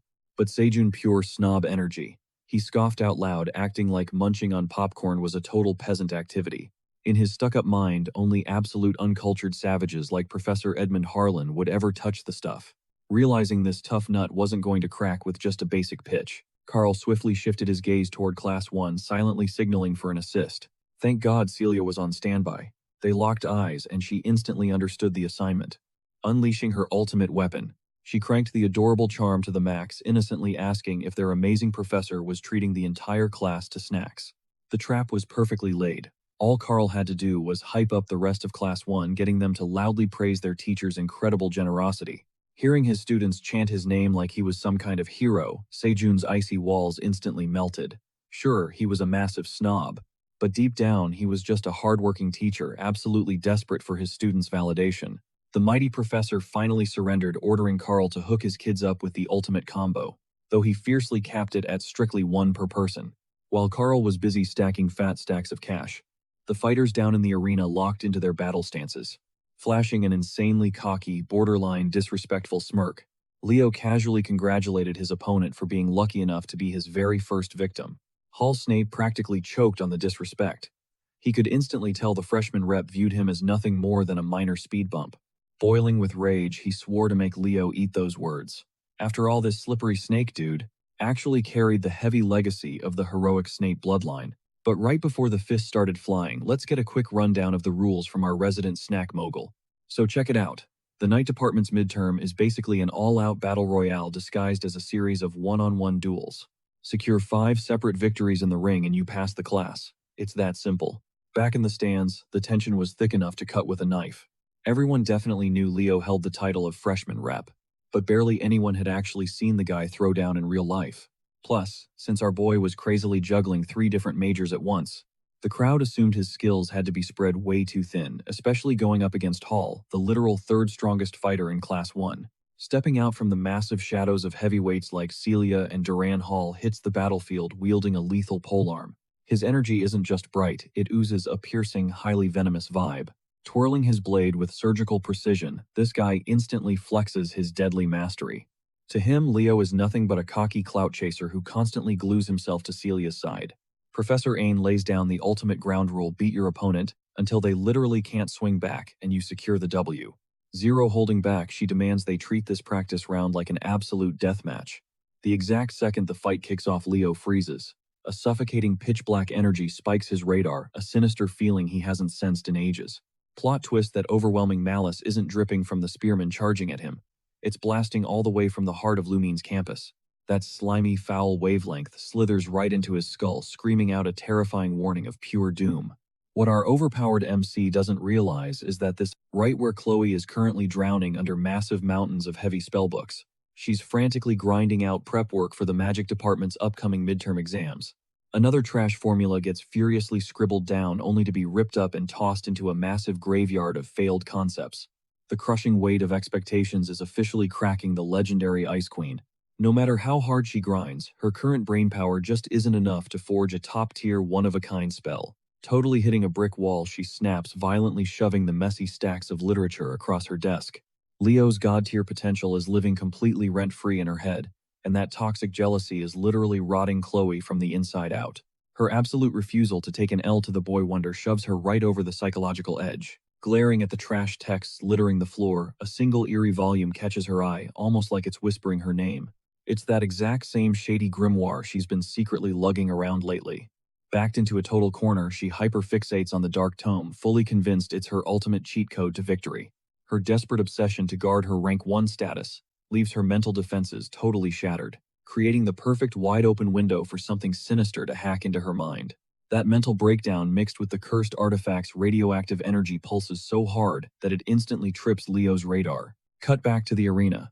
Spotting our MC completely zoning out, Hall fiercely blitzes forward to delete the gap between them. Ready to brutally punish his opponent's massive slip-up, he violently thrusts his blade right at Leo's skull. But thankfully, our guy snaps back to reality and weaves out of the way at the very last microsecond. Creating some space, Hall instantly triggers his bloodline's ultimate flex, warping his metal spearhead into a slithering venomous blade that literally sweats radioactive toxins. That serpent-like weapon whips around in a totally chaotic blur, carving a deadly path straight toward Leo's heart. Ice running through his veins, Leo casually catches the lethal edge completely barehanded, zero flinching, zero blinking. Hall's sniff is absolutely, utterly shook. The raw, terrifying strength needed to instantly block his killer strike is just unthinkable. Frozen in pure shock, the Snake Kid fumbles his grip, letting Leo violently yank the polearm right out of his hands. Stubbornly refusing to drop his gear, Hall gets helplessly dragged forward through the dirt. Brain completely lagging, he totally looks like a clueless level 1 noob. The second he reels the guy into point-blank range, Leo maxes out the disrespect by giving Hall a brutal little kiss on the cheek. Smashing his steel-hardened fist right into his face, he sends the "Yeah, our MC might have spaced out for a quick second earlier, but an absolute battle-hardened demon like Leo would never drop his guard in an actual fight." Utterly humiliated by that one-sided beatdown, Hall sniff flooding the entire battlefield with lethal smog, he screams at Leo to drop the cocky act, claiming the true bloodbath starts right now. Viciously cranking out massive waves of neon green fumes, he completely swallows the zone in a deadly biohazard fog. Hall confidently banks on those wild campus rumors, claiming that Leo is completely incapable of using aura, planning to easily secure the bag by purely dominating with his toxic brute force. Sure, Leo might be built like a tank, but raw strength usually cannot fix a core elemental disadvantage. Watching that toxic green smog flood the arena, Leo ignited, his blazing aura actually kind of hyped to face such a ridiculously rare poison element. The second that lethal haze crept into his danger zone, Leo effortlessly incinerated the venom into literal ash. But Hall, fully delusional about his own hype, just cranked his toxic energy into overdrive. In his head, unless Leo's Inferno hits Celia's god tier level, this match is already in the bag. But while Snakeboy was busy stroking his massive ego mid-fight, Leo had already closed the gap without a single scratch. It was officially time to make this kid pay for being so dangerously cocky. Leo casually strolled through the remaining space, pulling up straight out of a JoJo episode, his flames absolutely wiping the floor with that pathetic smog. The crowd went absolutely feral, munching their popcorn as the arena exploded into a blinding clash of neon auras. Up in the VIP seats, Duran just glared at the carnage with his signature resting murder face. Celia sat there totally stunned, while Chelsea was out here screaming for her man. In her eyes, Leo literally can do no wrong. Celia genuinely never expected that Leo had leveled up his pyromancy to such a downright terrifying extreme, and poor Hall, he was radiating off Leo as he stepped closer and closer. Doing the quick math, Hall realized Leo's Inferno was already maxed. Who would have guessed that the dude speedrunning every single major on campus would be an absolute menace as a pure swordsman? Still, Hall locked in, charging up a secret trump card he had been hoarding just to dethrone Celia when the time was right. He definitely did not plan to drop his ultimate attack on Leo Plov during the first round of midterms.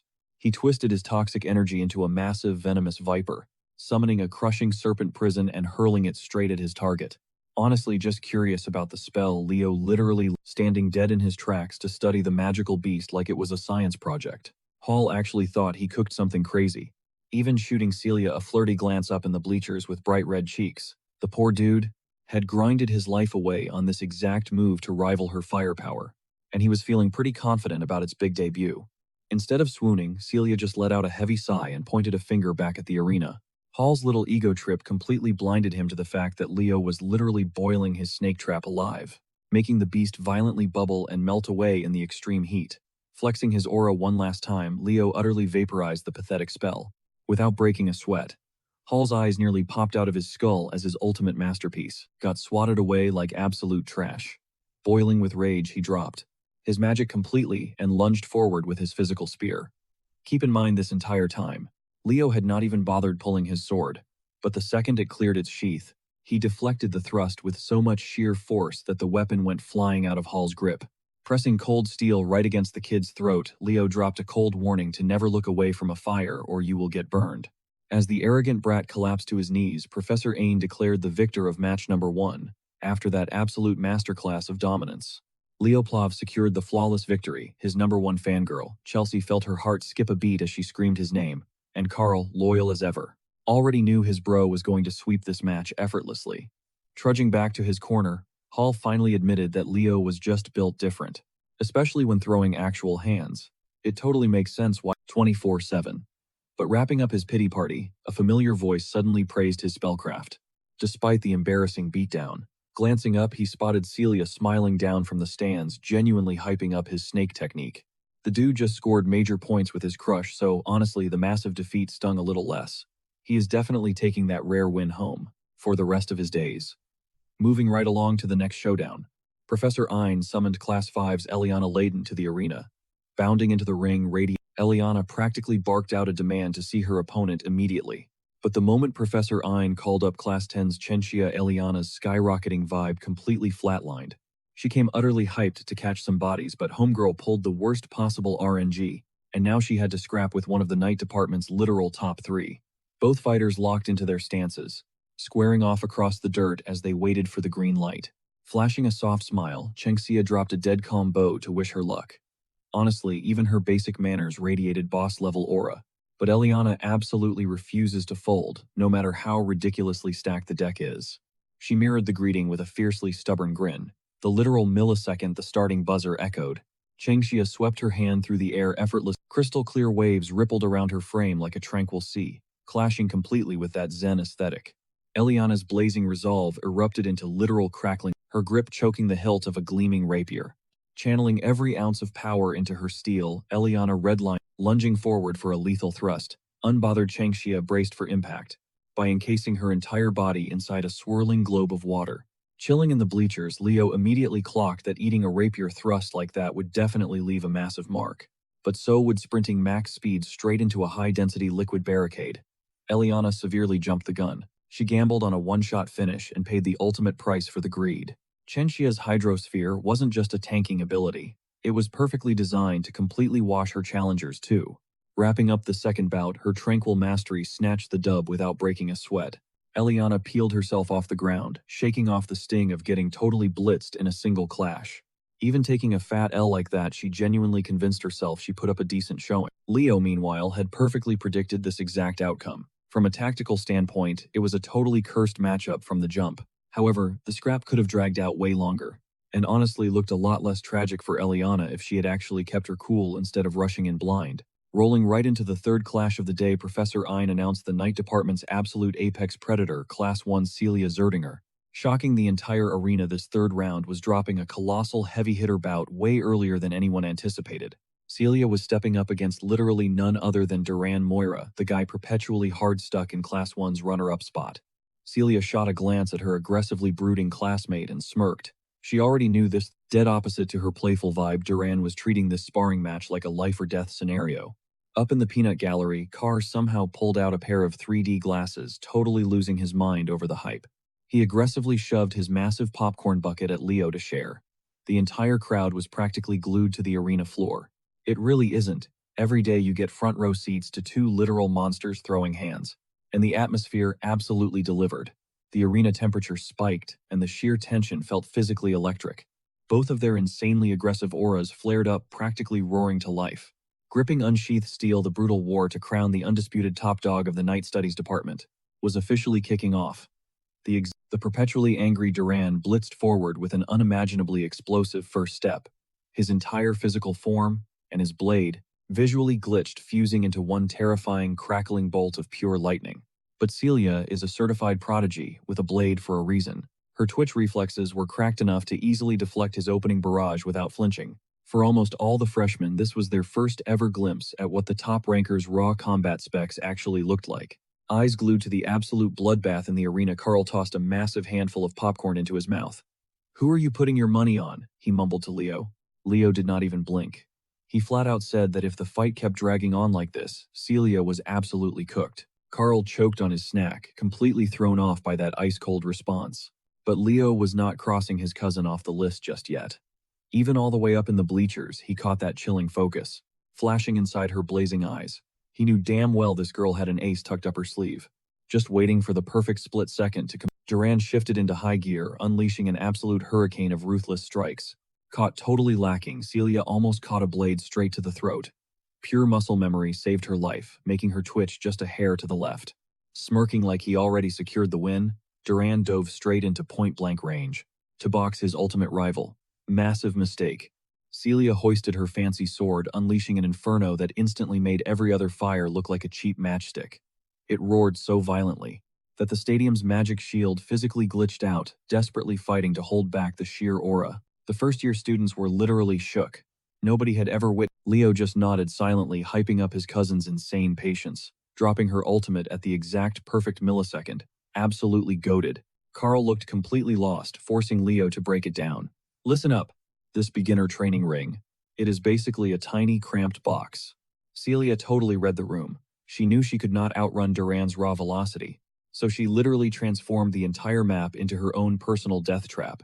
Flipping the script to secure home court advantage, she backed Duran into an impossible corner, forcing the guy to watch every single step, unless he wanted to get instantly deep-fried by the roaring flames. Plus, the insane heat waves literally warped his vision. We all knew Celia was top tier, but her battle IQ and raw power just leveled up to a whole new dimension. This girl literally just popped her domain expansion. While the sauna slowly roasted the moody blondie, Celia capitalized on every tiny crack in his stance and basically teleported right behind his back. Her blazing strike would have completely flatlined him if Duran did not have those annoying freakish reflexes. Redlining his body, the guy clenched his jaw and ripped his sword through the air in a pure panic attack. But tilting in a one-on-one against a beast like Celia, yeah, that is a guaranteed game over. She literally tanked his blade, snatching the sharp steel with her bare hands just as her inferno swallowed the entire stadium. She absolutely clowned the Rank 2 prodigy. Then letting her savage inner demon out, she ended the whole show with the craziest finisher ever. Ditching the sword, the fists, and the kicks, Celia violently slammed her forehead right into Duran's, knocking the grumpy blonde straight to sleep. Shutting off her flaming aura, Celia Zerdinger officially clutched up and the crowd lost their absolute minds, casually brushing the dirt off her outfit. She flashed a smirk, roasting Duran by telling him to hit the gym for some strength gains, instead of hard carrying with just his speed stats. Slowly rebooting his... After eating dirt from that brutal headbutt, Duran awkwardly grabbed her outstretched hand to peel himself off the turf. Meanwhile, the school's paparazzi and the hardcore fans totally shipping the top two students were absolutely eating up the chemistry between the chaotic duo. Leo just smirked, extremely hyped that his cousin's brutal grind sessions finally paid off. Out of nowhere, that nosy Professor Edmund literally spawned right behind the boys, munching on his own bucket of popcorn. Turns out the creep was eavesdropping on his class representatives, dropping play-by-play commentary this whole time. Honestly, he thought. Fast forward to sundown, and every single bout in the Night Division's practical finals wrapped up without a hitch. Celia Zerdinger locked, scoring 4 wins and 1 loss. Duran Moira tied things up with the exact same record, and shockingly so did Chen Xia. The rest of the squad wrapped up the gauntlet, taking just a single loss across 5 brutal matchups. But Leo Plov, he completely hijacked the spotlight, securing a flawless 5-0 sweep, officially snatching the crown as the undisputed number 1. Fast forward 1 week past that chaotic night studies brawl, and the grueling written exam for general linguistics finally came to a close. Looking completely sleep-deprived as always, Professor Edmund actually gave the class major props for grinding through the semester. But right before dipping out the door, he drops a massive reality check. Some of them are absolutely getting expelled for tanking their grades. The second that door clicked shut, Class 5 instantly dissolved into pure, unadulterated chaos. Even Eliana, usually the loudest firecracker in the room, was utterly panicking about catching the boot. Meanwhile, the tryhards immediately swarmed Chelsea, desperate to peek at her god-tier answer sheet and flex her high score. While the geeks literally threw hands to glimpse that legendary test paper, our class president was completely passed out at his desk. Sitting right up front, Celia gently nudged Leo awake, wanting the tea on his test performance. He completely brushed it off, but his deadpan expression totally gave him away. Celia just giggled, finding it hilarious that the untouchable class rep could actually stress out like a regular student. She sweetly added that if he was feeling burnt out or sore, she was only 1 call away, ready to fix him up with her healing magic. Eavesdropping on this premium offer, Carr totally crashed the conversation, instantly whining about how his back and shoulders were practically locked up lately. But before he could finesse his way into free healthcare, Chelsea delivered some actual trauma, viciously smacking him on the back. With that annoying distraction quickly neutralized, Chelsea immediately locked onto Leo, grilling him about his practical summoning prep. Tide had already spilled the tea that Leo was straight up ghosting the training fields. The reality, our guy was secretly grinding his skills far away from prying eyes. Honestly, that rogue behavior is completely on brand for him. Eyes sparking with curiosity, Chelsea demanded to know what rank he was targeting for the upcoming exam. Like that even needs asking. If we are talking about Leo, you already know he is locking down first place. Fast forward to the summoning practical exam. A massive tidal wave of upperclassmen and faculty swarmed the arena to witness the annual bloodbath. For these freshmen, the summoned creature race isn't just an exam, it is the ultimate main event of the entire first semester. Taking the mic today is Rune Barths, a third-year summoning major playing the role of live shoutcaster, taking in the absolute spectacle. Celia turned to the student council president's brother, completely dumbfounded, asking if this hype fest was actually a real test. He smoothly explained that this chaotic race is a legendary, deeply rooted tradition within the summoning department. Not only that, it is a headline event during the interdepartmental exchange, practically guaranteeing maximum clout and endless hype. Of course, where there is a massive crowd, Carr instantly smells fresh victims and a fat payday. Booting up his sketchy popcorn and cola side hustle, this absolute menace is already completely selling out before the starting gun even fires. While the bleachers are throwing a massive, deafening party, the atmosphere down on the main stage is suffocatingly silent. The summoning freshmen are practically sweating bullets, and the screaming fans are only making their anxiety skyrocket. Meanwhile, the undisputed heavyweights of this race, Leo, the icy white-haired girl, that brooding white-haired dude, and Chen Xia are absolutely locked in. Then Eliza Hergen, the aforementioned Ice Queen, hailing from the legendary Northern Summoner hero bloodline, struts directly up to Leo, throwing him a totally backhanded compliment about his insane night studies performance. But the real motive quickly surfaces as she starts grilling him about his race prep, heavily radiating major doubts about his actual summoning skills.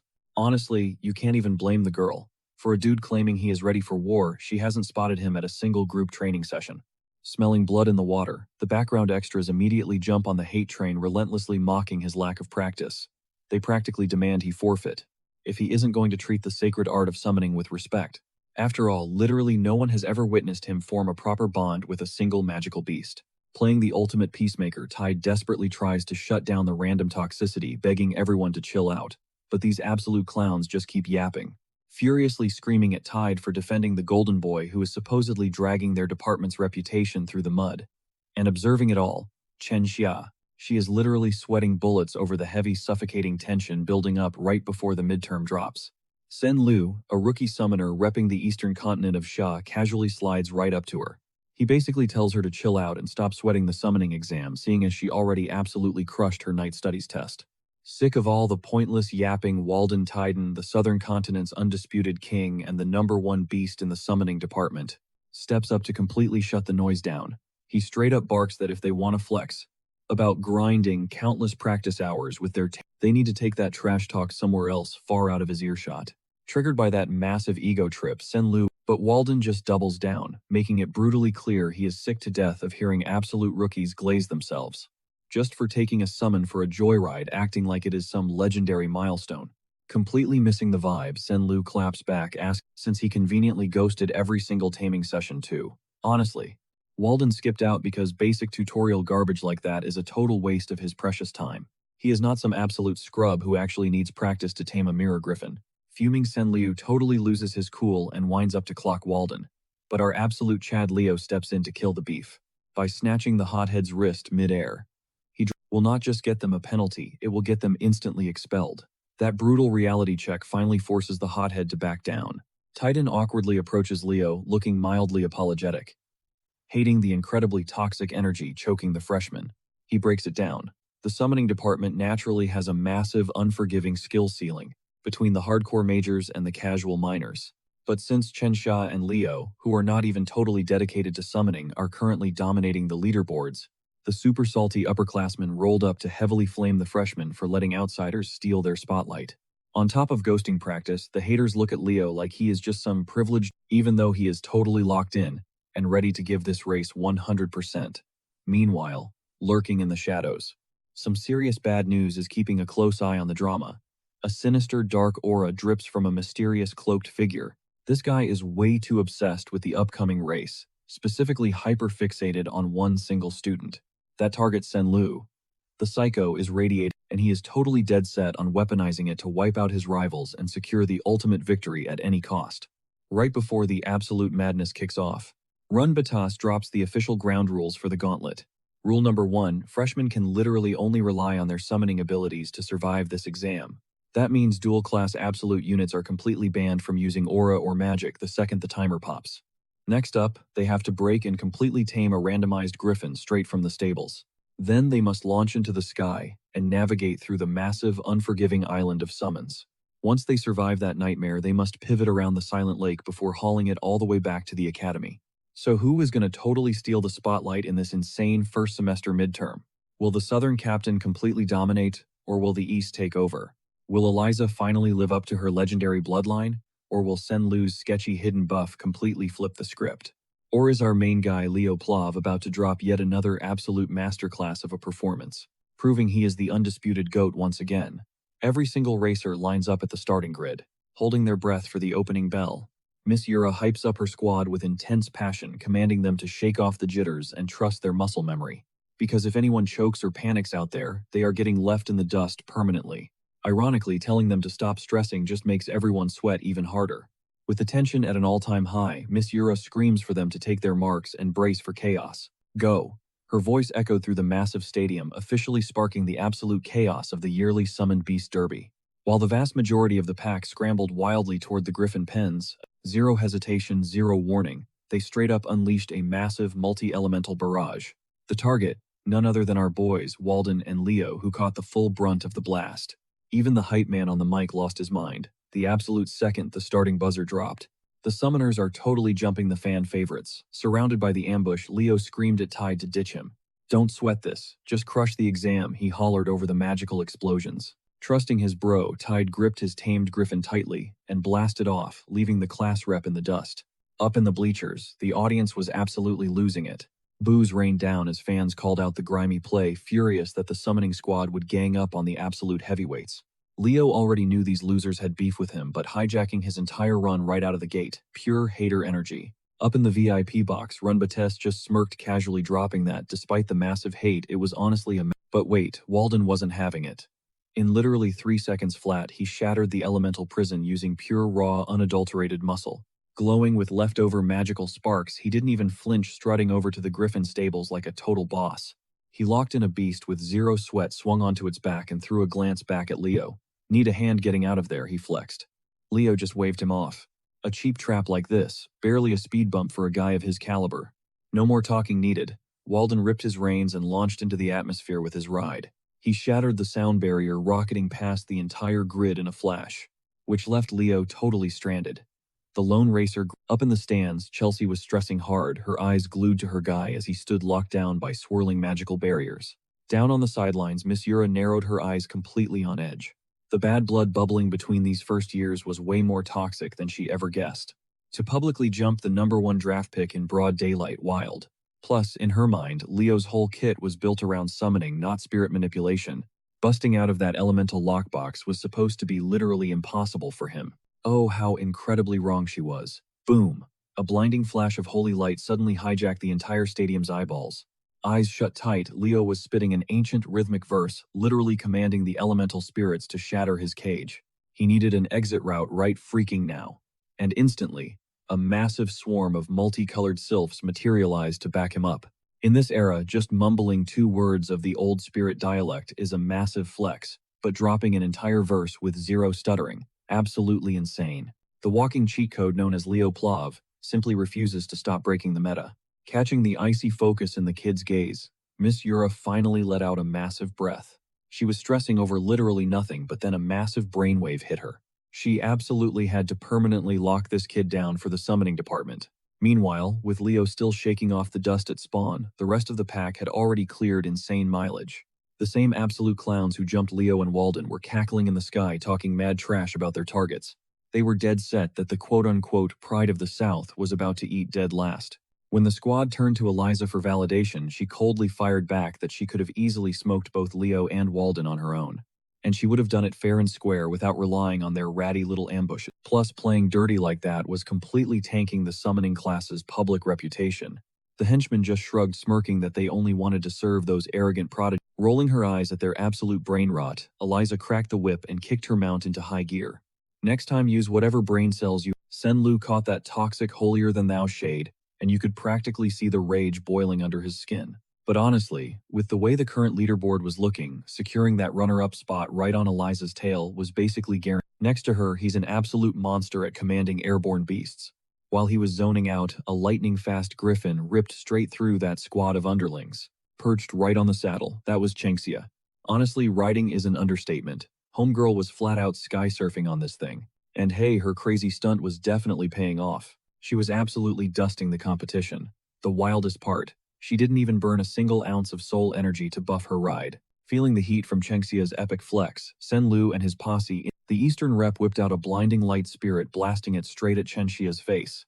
But our sky acrobat felt the ambush coming a mile away.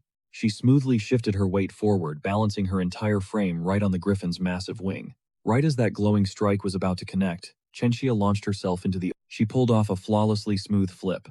Those poor scrubs were totally shook, watching her literally parkour through the clouds. The second her boots hit the feathers, her leg tensed up like a fully drawn bow. She blasted off her mount like a human rocket, zeroing in straight for the chick who tried to snipe. Riding that insane momentum, she dropped an absolutely devastating flying kick. The sniper tumbled off her bird, crying out in total panic that Chengxia was totally hacking. Talk about massive copium, Chengxia didn't even spark a single drop of aura. That was 100% raw, unadulterated hand-to-hand combat. With the trash taken out, she locked back into the race and cranked her speed to the max. Gliding past, she casually threw a nod at Senlu. Being from the same block, these two already had history. But homeboy was not having it. He glared back with pure venom, warning her that crossing him was a massive mistake. Sure, Chengxia might be slightly out of her element in a full-blown dogfight, but Senlu bro has way bigger fish to fry right now. She could literally feel the murderous aura. Someone who got totally screwed over at the starting line was charging in hot, and they were out for blood. Boom! Out of nowhere, a gigantic blazing shockwave completely dyed the clouds, blood red. Walden was out here literally deep-frying these giant birds in the stratosphere with his insane magic control. Clearly this dude takes karma very personally. Adding some heavy interest, he ruthlessly wiped out the punks who pulled that weak sabotage stunt just to stall him. This entire sky-high slaughterhouse. Just a little appetizer he whipped up for payback. Watching their squad drop like flies, the remaining grunts completely panicked and scattered, but Walden was absolutely relentless, and his aim ridiculously clean. Every single blast he chucked swatted another beast out of the sky, handing those riders an instant game over. As the heavens literally caught fire, the camera cut back to the starting line. The announcer was hyper-focused on Leo, who was desperately trying to bridge that massive gap. Our freshman prodigy was dangerously close to catching the most embarrassing loss of his career. Having finally shattered that annoying magical bind, he stepped up to wrangle the very last beast left in the barn. If he chokes here, he's entirely cooked. Leo gave the creature one quick scan, and immediately spotted a vicious gash carved into its left wing. Seeing how raw and intentional the cut looked, it didn't take a genius to realize those same toxic bullies pulled this sick stunt too. For students training to be literal saviors, pulling this kind of twisted garbage is absolutely unforgivable. Zero hesitation. Leo snatched up the left, and instantly the wounded monster absolutely flipped its lid. It's basically common sense. Trying to physically dominate a traumatized beast without building a bond first is pure suicide. Up in the VIP bleachers, the Zerdinger duo kept their eyes glued to the chaos. The sister was stressing hard while the brother leaned in totally hyped to see how Leo was going to finesse this. And honestly, it looked like our boy was literally about to bully this massive creature into submission. He totally understood why the bird was traumatized, but the clock was ticking, and he had to speedrun this taming process. Staring dead into the frantic beast's eyes, he projected pure, bone-chilling dominance. With an ice-cold tone, Leo commanded the monster to kneel. Sensing the Grim Reaper hovering right over its beak, the massive bird finally threw in the towel and went completely limp. The tension instantly melted away. Man and beast locked in, officially cementing their high-stakes racing contract. Without missing a beat, Leo slid his hand over the creature's mangled left wing and yanked out the jagged chunk of glass buried deep in the flesh. In one slick, effortless vault, he dropped right into the saddle. It was showtime. Handling the reins like an absolute pro, he commanded the colossal beast out of the gloomy stables and into the blinding arena light. The stadium jumbotrons immediately snapped to the lone freshman left in the dust, giving the roaring. Up in the booth, the announcer was already serving up hot takes, totally doubting our boy and betting he would eat dead last. But Leo was entirely tuned out of the hate, silently sharing the heavy burden weighing. The raw, agonizing throbs pulsing through the saddle told him this big guy was tanking an insane amount of damage. Time to flip the script. Tapping right into his soul bond, he forcefully yanked his contracted familiar out into the open. Boom. Fiore the Phoenix popped into thin air looking cute as a button. Without uttering a single syllable, Leo telepathically ordered his little fire chicken to work her healing magic on that trashed wing. Brilliant, scorching auras instantly swallowed the terrified griffin whole. Freaking out over the sudden inferno, the beast thrashed wildly. Glued to the megascreen, Celia's jaw basically hit the floor. Her encyclopedic brain completely short-circuited trying to pinpoint that weird glowing fire. Her big bro casually broke it down, confirming this was straight-up alien energy. No Zertinger properties, no aura traces, just pure, unadulterated, unknown power. Meanwhile, at the bleeding edge of the race, absolute carnage had unfolded. Most of the tryhards were looking like total roadkill. The lucky few still breathing were practically redlining their mounts, desperately swerving to dodge that Honestly, these extras were just praying to avoid bottom tier. But massive spoiler alert for the noobs, the actual final boss had just entered the chat. Dripping in blinding phoenix fire, our underdog was looking infinitely more lethal than ever before. Leo's feathered beast absolutely ripped through the clouds like a fighter jet. Catching a glimpse of the stragglers ahead, he grinned. Time to push this bad boy way past the red line. But just as he geared up to dust the entire lobby and snatch the crown, some random flexor pulled up. Well, at least it totally gave off those apocalyptic fire-breathing vibes. But for a veteran who had literally survived a past life of hell like Leo, that scaly monstrosity triggered some seriously massive flashbacks. It was a freaking Fafnir. He genuinely thought his brain was glitching out, but the absolute unit soaring above him was 100% real. Let us rewind a few minutes. Eliza, the reigning queen of the pack, whipped her mount around, pulling up right to Walden's bumper for a deadly one-on-one. She knew exactly what the stakes were. If she wanted that gold medal, she had to Without even breaking a sweat, Walden just snapped his fingers, instantly dropping a massive wall of cursed spirit fire right in her lane.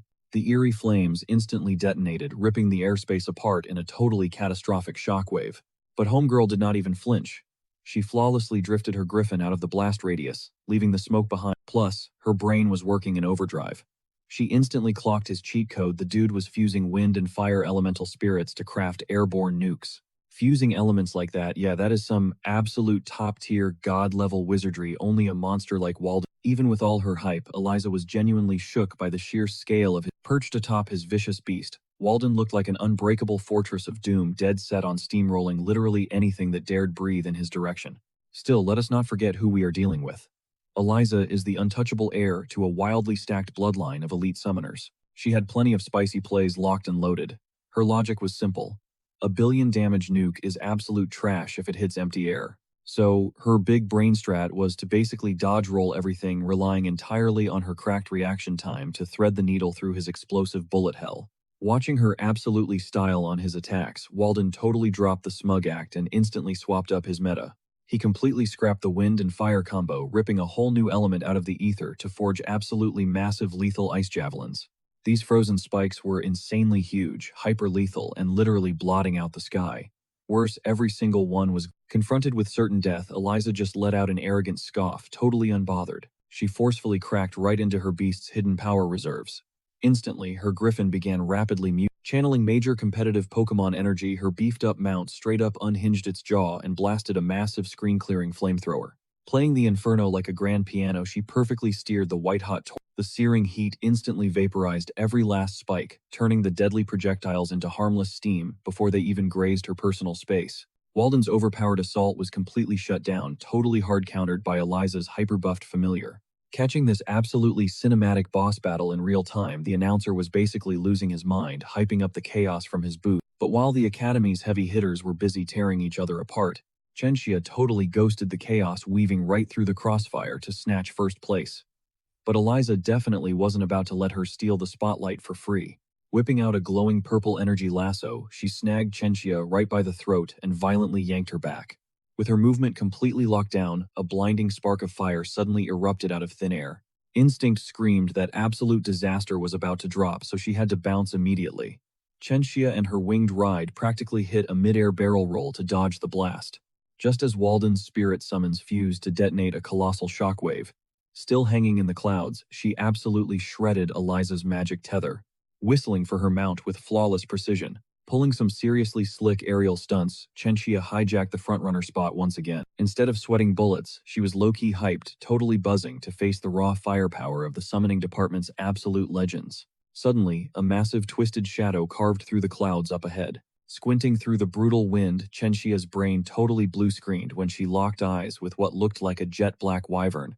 Straddling the beast was Senlu, looking entirely unhinged as his sanity practically circled the drain. His eyes were absolutely dripping with straight-up murder. Chenxia desperately hollered at her fellow Eastern classmate that riding anything besides a griffin was a massive rule break, but the guy was way too far gone to give a damn.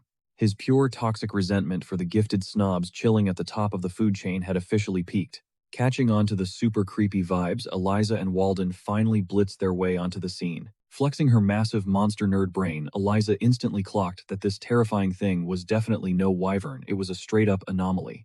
Right on cue, Leo Plov crashed the party, blazing past the clouds on his fiery griffin. The dude's velocity was entirely off the charts, supercharged even further by a trail of brilliant phoenix flames.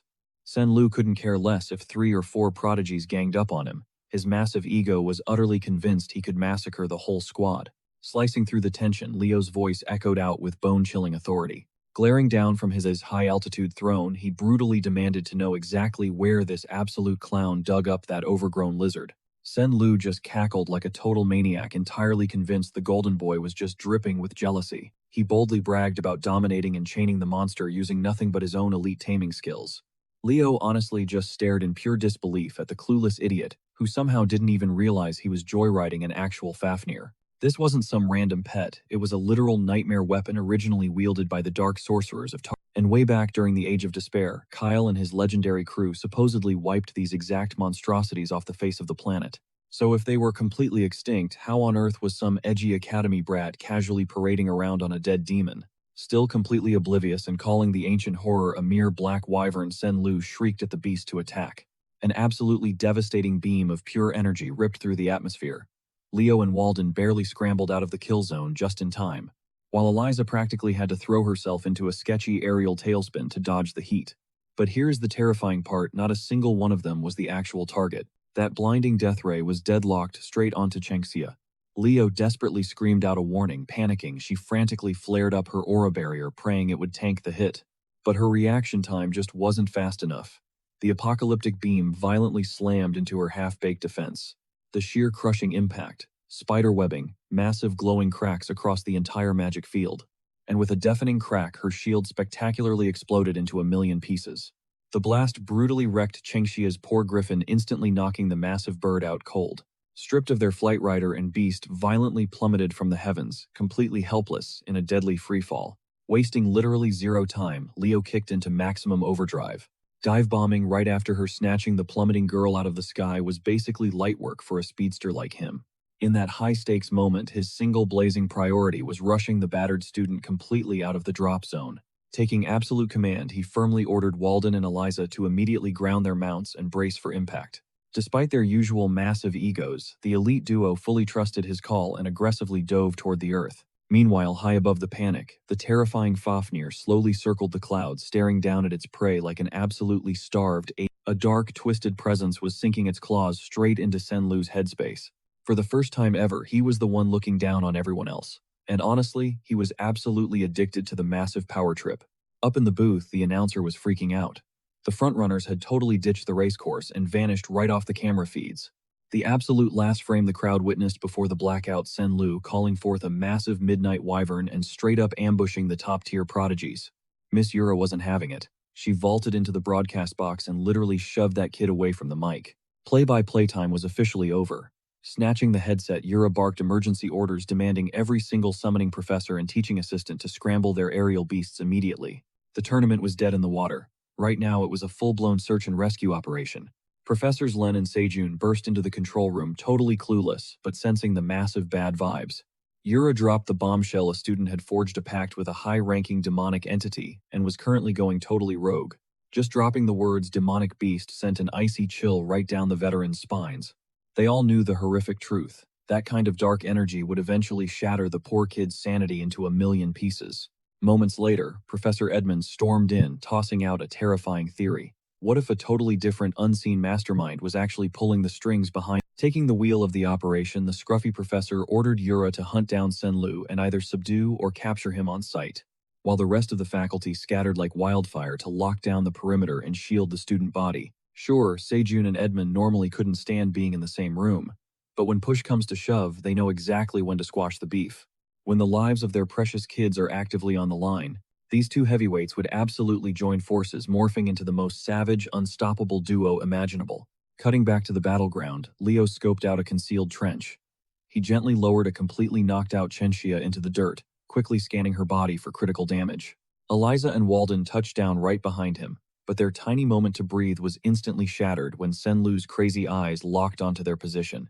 The massive Fafnir crashed into the earth, glaring down at the Academy elites like they were straight-up snacks. Delusional as ever, Senlu flexed, totally convinced Leo was running away, terrified. Leo just sighed, trying to break it down for this absolute clown, that his shiny new mount wasn't some basic black wyvern. It wasn't even a regular summon. That thing was the legendary demonic abomination Fafnir. The second that name dropped, the entire squad tensed up, weapons drawn and adrenaline. Step by step, Leo closed the distance. For a split second, the towering phantom of the legendary hero Kyle perfectly merged with his silhouette. Flashbacks flooded his mind, memories of endlessly butchering those toxic fiends until the battlefields were nothing but empty graveyards.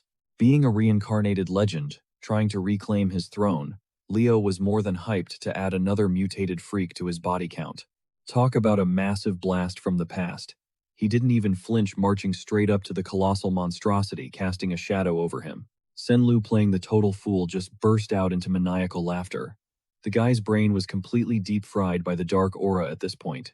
Blood vessels popped in his crazy wide eyes. His murderous rage was literally off the charts. Every single ounce of his massive insecurity had been cranked up to 1,000. He was insanely desperate to prove he wasn't just dirt underneath the elite student's boots. Throwing his hand forward, he commanded the Fafnir to charge up a blinding, apocalyptic energy beam. Right as the atomic blast was about to vaporize them, a colossal, rocky fist punched straight through the bedrock. The massive Earth Titan dragged its heavy torso out of the dirt face, tanking the scorching laser beam with its own chest. Hearing Leo casually talk about exterminating monsters, now that was a vibe Walden could actually respect. For the first time ever, the icy dude looked totally pumped. Watching his ultimate strike get casually swatted away by some rock magic sent Senlu straight into a frantic tailspin. Not wanting to be left out, Eliza officially joined Leo's impromptu squad too. She understood exactly how insanely deadly this was, plus, she was low-key annoyed at Walden trying to steal the spotlight. Huddled up, the Golden Trio mapped out their counterattack. Step 1. Rip that arrogant loser right off his oversized lizard. Walden's massive earth shield was already cracking and wouldn't last another minute. They needed to launch their assault right now. Watching Eliza and Walden roast each other while literally standing at death's door brought a warm, old-school smile to Leo's face. No matter the era, true legends were always an absolute bunch of weirdos. While the Rock Guardian slowly but surely shattered into dust, Senlu's giant ego flared back up. He arrogantly taunted Walden to bring out a big, but the exact second the golem finally collapsed into a pile of gravel, the three aces had completely vanished like ghosts. Eliza triggered the ambush, lashing out with her glowing violet energy whip. The magic tether danced and elongated on command, instantly snapping right into Senlu's blind spot while she masterfully locked down the battlefield. A single snap ignited absolute chaos. Scorching embers erupted across the Fafnir's scales as the beast charged up a second devastating death ray. Walden had masterfully rigged the monster's weak spots, triggering a massive simultaneous explosion of spirit bombs. With the setup complete, it was time for Leo Plov to step up and steal the show. Tearing through the thick blast smoke, Leo closed the gap to Senlu in an absolute heartbeat. He viciously yanked the punk by the hair and slammed a devastating full-throttle roundhouse straight into his jaw. The impact almost ripped Senlu clean off the Fafnir, but a twisted dark energy had already hijacked the kid's body. The sinister entity puppeteering him actually slow-clapped Leo's tactical move to separate the boy from the hellish dragon. However, having secured a perfect meat suit, this shadowy parasite was fully locked in, hyper-aware of the escalating threat. Suddenly, Leo was yanked skyward on the back of the demonic beast, leaving Walden and the possessed vessel smirked, taunting Leo, asking if the sheer panic was finally starting to set in. Leo didn't even flinch. He just casually name-dropped exactly what this freak was, a Tartarus demonic beast handler currently piloting Senlu. The handler was absolutely shook. Literally nobody had ever ripped off his mask and exposed his true identity like that. Leo's ice-cold swagger in the face of certain death instantly gave the handler terrifying flashbacks to legendary heroes of the ancient era. Naturally, that meant he had to wipe this kid off the map right now. Letting a threat this massive level up was not an option. Channeling a ruthlessly polished spirit art, the handler blasted Leo through the air with devastating force. Losing his grip, Leo tumbled into a terrifying freefall straight down from the stratosphere. Yet totally unbothered, he called upon Fiore for a mid-air clutch. Brilliant phoenix flames violently painted the sky. Effortlessly juggling a swirling orb of fire, the sheer nostalgia of the battlefield hit him like a truck. In his past life, he was Kyle, the legendary hero of the beginning. Yet he'd be the first guy to roast himself. He was incredibly cracked at everything but never truly peaked in one specific class. A total jack of all trades, but a master of literally zero. When it came to pure aura, heavy hitters like Aaron and Dwayne totally gapped him. Magic-wise, Luna casually left him in the dust, and summoning Lucina was on an entirely different god-tier level. But honestly, being a flex player let him mash up crazy skills and unlock wildly experimental combos nobody had ever dreamed of. He fused his blazing aura raw magic, his deep-rooted bond with Fiore, and every single cheat code he knew about beast taming. Leo chanted an explosive incantation, aura mana and soul power, but when you aggressively stitch them together, the results are straight up broken. The adorable little baby bird version of Fiore completely vanished. Taking her place was a majestic teenage phoenix radiating absolute dominance and lethal grace. Her crimson burning plumage illuminated the entire sky. Witnessing this epic glow-up, the demonic dragon visibly tweaked out, wildly thrashing against the phoenix's overwhelming spiritual pressure. The handler's cocky attitude instantly evaporated, deadly serious, as he demanded to know Leo's true identity. Smirking, Leo pitched a cheeky little info trade. He simply wanted the tea on exactly where Senlu managed to score a freaking Fafnir. But this glitch of a student knew way too much classified lore about the Age of Despair. He was a walking red flag that had to be exterminated.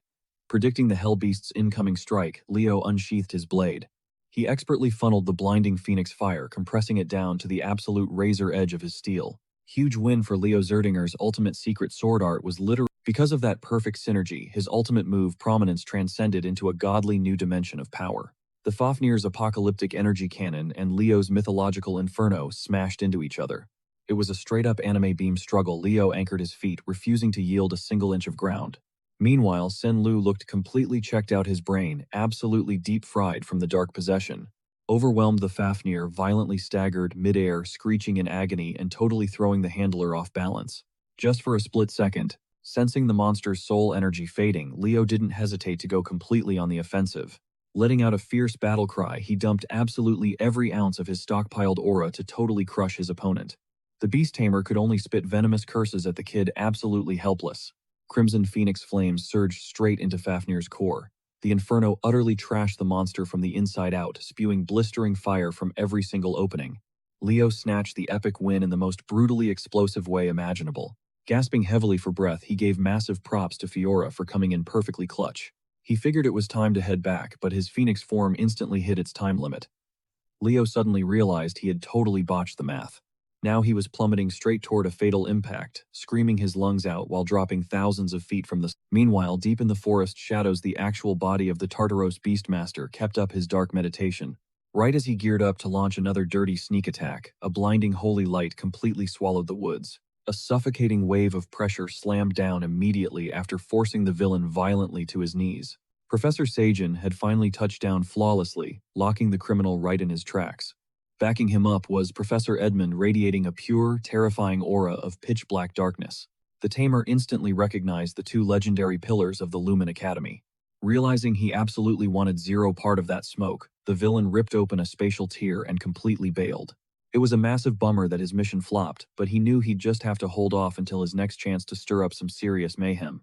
Suddenly, a shadowy monstrosity covered in endless blinking eyes and razor-sharp teeth exploded out of the portal. The beast instantly turned on its summoner, crushing the handler under its unimaginably massive weight. As the thick haze finally cleared out, both the rift in space and the creepy tamer had vanished without a trace. All they left in their wake were a couple of scattered pebbles and streaks of toxic-looking fog. The elite instructors dreaded that the shadowy underworld was finally making its major play. Without missing a beat, Sajin scooped up the leftover residue to run some serious tests. These two top-tier professors understood perfectly well that their prestigious school was officially compromised. Cutting back to Leo, our boy was still free-falling to his doom. Snatching up the tiny fiery bird, he begged Fiora to dip back to the spirit world so she wouldn't crash into the earth with him. Thank God a massive scaled creature snatched Leo right out of the sky before he could turn into a human pancake. Perched on the dark wyvern was literally Miss Yura herself. The wave of pure relief glowing on her face was just absolutely stunning. She praised the heavens for making it there in the nick of time. They smoothly touched down in an open field with the dark beast still gripping Leo like a helpless little puppy. Meanwhile, our edgy beast tamer had slinked back to some secret underground cave straight to the evil lab where he runs his sick little science projects. His boss glared down at him, dripping with pure disgust and secondhand embarrassment. This absolute clown got utterly clapped by a mere freshman. The tamer just sat there, desperately gripping his bleeding injuries. He instantly fired back, swearing up and down that the kid he fought was way beyond your average rookie. The second he mentioned the student was rocking a legendary Phoenix summon, his boss instantly tuned in. However, learning that the boy actually recognized Fafnir's real name quickly shifted that curiosity into deep paranoia. Flashing a deeply sinister grin, the boss licked his lips, practically drooling over whatever insane potential this new kid was packing. Back on campus, the mid-semester summoning marathon got totally scrapped. Thanks to that massive disaster, poor Senlu suffered such a brutal mental breakdown that he literally lost his life. The new students were finally waking up to the harsh, deadly reality of attending this elite academy. Following the absolute chaos, the whole student body was naturally dying to know how Senlu actually met his end. But following Miss Yura's strict instructions, the 4 rookies involved agreed to stick to a totally fabricated narrative. They fed the crowd a fake excuse about a wild, dark wyvern. Today, however, Leo had to shove all that dark, shady conspiracy drama to the back of his mind. After all, it was officially time to face the dreaded magic combat practicals. Professor Lenz held down the front of the classroom, chilling while the massive wave of students flooded the auditorium. Carl and Chelsea were already camped out in their seats. Glancing toward the doorway, they caught sight of Chloe dragging herself into the room. Her hair was an absolute mess, and judging by the massive dark circles under her eyes, homegirl definitely hadn't caught a wink of sleep in days. Leo shadowed her every step. It didn't take long for him to clock A few agonizing minutes ticked by as the final stragglers piled in. Finally, Professor Lin shattered the silence. The sheer weight of his aura hit everyone like a freight train. Reality check, this exam was going to be an absolute bloodbath. The assignment: flex your own custom-built spells, and let your raw, unfiltered vibe shine through. He figured hogging the front row seat to the next generation's glow-up was a massive crime, so he called in some heavy hitters. 3 mystery VIPs swaggered right into the lecture hall. These absolute legends graduated from the Magic Academy just 3 years back. Since then, they've been out there dominating their respective fields. We're talking the razor-sharp Hilda Pedney, the absolute tank Edmund Slack, and the endlessly hype Sean Hugh. These titans were stepping up as today's executioners. The trio flashed warm smiles, welcoming the terrified freshmen, instantly melting the tension in the room. Carr was hyped. He totally bought into the illusion that these guys were softies, ready to hand out free passing grades. Pleasantries over. Flashing an optimistic grin, Professor Lin summoned the first contender to the spotlight, Eliana Lawton. Eliana practically bounced out of her seat. She claimed the center stage, chin tilted up with zero hesitation, dialing her adorable act all the way up to a solid 100. She hit the alumni with sparkling puppy dog eyes and a flawless textbook curtsy. Watching her play the squeaky clean, preppy little aristocrat had Carr physically gagging in the back row. He saw straight through her phony aesthetic, but enough talk time for the actual flex. Eliana flooded the dim lecture hall with a dazzling cinematic illumination display. Pulling off something this insanely radiant is only possible thanks to her ultra-rare connection to the light attribute. But the glow-up was just the appetizer. She figured spicing things up with raw fire magic would trigger some chaotic results. As blinding light and blazing flames slammed together, ribbons of superheated energy spiraled around her. By mashing up her top 2 elements, she unlocked a seriously brutal thermal beam attack. Sean Hugh watched the blistering spectacle, eyes wide in awe. But then the illusion shattered. The sharp critique cut through the room. This flashy thermal beam was basically just a generic laser spell any rookie could memorize. Eliana fully believed she was eating this exam up. But the panel was already mercilessly scribbling down her score. 0 follow-up questions asked. The trio ruthlessly cross-checked her entire routine against their strict grading rubric. After a quick hushed huddle, they slid the final verdict over to Professor Lin. Hugh and Hilda slapped her with a brutal C-. Slack threw her a pity C, dragging her final average down to a tragic C-. Watching Eliana's flashy flex tank so hard, pure, unadulterated panic rippled through the remaining freshmen. One by one, Magic majors took the stage only to walk off completely humbled when their sweat and tears barely scraped a C or C-. But a few built different students actually broke the curse. Shockingly, Carr Thomas snagged a solid B+ after pulling off an insane metal and gold bending routine. And right on cue, Chelsea Lulin secured the crown. She walked away with a massive A after unleashing some undeniably majestic wind magic. The sly fox and the smug cat hyped each other up over their back-to-back dubs. The wave of relief washing over them was real. They had officially survived the gauntlet. But here's the tea the freshmen didn't know: behind those polite smiles, the jury was secretly bored out of their minds. Professor Lin had practically bribed them into showing up by gassing up this year's supposedly elite roster. Yet not a single kid had brought that main character energy. Scanning the depleted stack of rubrics, only 3 victims remained. Edmund Slack's instincts fired up. He could smell it. These final 3 were the heavyweights, the absolute top tiers the professor had hidden for the grand finale. Striding onto the stage next was Abed Llewellyn, Chelsea's brother. The absolute second he stepped into the spotlight, the girls in the room practically melted. If it were up to them, his god-tier visuals alone would effortlessly bag an A+. But breaking the mold of every try-hard before him, Abad completely skipped the overly dramatic special effects. Instead, he dropped an absolute masterclass on the hardcore physics behind his custom spell. With the genius foundation laid bare, he coldly dropped the name of his masterpiece, The Tempest. A proud smirk crept onto Professor Len's face, while the previously bored judges were suddenly hanging onto Abad's every single word. This magical prodigy confidently declared that once perfected his ultimate move, Tempest would hit an absolute top-tier ranking. Look, Abad didn't just wing this. He'd been grinding for this exact test back at the Llewellyn estate for ages. He ran endless trials, constantly polishing his wind technique. The guy even dragged his fans, having them throw up a massive defensive barrier just in case things went totally sideways. Channeling absolute focus, the Llewellyn veterans braced themselves inside the containment zone. This gave Abad the perfect sandbox to fine-tune and completely let loose the monstrous energy brewing inside him. Kicking off the dirt and hovering effortlessly in midair, the first phase of Tempest finally sparked to life. Letting out a primal scream, he pushed every single cell in his body into overdrive, literally forcing the wind to bow down to him. Those chaotic gusts rapidly spiraled into an apocalyptic hurricane ready to wipe out anything unlucky enough to be in its way. The sheer force of the storm was so insane that even a barrier anchored by 4 elite mages started cracking under the pressure. Snapping his eyes open, Abad froze. His hurricane was dragging some random helpless woodland creature straight up into the sky. Total panic mode activated. There was no way he was letting his sloppy control flatline an innocent animal. That desperate urge to rescue the little guy flipped a switch, giving him the ultimate breakthrough to fully dominate the storm's core. Honestly, Abad is a total sweetheart, arguably the best choice for a hero, well, except for a certain overpowered main character. Cut back to the exam hall where Abad casually dropped a downsized, bite-sized version of his Tempest for the evaluators. Because let's be real, dropping the full-scale tornado would probably vaporize half the campus. A spell that maxes out wind energy to its absolute limit. Sure, it sounds basic on paper, but the panel instantly recognized the insanely complex, high-tier sorcery matrix holding it together. Boom. Abad Llewellyn casually strolled back to his desk, carrying the very... His sister Chelsea was quietly flexing in the background, knowing her brother is just built entirely different. And speaking of built different, Professor Lin was basically glowing, hyped out of his mind to watch the next student step up to the plate. Obviously, it was the man of the hour himself, the golden boy, Leo Plov.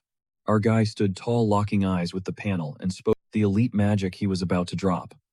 A completely attributeless sorcery network. He kept this tiny detail to himself, but this was the exact same framework he rocked back when he ruled the planet as the original hero.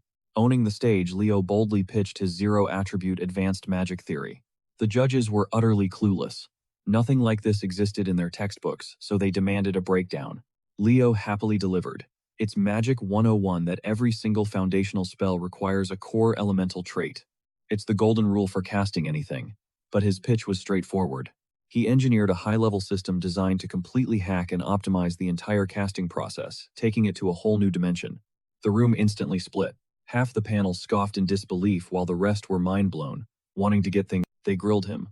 Was this kid seriously claiming he just invented a brand new way to cast magic from scratch? The 3 veteran judges immediately dismissed it as absolute cap, but Professor Lin was grinning like he just won the lottery. With stars in his eyes, Lin was practically drooling over the thought of locking Leo. Meanwhile, Idman Slack was convinced Leo was just spouting pure nonsense and felt totally let down. They were supposed to be evaluating solid, peer-reviewed not sitting through some fairy tale fantasy pitch, but totally ignoring Slack's salty attitude. Professor Lin completely lost his chill. He interrupted the whole panel, practically begging Leo to map out the core formulas on the board. Since a high-ranking professor was fanboying this hard to see the receipts, the rest of the evaluators had to swallow their pride and watch. Grabbing a piece of chalk, Leo Plov turned around and began writing out a paradigm-shifting theory on the chalkboard. For a hot minute, you could hear a pin drop in that lecture hall with nothing breaking the dead silence except the rhythmic click-clack of chalk carving into the chalkboard.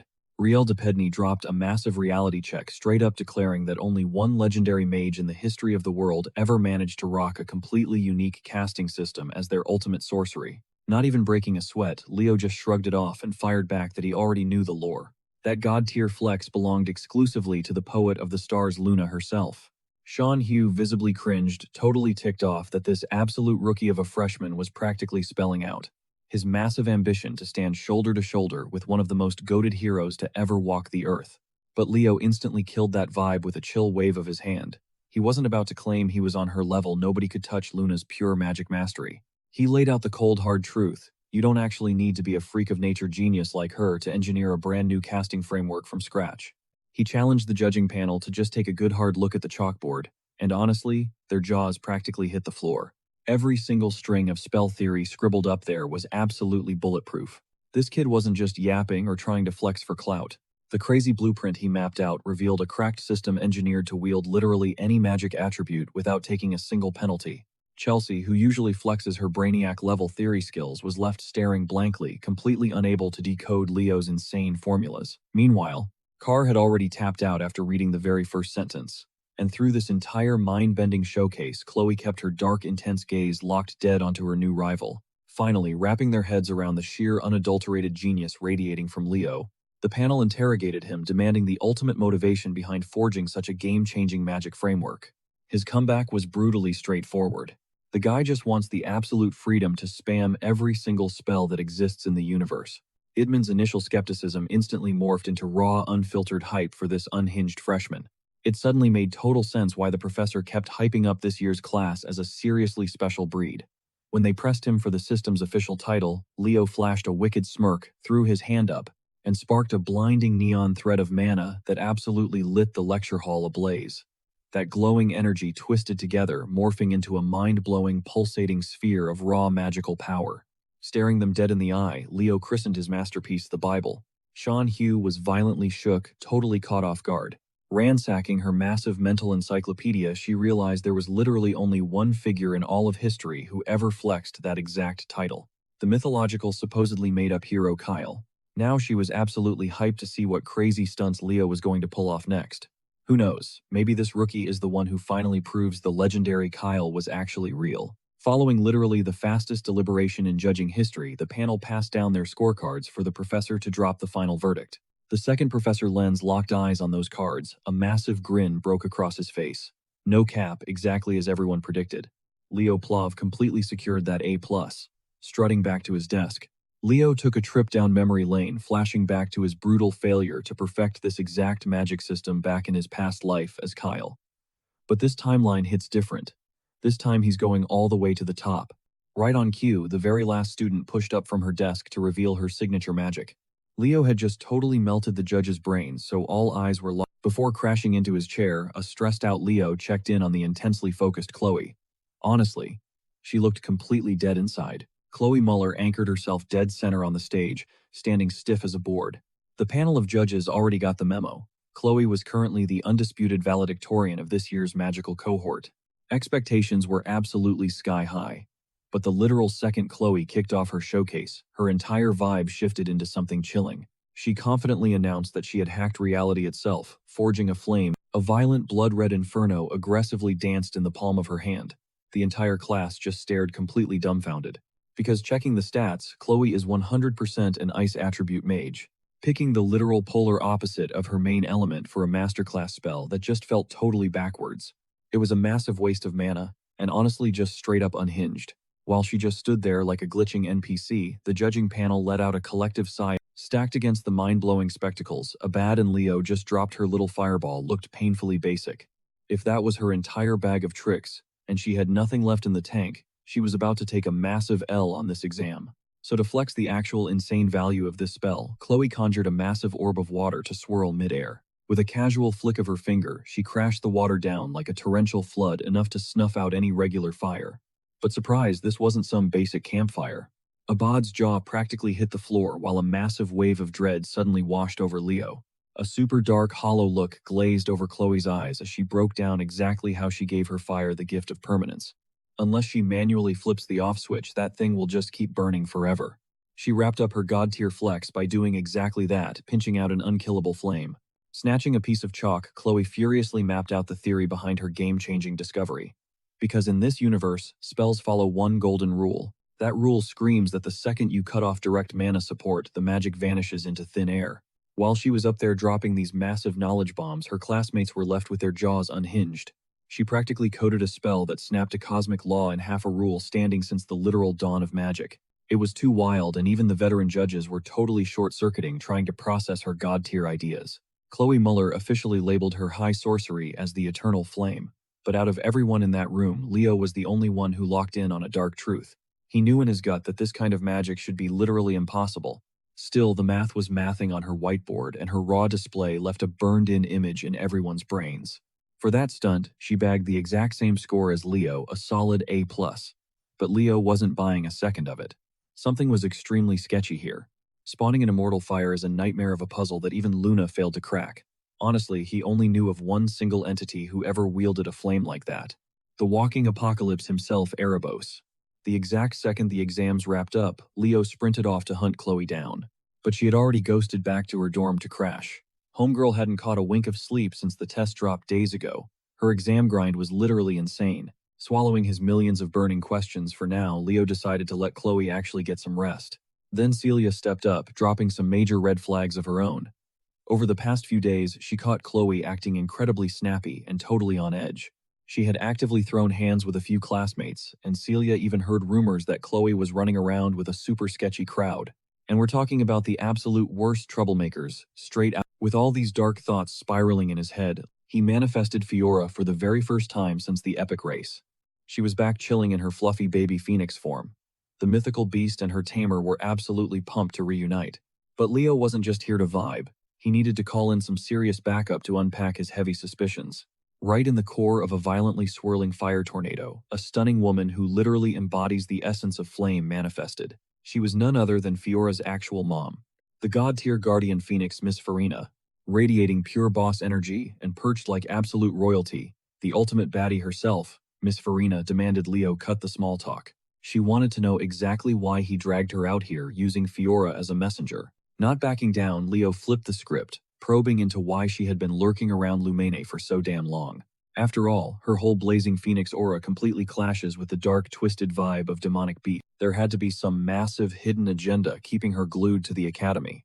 Dropping her guard, Miss Farina spilled some heavy lore. 5 years ago, a catastrophic terror strike ripped through Lumene. 2 innocent students and 3 faculty members were ruthlessly wiped out. The crazy part: the attackers vanished like ghosts, leaving absolutely zero clues behind. Pushed to the absolute edge, Headmaster Kayleen Badian cashed in a massive favor, tasking the Phoenix to scour every inch of the campus for answers. Ever since that dark day, Miss Farina has been relentlessly hunting down the shadows responsible. Catching on to this, Leo pointed out that she totally must have sensed that shady beast handler crashing their recent summoning exam. A brutal stunt that ended up costing another student their life. When Leo straight up asked if the twisted cult Tartaros was pulling the strings, Miss Farina totally walled up. Yeah, she definitely suspects that villainous syndicate, but her lips were tightly sealed for now. Realizing this well was running completely dry, Leo simply walked away, tossing her a massive heads up. He dropped the terrifying theory that Senlu might just be the tip of the iceberg, and Tartaros could be brainwashing other students right under their noses. The sun rose on another brutal day of midterms. This time, the entire freshman squad got packed into the arena for the heroics and combat studies. Joint practical exam. Running the show was the notoriously chill Professor Edmund. With every single rookie present and accounted for, the lazy instructor completely ghosted his duties, pushing the rulebook onto their class rep, Leo. Never one to dodge the spotlight, Leo grabbed the mic and gave his classmates a stark rundown on this highly anticipated joint practical exam. The mission: squad up and dive straight into a simulated hero's world, and their playground today was the legendary trauma-inducing Chedmore incident. The second that cursed name dropped, the entire crowd locked up in sheer panic. The only person left totally clueless was Eliana, completely forgetting it was heavily featured on their written test. As the chatter spiraled into absolute chaos, Professor Edmund snapped out of his chill zone, his voice echoing like thunder to crush the noise. He barked at them to lock in and actually listen to their class rep. Taking the cue, Leo kept pushing, breaking down the insane trial ahead. Everyone was about to be teleported straight into a historical bloodbath from 30 years back. A routine mission that went terribly wrong, plunging a squad of first-year Lumene rookies deep into the hostile central Chedmore forest. Out of nowhere, they were viciously ambushed by the maniacs of Tartaros. To stop the bleeding, Professor Albi, the iconic sorcerer of the Magic Eye, who was just a sophomore back then, stormed in with a rescue unit. Thanks to his absolute carry, they barely dodged a full-blown slaughter. So here's the ultimate objective: drag the wounded students to safety and completely obliterate any raging demonic beasts, all while playing backup for the phantom version of sophomore Professor Albi. Chipping back in, Professor Edmund made it crystal clear this was no standard pop quiz. They needed to keep their heads on a swivel, constantly scan for threats, and stay hyper-alert at all times. And the penalty for slacking: anyone caught showing zero heroic drive by the buzzer gets instantly booted from the academy. The threat of getting straight-up kicked out sent a massive shockwave through the room, totally rattling the students who struggled with practical combat. Catching the sheer terror in their eyes, the laid-back teacher finally dropped his intimidating aura. He hyped them back up, reminding his kids that they had grinded way too hard to fail now, and they were officially built for this chaos. They just needed to take a breath and trust their own grit. He might look like a total slacker, but Professor Edmund is an absolute genius at playing the good cop, bad cop routine. Shaking off the nerves, it was finally time to dive into the draft and build their squads. Students were called up to the podium one by one, kicking off with Class 1. Plot twist: they definitely weren't getting the luxury of picking their own friends. Students could easily be thrown into the mix with total strangers. A completely random draw dictates their fate. You either pull a god-tier squad or get stuck with absolute dead weight. Stepping up to the plate, Leo literally pulls out number 11, locking him into the dead last squad for this entire trial. With the rosters locked in and introductions out of the way, Team 1 steps right up to the glowing warp gate. Spearheaded by the heavy hitters Celia Zerdinger and Chelsea Llewellyn, this lineup looks insanely broken. They are totally hyped to flex the sheer dominance of the Rodran Empire on all the other elites. Orchestrating this entire spectacle is none other than the budget Gojo himself, Professor Albi, the legendary aura farmer. Flicking his wrist, he triggers the simulation, loading up Albi's world prologue chapter, the Chedmar Incident. A blinding flash of raw mana instantly swallows the first, ripping them straight into a brutal memory from the past. A massive holographic display. With a magical drone broadcasting their every single move, the entire crowd is left absolutely speechless. Despite just dropping into the zone, Team 1 is already tearing through the hero's world like it is absolutely nothing. Backed by Chelsea's explosive spells and Celia's relentless blade work, they are literally speedrunning this entire challenge. Kids hailing from elite hero bloodlines are just seriously built different. Chilling right beside Professor Edmund is his absolute headache of a rival Professor Sejin. Since Celia is his personal protege, Sejin obviously glazes her up as the ultimate hard carry of the squad. Edmund immediately claps back, claiming Chelsea's massive magical plays are carrying way more weight. These two titans of Lumene just cannot stop beefing with each other at literally every opportunity. Cutting their petty squabble short, the headmaster rolls onto the scene, totally hyping up the squad's insane clear speed. Earning the title of Rising Stars is definitely no stretch for these rookies. The old man definitely predicted his top-tier teachers were going to start whining like little kids, so he just drags a chair right between the two of them to play peacekeeper. He honestly just wants to kick back and witness the insane level-ups these freshmen have achieved. Shifting his gaze over to Professor Albi, the battle-scarred veteran, he feels terrible for making him relive this traumatic nightmare every single year, but Albi fires back, insisting he is the one who owes Headmaster Kalian a massive thanks. He swore a blood oath to keep the bitter sting of that tragedy alive forever. And this brutal annual replay is exactly what he needs to stay grinding on the right path. Wrapping things up, Team 1's raid hits a brutal lightning-fast finale as Chelsea and Celia flawlessly tag team a monstrous threat. The headmaster closely analyzes the raw potential oozing from the Zerdinger and Llewellyn prodigies. Despite constantly being at each other's throats, their battlefield chemistry is downright flawless, truly cementing them as the absolute pride of their nation. Meanwhile, Team 2 puts on a totally mid-performance, leaving zero impact. Team 3, however, absolutely bulldozes through the simulation, asserting pure dominance. Tossing their two heaviest hitters, Abbott and Duran, right onto the front lines, the rest of the crew just pops off crazy buffs from the back. The headmaster totally vibes with their ruthlessly efficient min-maxed strategy that effortlessly secures the dub. Out of nowhere, Team 4 manages to clutch up and secure a top-tier ranking, totally shocking the crowd. Nella Carvin is flexing an absolutely busted healing aura that keeps everyone in the fight. But the real MVP totally carrying this squad is Chen Xia with her glitchy, freak-of-nature footwork. The headmaster completely locks in his attention on the mysterious wildcard from the east. Pushing forward, Team 7, piloted by two cracked summoner prodigies, totally sweeps the zone. Headmaster Kalian and the faculty are absolutely glued to the jumbo screen, soaking up every frame of the action. Even with all these massive flexes from the rookie class, the single most hyped prodigy has not even stepped up to the plate yet. The wait is over, as Team 11 is finally summoned to center stage. Standing right beside Leo Plav is another recognizable heavy hitter, Chloe Muller, instantly throwing Headmaster Kalian into a deep trance. Seeing this kid triggers crazy flashbacks to his prime glory days back when he was a hot-blooded hero running wild ops alongside the legendary Miss Farina. With Team 11 planting their feet directly on the glowing rune, Leo and Chloe lock eyes, practically radiating main character energy. Professor Albi slammed his ancient grimoire wide open, triggering his Heroes World simulation for the 11th and final time. The prologue stage, known as the infamous Chedmar Incident, began to materialize. But slipping totally under the radar, a sinister drop of shadow bled directly into the glowing runic circle. That pitch-black corruption violently hijacked the ancient symbols, just as instantly Leo's gut screamed that something was majorly off.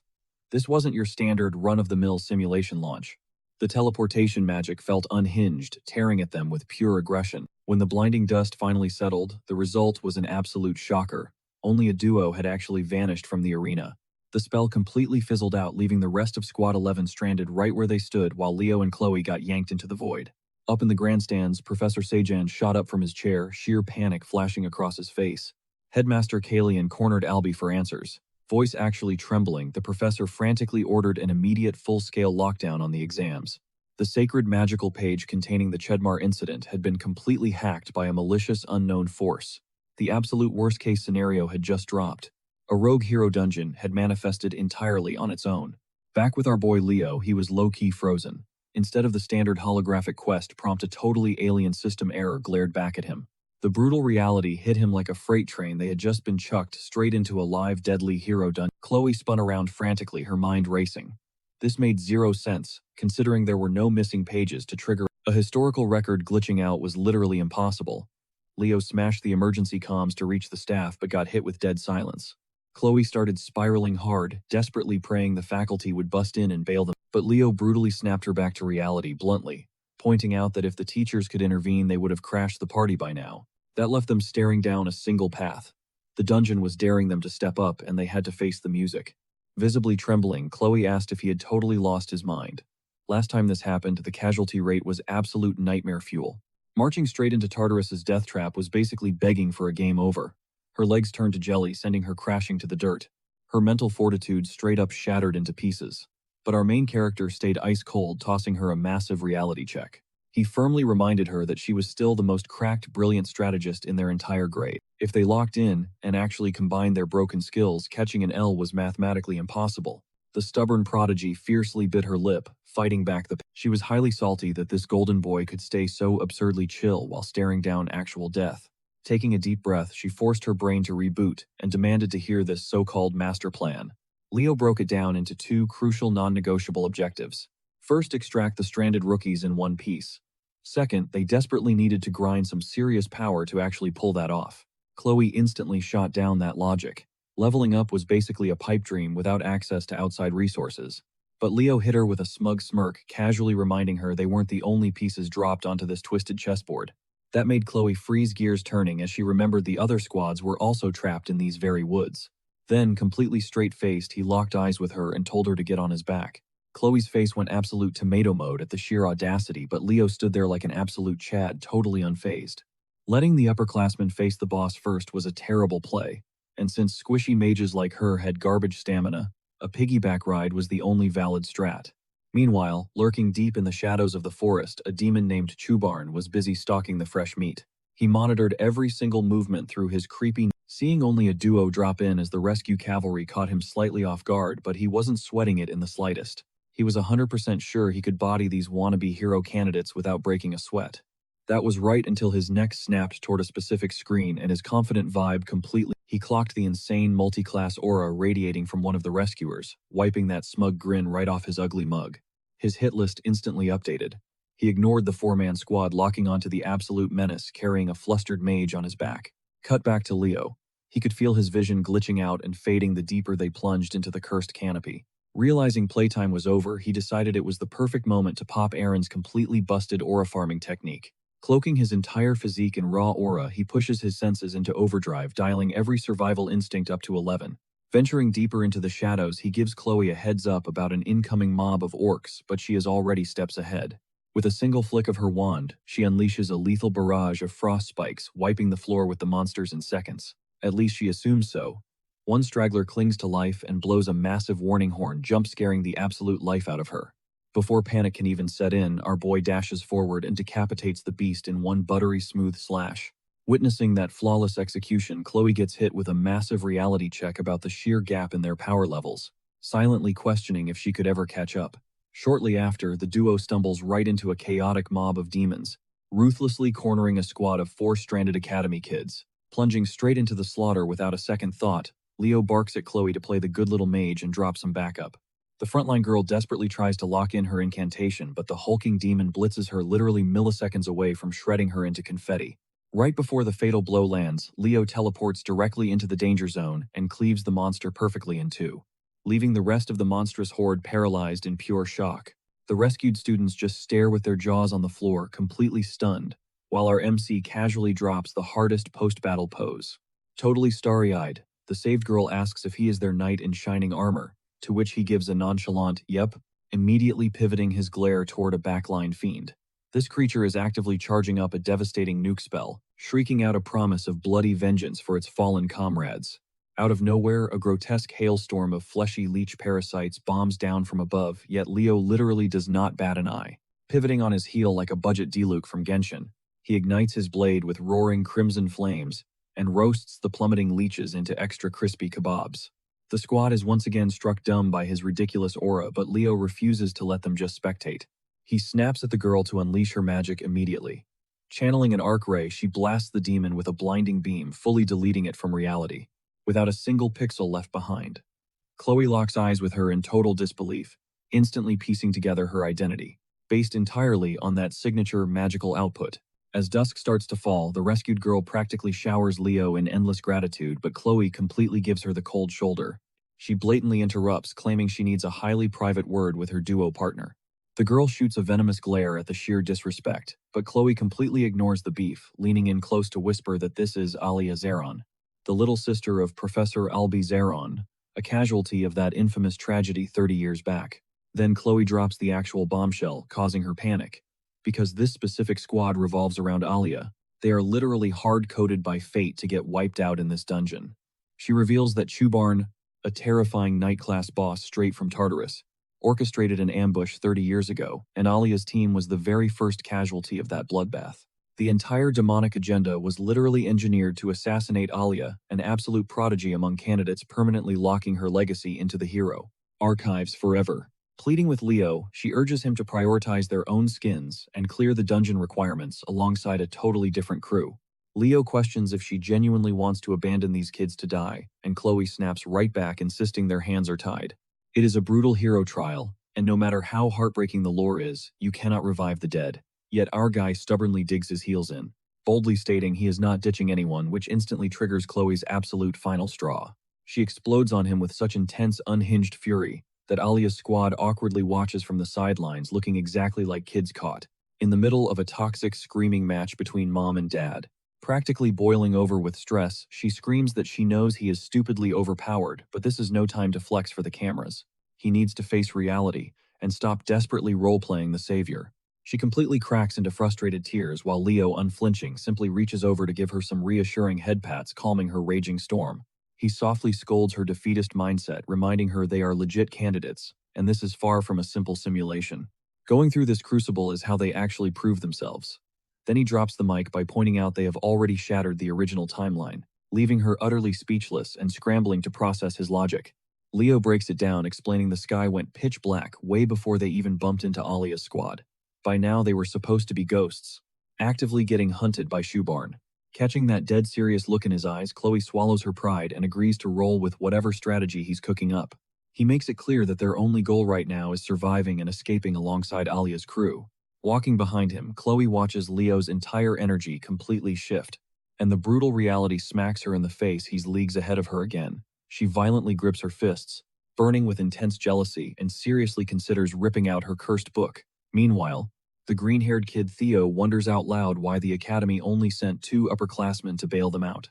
Dina and Belak instantly jump to conclusions, thinking he's some undercover Tartarus op, but Alia aggressively shuts that rumor down, reminding them he literally just saved their necks by shredding through those demons like they were wet tissue paper. Then she accidentally lets her intrusive thoughts win casually, dropping that she finds the guy totally gorgeous and absolutely her type.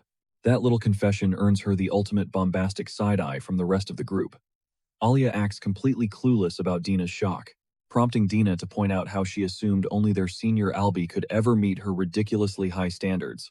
Slicing right through their gossip session, Leo barks at the underclassmen to lock in, stressing that they need to evacuate this cursed forest right this second. Theo argues against rushing since their backup finally pulled up, but Leo hits him with a brutal reality check. There's a night-tier demon prowling these woods. That instantly makes the entire squad freeze. Just one of those freaks holds enough firepower to wipe out an army of 100, suddenly making Leo's panic totally justified. He drills it into their heads. Dodging fights is the only mission, and staying breathing is priority number 1. Alia intensely watches him from the sidelines, realizing his whole vibe perfectly matches her own brother's. Without wasting another breath, the whole crew violently dashes through the woods like they're outrunning death itself. Even though Chloe is clearly still salty over their previous fight, Alia easily reads the room, her sharp intuition picking up on the toxic tension. Cutting back to the academy, the faculty is totally panicking, tearing through ancient archives, desperately hunting for any lore on hero pages, transforming into massive dungeons. The headmaster glances at Professor Albi, pointing out the silver lining that no third parties have crashed the zone yet. And the blonde professor verifies that only 2 living souls are trapped inside. The old man calculates that nightfall has definitely hit by now, considering a solid 3 hours have vanished. So he asks Albi to pinpoint the exact time he slaughtered Chubarn in the past. Albie casually mentions putting that trash demon in the dirt right around midnight. Suddenly, Elena aggressively kicks the doors open, delivering massive intel on the shadow dealer who sold Lou the demonic summoning catalyst. Before she can even drop the full report, the headmaster whips around, detecting an insane spike of magical pressure, dangerously close to detonating in the office. He catches Albie totally tweaking out, losing his grip on reality, and instantly steps up to talk him down. But Albie violently snatches his arm away, muttering that he desperately needs to catch some air. Elena instantly connects the dots, realizing exactly what's feeding his unhinged bloodlust. His blazing hatred for demons makes Sasuke's beef with Itachi look like child's play, and it totally tracks. He tragically lost his sister during that bloodbath, and they never even recovered a single piece of her body. Bringing the focus back, the headmaster orders Elena to finish dumping her intel. So she drops the bomb that this black market plug had been operating under the radar in their city for a hot minute, and was basically the go-to supplier for reckless freshmen. Catching that detail, the headmaster immediately suspects Tartarus successfully planted a sleeper agent in their ranks. But Elena quickly shuts that theory down, clarifying the smuggler wasn't an official member. Turns out Tartarus was just using him as a blind mule through sketchy underground networks, stroking his majestic beard. The veteran headmaster racks his brain trying to figure out what their ultimate endgame was, until his eyes widen in pure horror. He spots Chloe's name glaring back at him on the buyer's log, sitting dangerously close to a transaction for a forbidden black book. Without missing a beat, he snaps at Elena, ordering her to deploy Professor Len the exact second she steps out. His razor-sharp combat intuition, honed from decades of dodging the Grim Reaper, goes absolutely crazy, screaming that a massive, catastrophic disaster is rapidly approaching.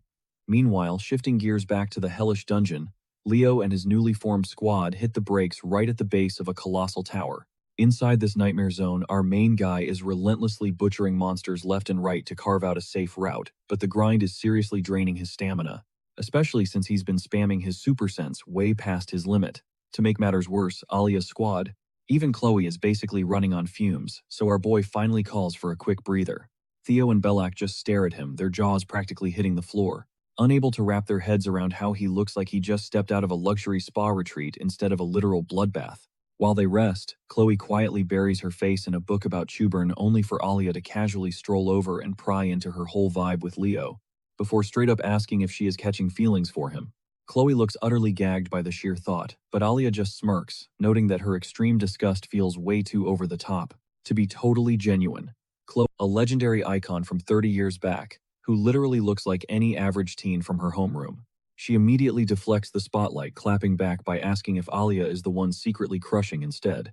Without hesitating for a split second, Alia openly admits he definitely gives her butterflies. That instant confession seriously triggers Chloe, because not only is this girl an actual historical legend, but she somehow fell head over heels on day one, which just cements how ridiculously built different Leo actually is.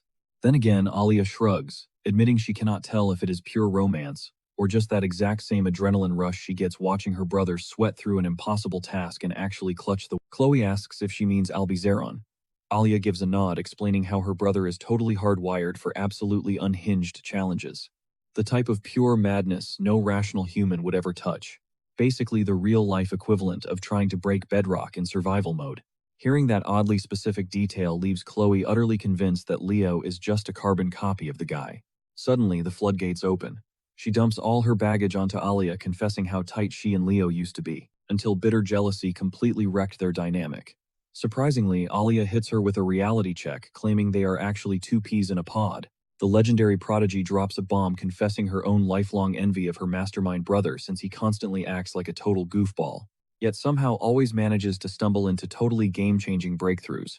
She spills that her signature one-of-a-kind magic is literally just a heavy rework of her brother's original system, since she is honestly terrible at building things from scratch. Then, completely throwing Chloe off, she bursts into laughter, recalling the time she straight up flunked the entrance exams 2 separate times. A massive blow to her ego that fueled her inferiority complex and made her completely despise him. But over time, all that toxic resentment morphed into absolute unfiltered respect. It suddenly clicks for Chloe that is the exact same pipeline she went through. But before she can even process her feelings, Leo shoots up, barking at everyone to brace themselves, because their only exit just slammed shut. Panic ripples through the students as they but our boy loudly reminds the squad that they are training to be elite heroes, and crumbling under pressure is definitely not on the syllabus.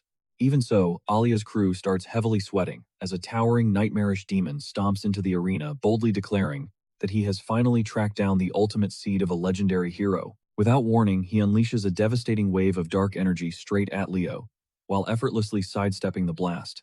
Leo connects the dots. This freak was notorious for snuffing out rising stars before they could ever reach their peak. But hearing the monster use the word great to describe someone like him genuinely rubs our boy the wrong way. Shaking it off, he shouts for Chloe, who already has a glowing magic circle primed and locked. She drops a colossal iceberg right in front of them, completely absorbing the assault of Chuburn, while the demon is distracted.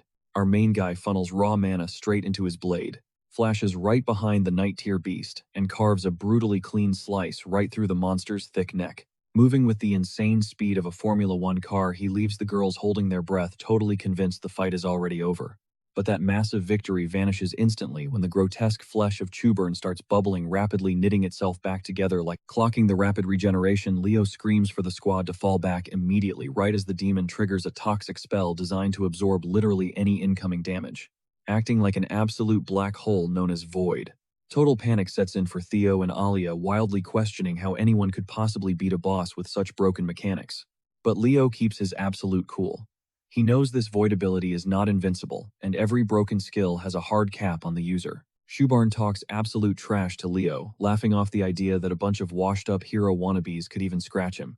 But our boy claps back instantly, asking why this supposedly overpowered demon is sweating so hard over a couple of rookies.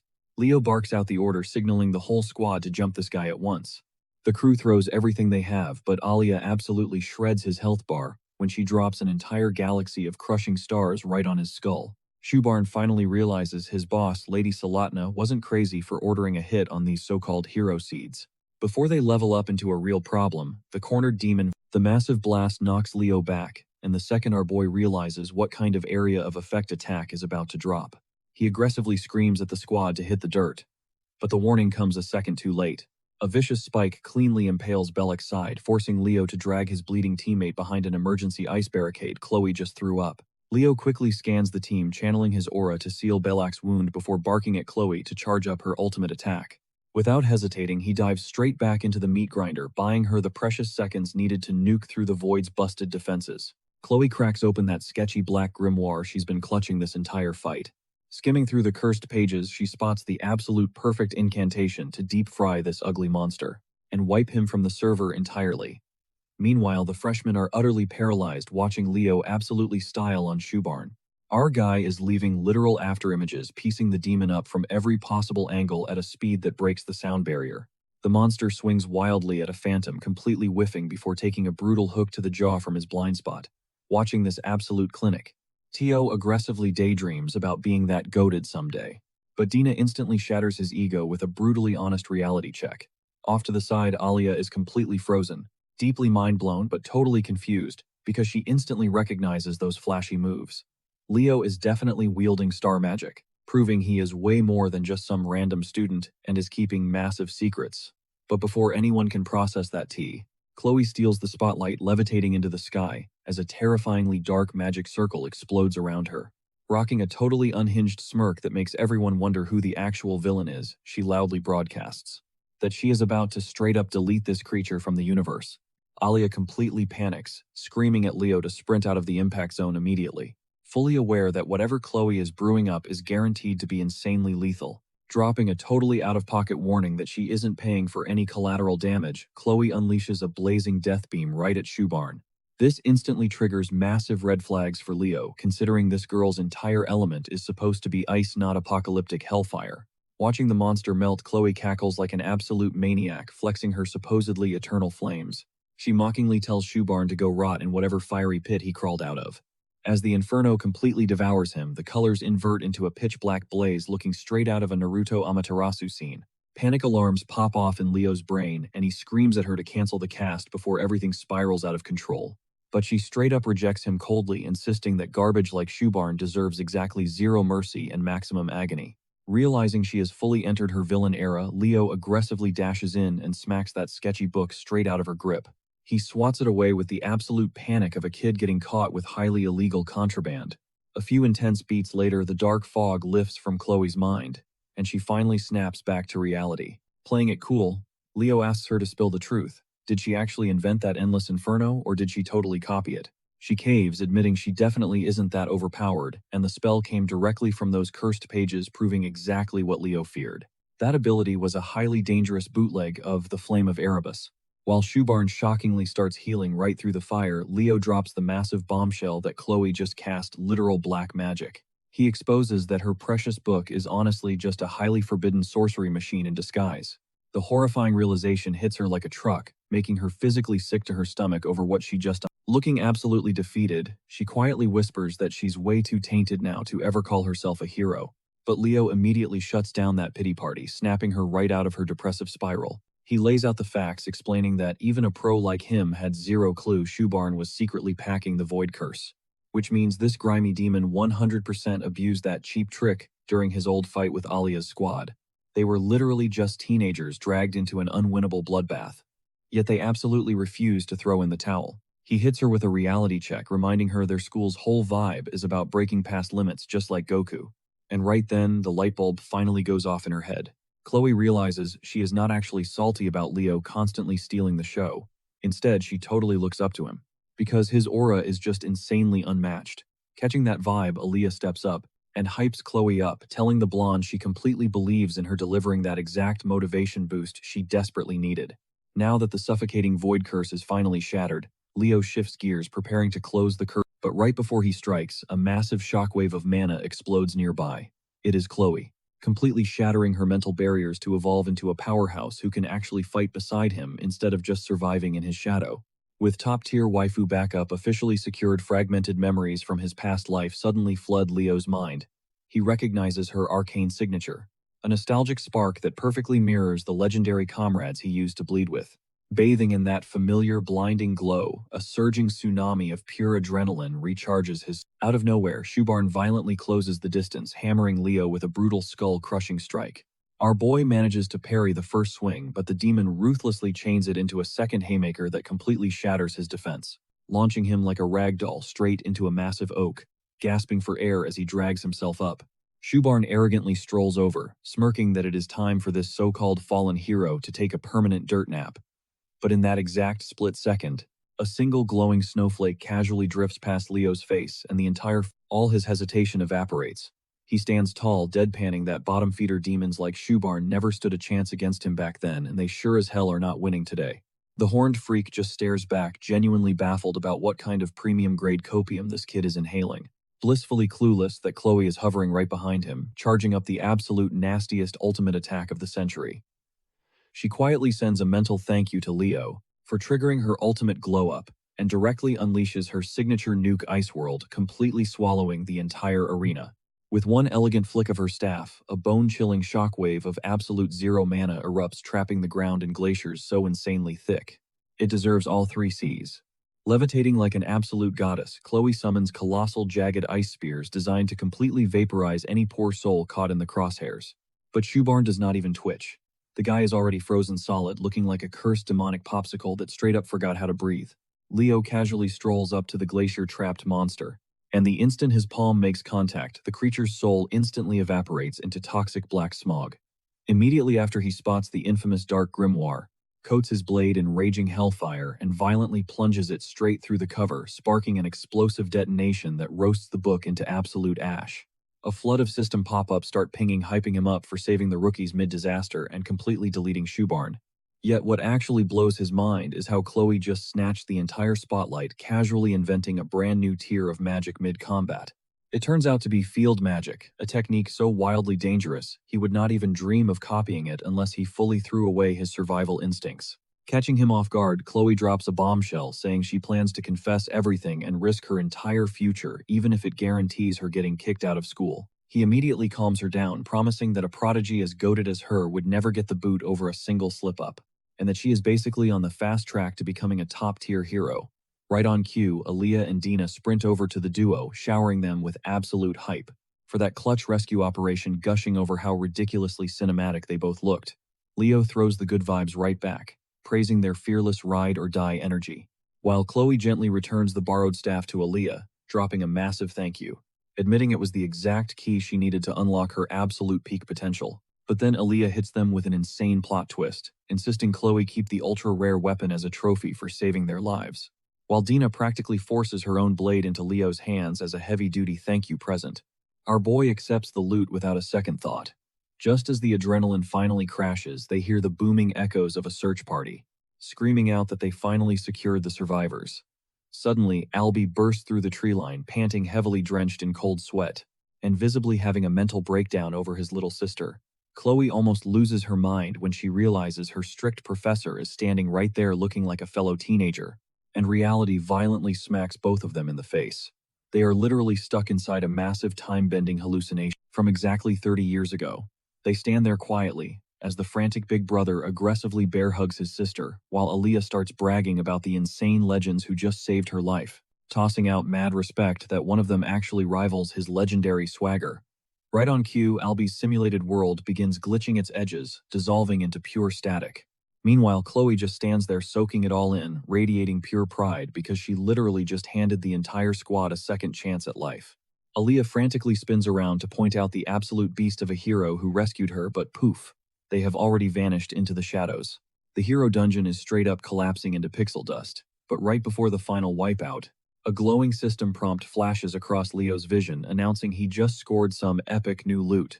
Just as the lights go out, his final mental snapshot is a young Albie completely losing it, sobbing tears of pure joy, and spitting out frantic thank yous for saving his little sister. Cut to stark white walls. Our boy slowly blinks his eyes open in a sterile hospital room, only to find Albie standing there. But it is the real one, this time exuding that signature effortless drip. The professor drops his guard, hitting Leo with a deeply emotional thank you for pulling his sister back from the brink, and tasks him with passing that massive gratitude over to Chloe whenever she finally reboots. Having said his piece, he casually swaggers out the door like dodging death is just a standard Tuesday. Enter the headmaster. The sharply dressed old-timer struts in, does a quick vibe check on Leo's health, and then cuts right to the chase, dropping the massive bomb that he is fully aware of that sketchy dark magic grimoire Chloe was packing. Leo is low-key shook. How did this walking fossil crack the code? The boss man just flexes, explaining he has the literal receipts, tracking exactly where Sen-Lu scored the cursed summoning catalyst, and the exact drop spot where Chloe snagged it afterward. The top dog openly confesses he was absolutely mind-blown that a lethal sorcery rig somehow bypassed the Academy's heavy security grid. These demonic gadgets are literally crafted from chunks of Erebus, heavily restricted tech meant strictly for the underworld's finest. If any mortal dares to boot one up, their brain literally rots from the inside out, exactly like they are binge-watching Cocomelon. Knowing the jig is up, Leo spills the tea, delivering a play-by-play breakdown of the entire chaotic raid, sending the Grandmaster into a deep-thinking spiral, theorizing that the corrupted book itself triggered the whole apocalyptic glitch. Leo backs that up, confirming that the very second he vaporized the cursed tome, the simulation snapped perfectly back to reality. Suddenly, Chloe violently gasps, rocketing upright in her hospital bed. Her eyes bug out, massively spooked by the big boss casually hovering in the room. He quickly waves her down, telling her to chill out before summoning Elena into the room. His hyper-competent secretary glides through the door, lugging a massive heavy object bundled up in thick fabric, which dramatically unwraps to reveal the legendary blade and crystal Dina surrendered earlier, sitting right next to Aaliyah's signature staff. Chloe's jaw practically hits the floor. She cannot fathom how Aaliyah's digital weapon just spawned into the physical world. The headmaster sharply locks eyes with Leo, piercing him with a highly suspicious glare. He demands to know how on earth Leo triggered an impossible loot drop. Reading the sheer shock on Chloe's face, our boy instantly connects the dots. He was the sole player who bagged a clear reward, giving him massive déjà vu from his wild entrance exam glitch.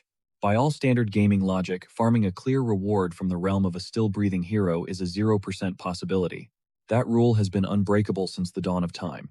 Sweating bullets, Leo internally panics, wondering if this insane bug is tied to the Fairy King's sketchy oath.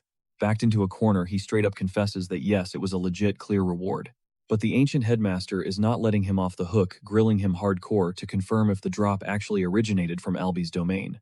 So our dude desperately cooks up a cover story, stringing together just enough plausible buzzwords to sound legit, pinning the entire glitch on the dark magic's corrupting influence, claiming it completely mutated the hero realm into a rogue dungeon. The bluff actually sticks for a hot second. That is until the boss man fires back with a deadly counter. If that is true, why did Leo secure the bag while Chloe got absolute? Huge clutch moment. The new ultimate best girl contender jumps into the crossfire, saving his skin. She argues that the system AI probably tracked Leo as the absolute MVP of the raid, which is why he hogged the entire prize pool. The headmaster buys the logic for now but drops the warning that he is launching a strictly confidential Black Ops investigation into the matter. He greenlights them, keeping the shiny new gear for now, but slaps on a massive condition. It all gets shipped back to the original bloodlines. The second this probe wraps up, all to make sure that highly illegal sorcery rig stays completely off the radar. Chloe looks absolutely shell-shocked, completely short-circuiting as she questions why a titan like him is sticking his neck out for her. The headmaster just smirks, his legendary mustache twitching and casually drops the coldest line, warning that not every lethal threat comes from outside the academy's walls, leaving that heavy lore drop hanging. He orders them to finally get some sleep and exit stage left. But the millisecond that door clicks shut, Chloe's entire aura does a total 180. She gets super flustered, awkwardly twirling her fingers together like she is seconds away from dropping a massive romantic confession. Her heart racing, she is a hair away, but the universe has other plans as three frantic girls bust into the room, totally derailing her confession while obsessing over his well-being. Adding fuel to the fire, the old man suddenly creeps back into the scene, realizing he completely spaced on mentioning a massive rager going down. For the cadets tomorrow, warning them to show up rocking their absolute best formal drip to celebrate surviving those brutal midterm exams. The academy pulls out all the stops for a spectacular evening. The MC is absolutely eating up the spotlight, hyping the red carpet arrivals like a true hype man, betting on whether the stunners or the heartthrobs will steal the show tonight. Instead, a squad of total NPCs from Class 5 rolls up, immediately strutting around like absolute royalty and flexing as if those midterms were a total cakewalk.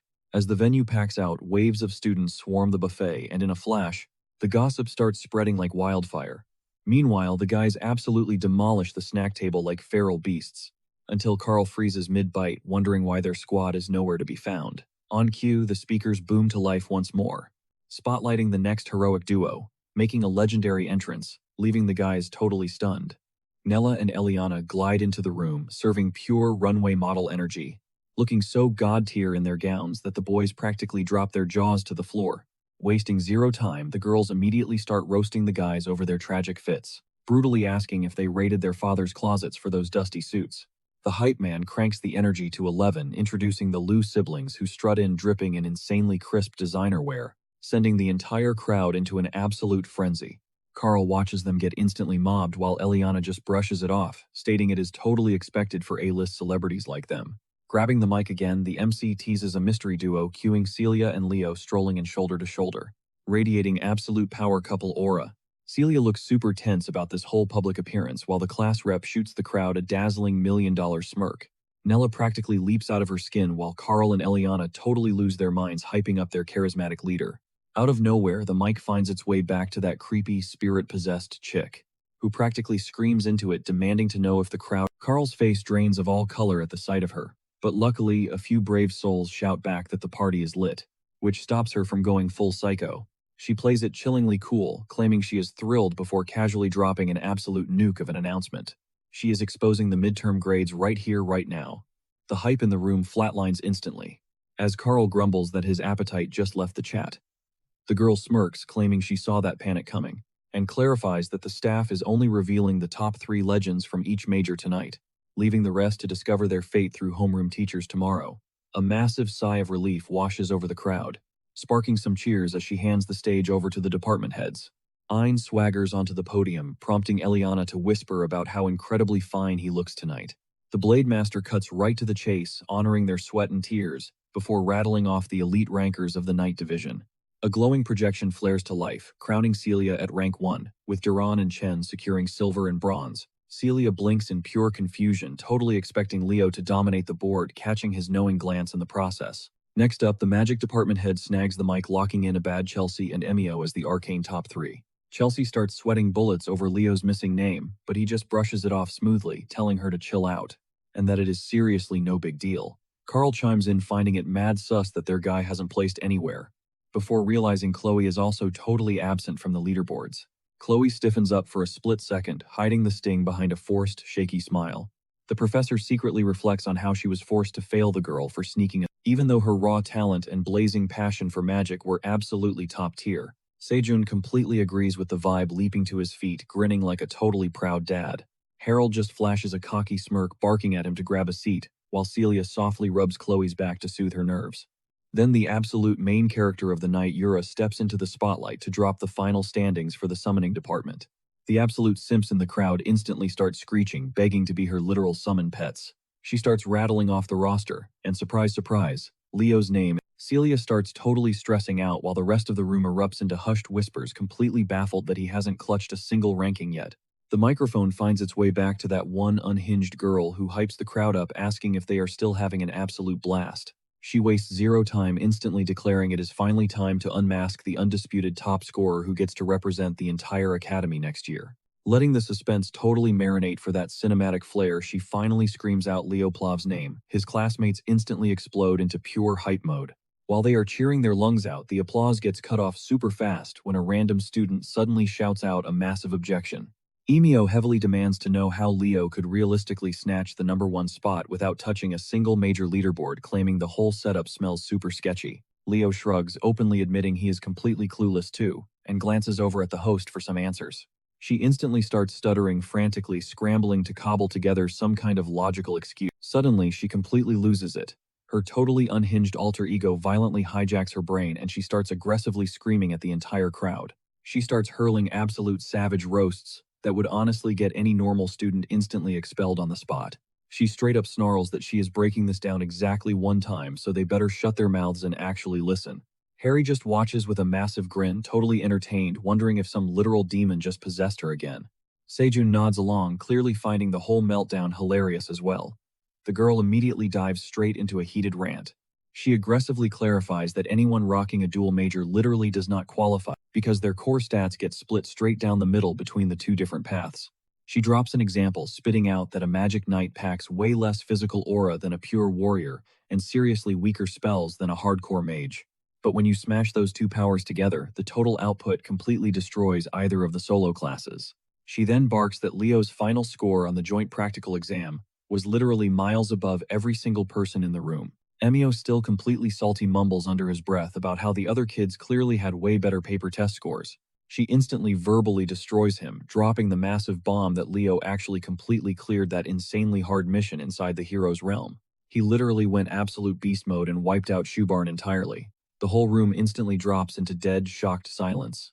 Meanwhile, Leo is just sitting there acting super nonchalant, casually farming his aura like it is literally no big deal. The rest of the crowd stares at him like he grew a second head. Eliana and Carr both loudly gasp, demanding to know how on earth he survived that brutal dungeon with just a single partner. Leo keeps an ice-cold poker face, completely ignoring their massive freakouts without saying a single word. Right as the host girl snaps back into her super timid self and starts nervously stuttering all over again, Sejun just casually brushes it off, saying her job is already finished anyway. She wraps up her whole speech timidly, telling the crowd to go enjoy the party. The heavy tension instantly shatters as crazy gossip floods the entire hall. Yura drops her fork for a second and locks eyes with Len. She straight up asks him how the leaderboards would have shifted if those dual-class kids actually counted towards the main scores. Len does not even blink, stating as a total fact that the entire scoreboard would have been completely flipped upside down. He smoothly drops the truth bomb, literally every single student would have dropped down a peg. Yura instantly catches on, asking if that means Leo would have snagged rank 1. The magic professor just nods, confirming that our main man Leo absolutely dominated the chart. Yura looks totally shook, admitting out loud that he definitely would have crushed the summoning exams the exact same way. Ain completely backs her up, saying Leo would have wiped the floor in his department too. Yura literally struggles to process how insanely overpowered he is. Ain chuckles, noting that Leo's absolutely crazy dream of mastering every single class actually sounds completely doable now. Len totally interrupts, confidently declaring that no matter what, Leo's true destiny is 100% locked in as pure sorcery. Yura is absolutely not having it, fiercely arguing back that she is officially claiming Leo for the summoning squad.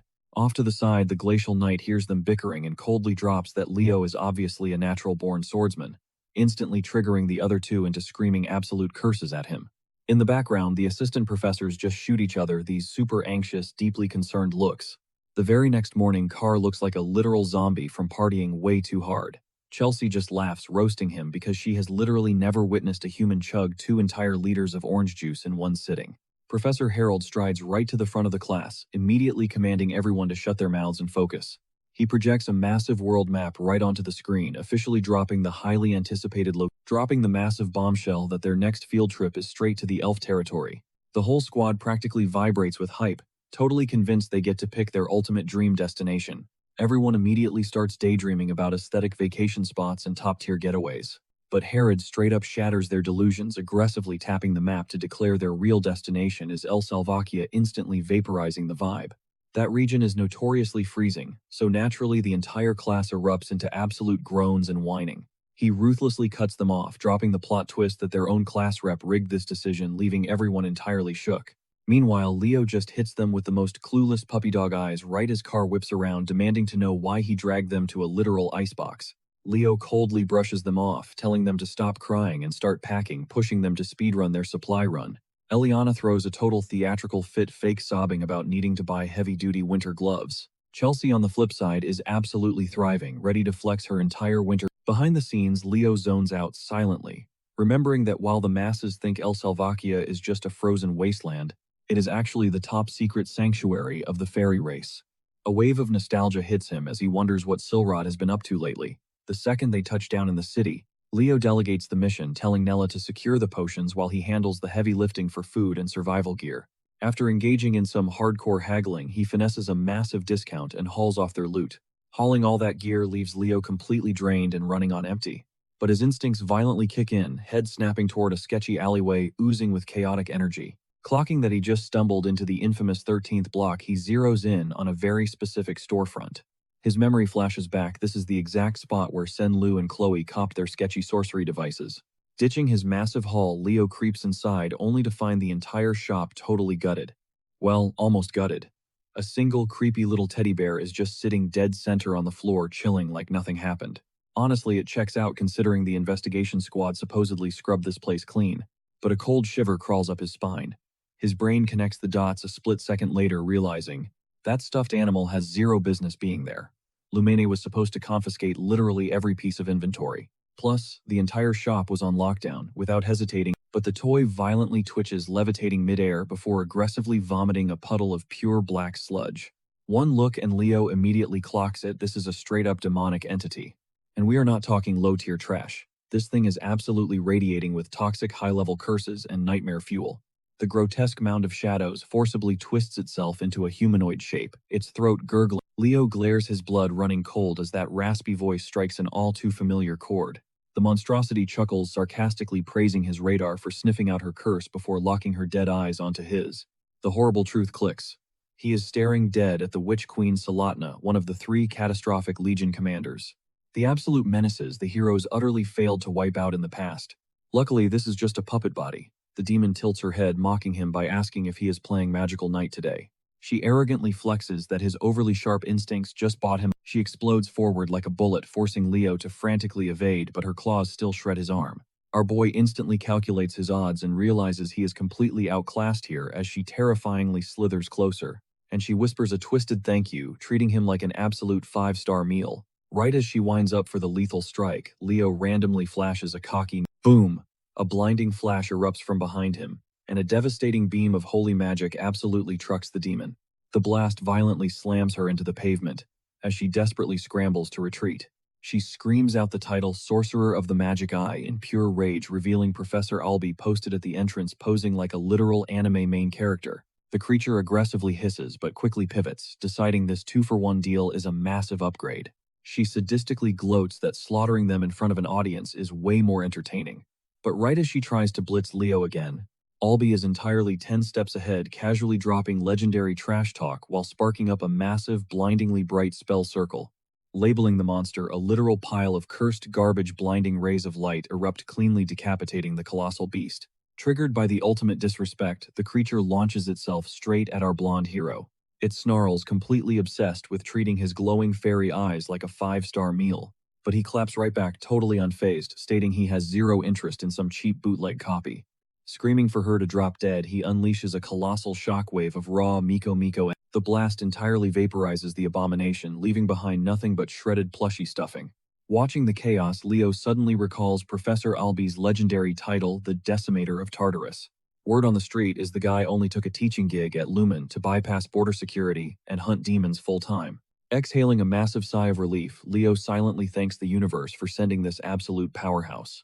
but the professor just glares daggers at him, demanding to know what kind of mess he just walked into. Leo quickly breaks it down, revealing the beast crashed his solo mission by taking cover inside a plushie using top-tier dark magic. Snatching up the severed toy head, Albie declares the investigations. Looking over his shoulder, he throws Leo a bone, promising to turn a blind eye to the rogue operation just this once. He warns him to actually ping for backup next time things go south, tossing in that he still owes Leo a solid. Totally stunned by the offer, Leo snags his gears turning in his head as he realizes the Xeron bloodline is top-tier royalty, meaning he could definitely exploit Albie's VIP status to crack open the restricted archives. Trudging back to base, he bumps into Nella, whose massive smile instantly shatters into pure panic the second she spots his wounds. She dashes over, hands glowing with recovery spells, frantically interrogating him about the bloodbath. But Leo completely zones out his mind, connecting the dots that Salathna is absolutely the mastermind pulling the strings of the monsters. Not to mention she is holding that seriously cursed grimoire. Yet their ultimate endgame remains a total mystery. Fast forward 7 days, the entire student body crowds around a towering warp gate. Leo double-checks the itinerary with his squad, making absolutely sure nobody forgot their survival gear. Celia saunters up casually, asking why his crew is dragging themselves all the way to El Salvakia. He shrugs it off, joking that it is basically a Smirking, she quickly admits freezing weather is totally not her vibe. She flashes a peace sign, telling him not to die of boredom before reuniting with her own faction. Watching her bounce, he pivots back to his squad, barking the order to finally roll out. Chelsea looks absolutely hyped, while Carl loudly complains that he also despises freezing his toes off. Taking one last glance to ensure the coast is clear, Leo plunges straight into the shimmering rift, stepping directly into elf territory. Cut to Siren Academy, where a pair of stuck-up elves are aggressively cornering a classmate, brutally roasting his cheap fit. They sneer, questioning how a pathetic half-blood could ever score a seat at such a prestigious institution. The victim practically shrinks into himself, entirely humiliated, until a badass girl steps up and orders the bullies to drop. The snobs roll their eyes, trying to flip the script by asking if she seriously tolerates a mutt walking around in rags. But she is totally over their toxic garbage, immediately clapping back. She screams that if his outfit triggers them so much, they should strip down and hand over their own designer clothes. Utterly shell-shocked by her savage mouth, the two demand she show some basic class. She instantly doubles down, calling them completely pathetic for jumping a defenseless kid, forcing them to retreat while they mutter she is acting like a feral stray. Pivoting back to the victim, she softly asks why he is braving the freezing air in practically nothing. Shivering, he confesses some jerks swiped his uniform, shyly introducing himself as Luca Inaris. Runia immediately sees red, ready to murder the bullies, while a super bashful Luca nervously tries to return her scarf. Waving him off, she warmly insists he keep it and chill out. Spotting her massive, goofy grin, he asks what is up, and she flexes that her familiar egg finally cracked. Luca's face instantly brightens as he cheers for her win. Flashing a $1 million smile, she turns and sprints down the corridor. Runia kicks open the door to her old man's office, though he frantically shushes her, demanding she keep things strictly professional on campus. Wiping sweat from his brow, he officially confirms the legendary spawn of Fernia has entered the world. Hearing those words, her eyes practically explode with stars, absolutely losing her mind But he drops a massive bombshell. A contract is already sealed. The news instantly wipes the color right off her face. He swears he's investigating, but she violently smashes her palms against the desk, screaming to know which absolute scumbag hijacked her contractor. Cut to Class 5, who finally survived the icy trek to the academy. The second they arrive, the entire squad starts violently complaining about catching frostbite. Leo just tells them to stop crying about it. Professor Herod slices through the chaos, orders them into formation, and quizzes the group on the twisted lore of this frozen wasteland. Chelsea instantly shoots her hand into the air. She drops some hardcore trivia, revealing that the capital Velkia was actually christened after a legendary fairy knight. This guy wasn't just anybody. He was a direct protege of Luna, the legendary poet of the cosmos. Leo's memory paints a wildly different picture, though. He remembers Velkia as an absolute menace, a spoiled brat who constantly annoyed both Luna and Aaron. He internally chuckles at the irony that such an arrogant punk somehow scored the glorious title of Fairy Knight. Herod completely validates her answer, dropping the detail that House Ezra runs the show in this territory since they are pure-blooded descendants of those exact knights. Suddenly, mysterious silhouettes emerge from the thick, eerie mist. Herod immediately locks eyes on the approaching figures. Carr completely loses his mind, frantically whispering that they're about to get jumped by bandits. The professor casually shoots back that villains are literally everywhere. But even Herod flinches in pure shock when a wildly familiar voice cuts through the tension, casually asking how he's been. The mist parts, revealing an elite squad of elves. Leading the pack is an insanely gorgeous dude. The girls in the class absolutely lose their minds, squealing like they just spotted an A-list pop star. The silver-haired stunner glides forward, flashing a smooth smile as he admits he's been waiting for their arrival. This isn't just a random tour guide. This is Loon Ezra. Herod gives a respectful nod, noting the elf hasn't aged a single day. Meanwhile, the girls are literally puddles on the floor. They are whispering frantically about locking down their future husband, absolutely down bad, with the thirst levels breaking the stratosphere. Leo brutally shatters their delusional fantasy, leaning in to sarcastically ask if massive age gaps are totally fine with them. Eliana violently elbows his ribs, teasing him for being a jealous hater. But Leo doesn't even blink clinically, pointing out that elves are practically immortal and look young forever.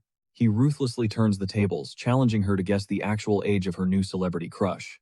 Loon and Herod overhear the chaotic whispering.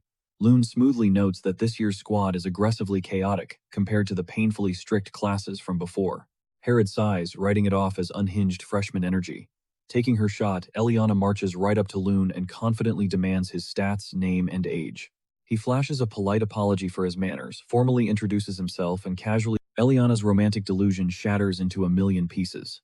Carr ruthlessly shoves her paralyzed body out of the way, awkwardly asking if the ancient elf is their designated tour guide. Loon smoothly offers a handshake, firmly clarifying his top-tier status as the council's ruling chairman. Carr grabs his hand, visibly dying of cringe internally, while Professor Herod grumbles under his breath about a highly unpleasant chat waiting for them later. Fast forward, and the crew is dumped into a crusty, spider-infested cabin. As if on cue, a massive rat violently scurries across the floorboards. The entire class erupts into a total meltdown, screaming at the top of their lungs, demanding to know if they are actually sleeping in this absolute dumpster fire. Leo gives a careless shrug, casually offering a backup spot to crash. Hearing this, Eliana does a complete 180, shamelessly glazing him as their glorious, undisputed class president. Leo points out to the basic tent he pitched in the freezing cold. Instantly, Carr magically changes his tune loudly, declaring that this dusty cabin actually has a rustic charm and they should just deep clean it. A handful of guys creep toward the staircase. Carr flashes a wildly toxic, mischievous grin, whispering that the ultimate peak of any field trip is spying on the girls' dorms. But the second they hit the top step, their souls leave their bodies. Chelsea is already waiting there, practically radiating murderous intent. Without a single word, she violently unleashes a brutal tornado of wind magic, blasting the creeps straight down the stairs. While the boys wail in pure agony, Leo just leans against the wall, smirking as he mutters that the squad is clearly having the time of their lives. Deciding to ditch the circus, he heads out to explore the grounds. But before he takes 5 steps, a sharp voice calls out, respectfully addressing him as Lord Leo. He spins around to face a heavily armored elf guard who strictly relays that the supreme head of the estate demands a private audience. Cut to Leo striding into Loon's lavish office. The chairman is drowning under an absolute mountain of paperwork, barely lifting his eyes as he commands the boy to step inside. He throws out a quick apology for the delay, asking if Leo can chill for a few more minutes. Unbothered, Leo asks if he can snoop around the room, eyeing the incredibly rare artifacts scattered about. Loon waves a hand, giving him full clearance to explore.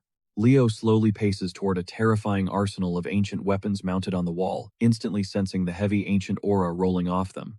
His gaze turns razor sharp the second he locks onto a specific blade Erquan. Without thinking, Loon's head snaps up in pure shock. He stares at the freshman, demanding to know how a random kid could possibly recognize that legendary relic, especially since the dark history of that blade is a strictly classified. Cold sweat drips down Leo's neck, realizing he messed up. But he quickly masks his panic smoothly, lying that he stumbled across the weapon's blueprints deep inside the ancient ark. Loon swallows that excuse without a second thought. The moment Leo's fingers graze the cold steel, a sudden rush of stellar mana pulses through his veins. But the illusion shatters instantly. It's a total fake. Just a cheap knockoff. Suddenly, his mind gets yanked back to his previous life. Back when he ruled the battlefield as the legendary hero, and Luna practically shoved it in his face, beaming with pride and begging for his stamp of approval. Instead of praising her, he absolutely cooked her, brutally joking that she looked straight up like a goblin scamming for loot. Yeah, that triggered an absolute meltdown. The authentic Urquint was Luna's prized possession, eventually passing the torch down to her protege Vercia. But tragedy struck, and the legendary blade vanished right before the doomed Tartarus raid. Sneaking up from behind, Loon drops some lore, explaining that his own ancestors snagged the blade after dominating Vercia's hero realm. There's a massive catch, though. Relics from hero worlds are strictly locked to the one who originally conquered them. Suddenly everything makes sense. No wonder the weapon felt completely dead inside. Loon then waves him over to grab a seat. He mentions that Harold spilled the tea about Leo being the ultimate all-class prodigy and the freshman rep. Leo nods, and that's when Loon drops a super weird favor. He desperately needs Leo to have a heart-to-heart with his granddaughter. She's basically elite tier at Siren Academy, but ever since she enrolled, her drive has completely flatlined. Loon is betting that a wild card like Leo, coming from a totally different race, might just be the reality check she desperately needs. Trudging up to her bedroom door, Leo seriously debates if this is a massive mistake. I mean, handing over the room key to a stranger. Kinda wild. Still, he taps on the wood and pushes his way in, only to get hit by a literal tornado of garbage. It's an absolute disaster zone. Choking on the thick air, he mutters that the place is drowning in dust. But then his eyes lock onto the walls. Plastered everywhere are posters screaming that this girl is a hardcore stan of the great heroes. He's witnessed fanboys hoarding merch before, but this is borderline psychotic devotion. A neatly hung uniform catches his eye, practically confirming her Siren Academy status. Without warning, the girl steps out totally oblivious, complaining to who she assumes is her grandpa.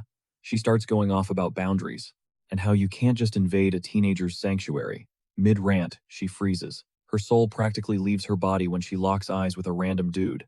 Her face ignites like a tomato. Screeching at the top of her lungs about a human intruder, she launches herself straight under her bedsheets. Leo awkwardly drops his name, throwing her grandpa under the bus as the mastermind behind this setup. Complete crickets. She's refusing to move, cocooned up in her blanket like a scared little burrito. Since she's giving him the silent treatment, Leo grabs a random textbook. He casually drops that her hero Kyle collection rivals his own stash. Thumbing through the crisp pages, he wonders out loud how the elf culture actually spins his past life's legacy. He's actually blown away. Her meticulous color-coded notes are god tier, and he gives her massive props for truly grasping the depth of Kyle's insane feats. Slowly, a pair of shy eyes peeks out from the covers, whispering to ask if he's a Kyle fan too. Testing the waters, she quizzes him on the legendary clash at Darnos. Without missing a beat, he breaks down how that's where Toberka got folded, marking the very first time the Vanguard fought united. Boom! Her eyes sparkle like fireworks. Firing off another lore question, she demands to know the graveyard of Commander Zergus's army. Zero hesitation. Leo smirks and drops the name Edvelik. She's literally vibrating with hype now, finding someone who actually knows the deep-cut, forgotten lore of the great heroes unheard of. Suddenly, Leo is glowing like an absolute Chad in her mind. Blushing hard, she drops her guard and introduces herself as Aaron. Fidgeting, she mutters an apology, afraid her geeky info dumping freaked him out. But Leo warmly shuts that down, swearing that the legendary heroes would be hyped beyond belief to know a superfan like her is keeping. Gaining confidence, she spills her ultimate theory. Kyle is secretly the unrecorded Phantom fifth hero. Leo heavily agrees, validating that Kyle was a genuine savior. He even flexes his plan to join a club dedicated to hunting down Kyle's lost history. She's ecstatic until the dreaded school word drops. Instantly, her vibe crashes, catching the sudden dark cloud over her head. Leo softly presses her on why she's ghosting her classes. Her voice cracks as she confesses, feeling like a total fraud. She believes she has zero place at Siren Academy, surrounded by tryhards gunning to be the next generation's saviors. With a fragile heart like hers, she feels totally unworthy of standing in their shadow. Yet Leo's eyes drift to her pristine, perfectly ironed uniform, realizing that deep down she's absolutely dying to go. He points out he isn't the only human walking these halls, and his squad would totally lose their minds getting to meet her and pick her brain. She's caught off guard, but he casually drops that other academies exist out there actively training legends from every race imaginable. Flashing a warm smile, he challenges her, saying if she's even the slightest bit curious, she needs to step out and see it with her own eyes. With that mic drop, he dips.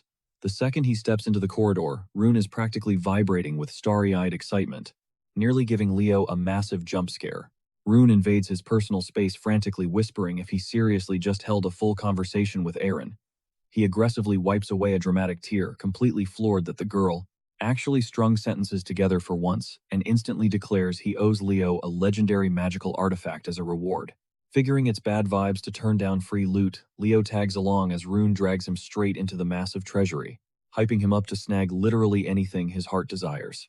At first glance, it's all pretty mid, but then Leo's eyes lock onto something weirdly out of place. He snatches it up and Rune brushes it off, claiming it's merely a dusty jewel packed with fairy energy, basically just an overpriced paperweight. Leo keeps a poker face, firmly stating this is the one, and Rune happily greenlights the grab. But deep down, our boy knows exactly what he holds. He's dead set that the fairy trapped inside isn't some fancy carving. It's 100% breathing. Cut to later, Class 5 is awkwardly lined up in the main hall, as Professor Hayland ruthlessly breaks down their brutal new daily grind. Kicking off tomorrow, they are rolling out of bed at 6 in the morning sharp for hardcore solo conditioning, rolling straight into intense combat mission drills all afternoon. Eliana immediately protests, clapping back that they already sweat blood back at the academy, but Hayland brutally shuts her down, coldly reminding the squad that this trip is far from a relaxing getaway. Instead, it's a meat grinder designed to obliterate every single one of their glaring weaknesses. Then he casually drops an absolute nuke. This hellish itinerary was fully cooked up by their very own class rep. In a split second, every single pair of eyes aggressively locks onto Leo, radiating pure, unadulterated betrayal. Leo just beams like a proud dad, hyping up the terrain as an absolute goldmine for combat prep, leaving Eliana completely gaslighting herself into believing his twisted madness somehow stems from pure, noble intention. Hayland finally wraps up the torture session, warning them to soak up this final evening because it's the absolute last taste of freedom they'll get. Fast forward to midnight. Leo is posted up in his dorm, intensely studying the artifact, heavily calculating that it pulses with the actual Fairy King's raw magic. It totally tracks why Rune dismissed it as some basic shiny trinket. Honestly, the Fairy King's chosen contractor literally vanished into thin air after the Age of Calamity, leaving that specific power untouched for centuries. But Leo immediately recognizes the iconic signature. It's straight-up Silrod's energy. He forcefully channels his own mana into the stone, igniting a blinding glow. It's go time to trigger the Fairy King's ancient pledge he secured way back. Under the intense pressure, the gem aggressively splinters and bursts open. A tiny groggy voice echoes out, groggily questioning if his father finally shattered the eternal seal. But the second the mythical creature spots Leo, utter confusion hits, and he loudly demands why some random low-level human is hovering over him. Leo doesn't even flinch, flat out asking who this tiny dude is even supposed to be. The sprite instantly takes offense, loudly flexing that he is Kieran, the royal firstborn of Fairy King Silrod. He launches into a full-blown arrogant royal rant, but Leo coldly winds up his fingers. Right as Kieran smugly boasts his title, Leo ruthlessly flicks him square in the forehead. Kieran completely short-circuits his brain, failing to compute the sheer, unmatched audacity of this mortal. But Leo's vibe turns absolutely freezing, brutally reminding the fairy that even the legendary Silrod treated him with high-key respect. He genuinely questions who the hell this pint-sized brat thinks he's talking to. Kieran absolutely loses his mind, throwing a massive tantrum and hurling toxic trash talk.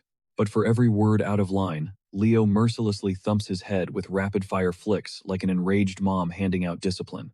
Ultimately, the bruised fairy violently patches together some basic manners, staring up at Leo in terrified awe, finally clicking that this terrifying human has to be the legendary pledged one his father hyped up. Leo dangerously leans in, dropping a final warning that if he's still got beef, he better spit it out now, but Kieran instantly folds, completely backing down. Figuring a pact with a human isn't the worst idea. Leo gives the kid a casual pat on the head, mentally noting that if Silrod actually ripped away all 6 of Kieran's wings, this guy must have been an absolute nightmare to deal with. Kieran's jaw drops that Leo figured it out, but before he can even stutter a response, Leo cuts him off, ordering him to just summon Silrod already, instantly getting his cocky smirk back. Kieran brags that bringing his father out is strictly off limits until he snatches back every single one of those 6 wings, casually dropping that the very first one is hidden right here in this forest. A knowing grin spreads across Leo's face as he calls their little meetup pure destiny, right before snapping a ruthless flick at the kid's forehead just for the fun of it. Fast forward to the next morning, and the squad is trekking through the woods, getting absolutely blasted by freezing, bone-chilling. Pushing through the frost, the whole crew stops dead in their tracks, jaws practically hitting the snow as Chelsea gets completely obliterated by a rogue blast of wind magic. Yanking her up from the icy ground, Leo flashes a cocky smirk, dropping the harsh truth that she desperately needs to grind harder if she ever plans on keeping up. Rewind just a few minutes, Eliana had totally lost her cool when Leo brutally roasted her inability to sync her sword skills with her magic, which is exactly why she figured he was out here grinding solo. Leo completely ignores her rant, pivoting instantly to tell the duo that their summoning game is straight up trash and needs a massive overhaul, which instantly triggers them considering that was the one flex they thought they had totally mastered. Stepping into the spotlight, Chelsea chimes in, bringing up how he handed her a similar reality check during exams, claiming her grip on wind magic was completely basic. Flashing a fearless grin, she whips out her weapon, throwing down the gauntlet, and Leo is more than thrilled to accept the showdown. In her mind, his track record so far has been insanely top tier, and she is dying to uncover whatever massive secrets he has tucked up his sleeve. Giving him zero breathing room, she blindsides him with her windbreaker spell, launching a devastating roaring tornado straight at his face. Without even blinking, Leo effortlessly unleashes his own windbreaker, completely vaporizing her attack on impact, leaving her absolutely paralyzed. Eliana is shook to her core, knowing that lightning-fast casting was literally Chelsea's ultimate trump card, yet Leo casually mirrored her insane speed like it was nothing. Refusing to back down, Chelsea doubles down and triggers her wind chain technique.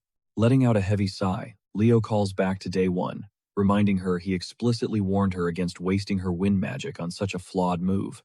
Without missing a beat, he detonates a brutal wind bolt, unleashing an absolute beast of a spell that shreds straight through her defenses and plows into her perfectly exposed blind spot.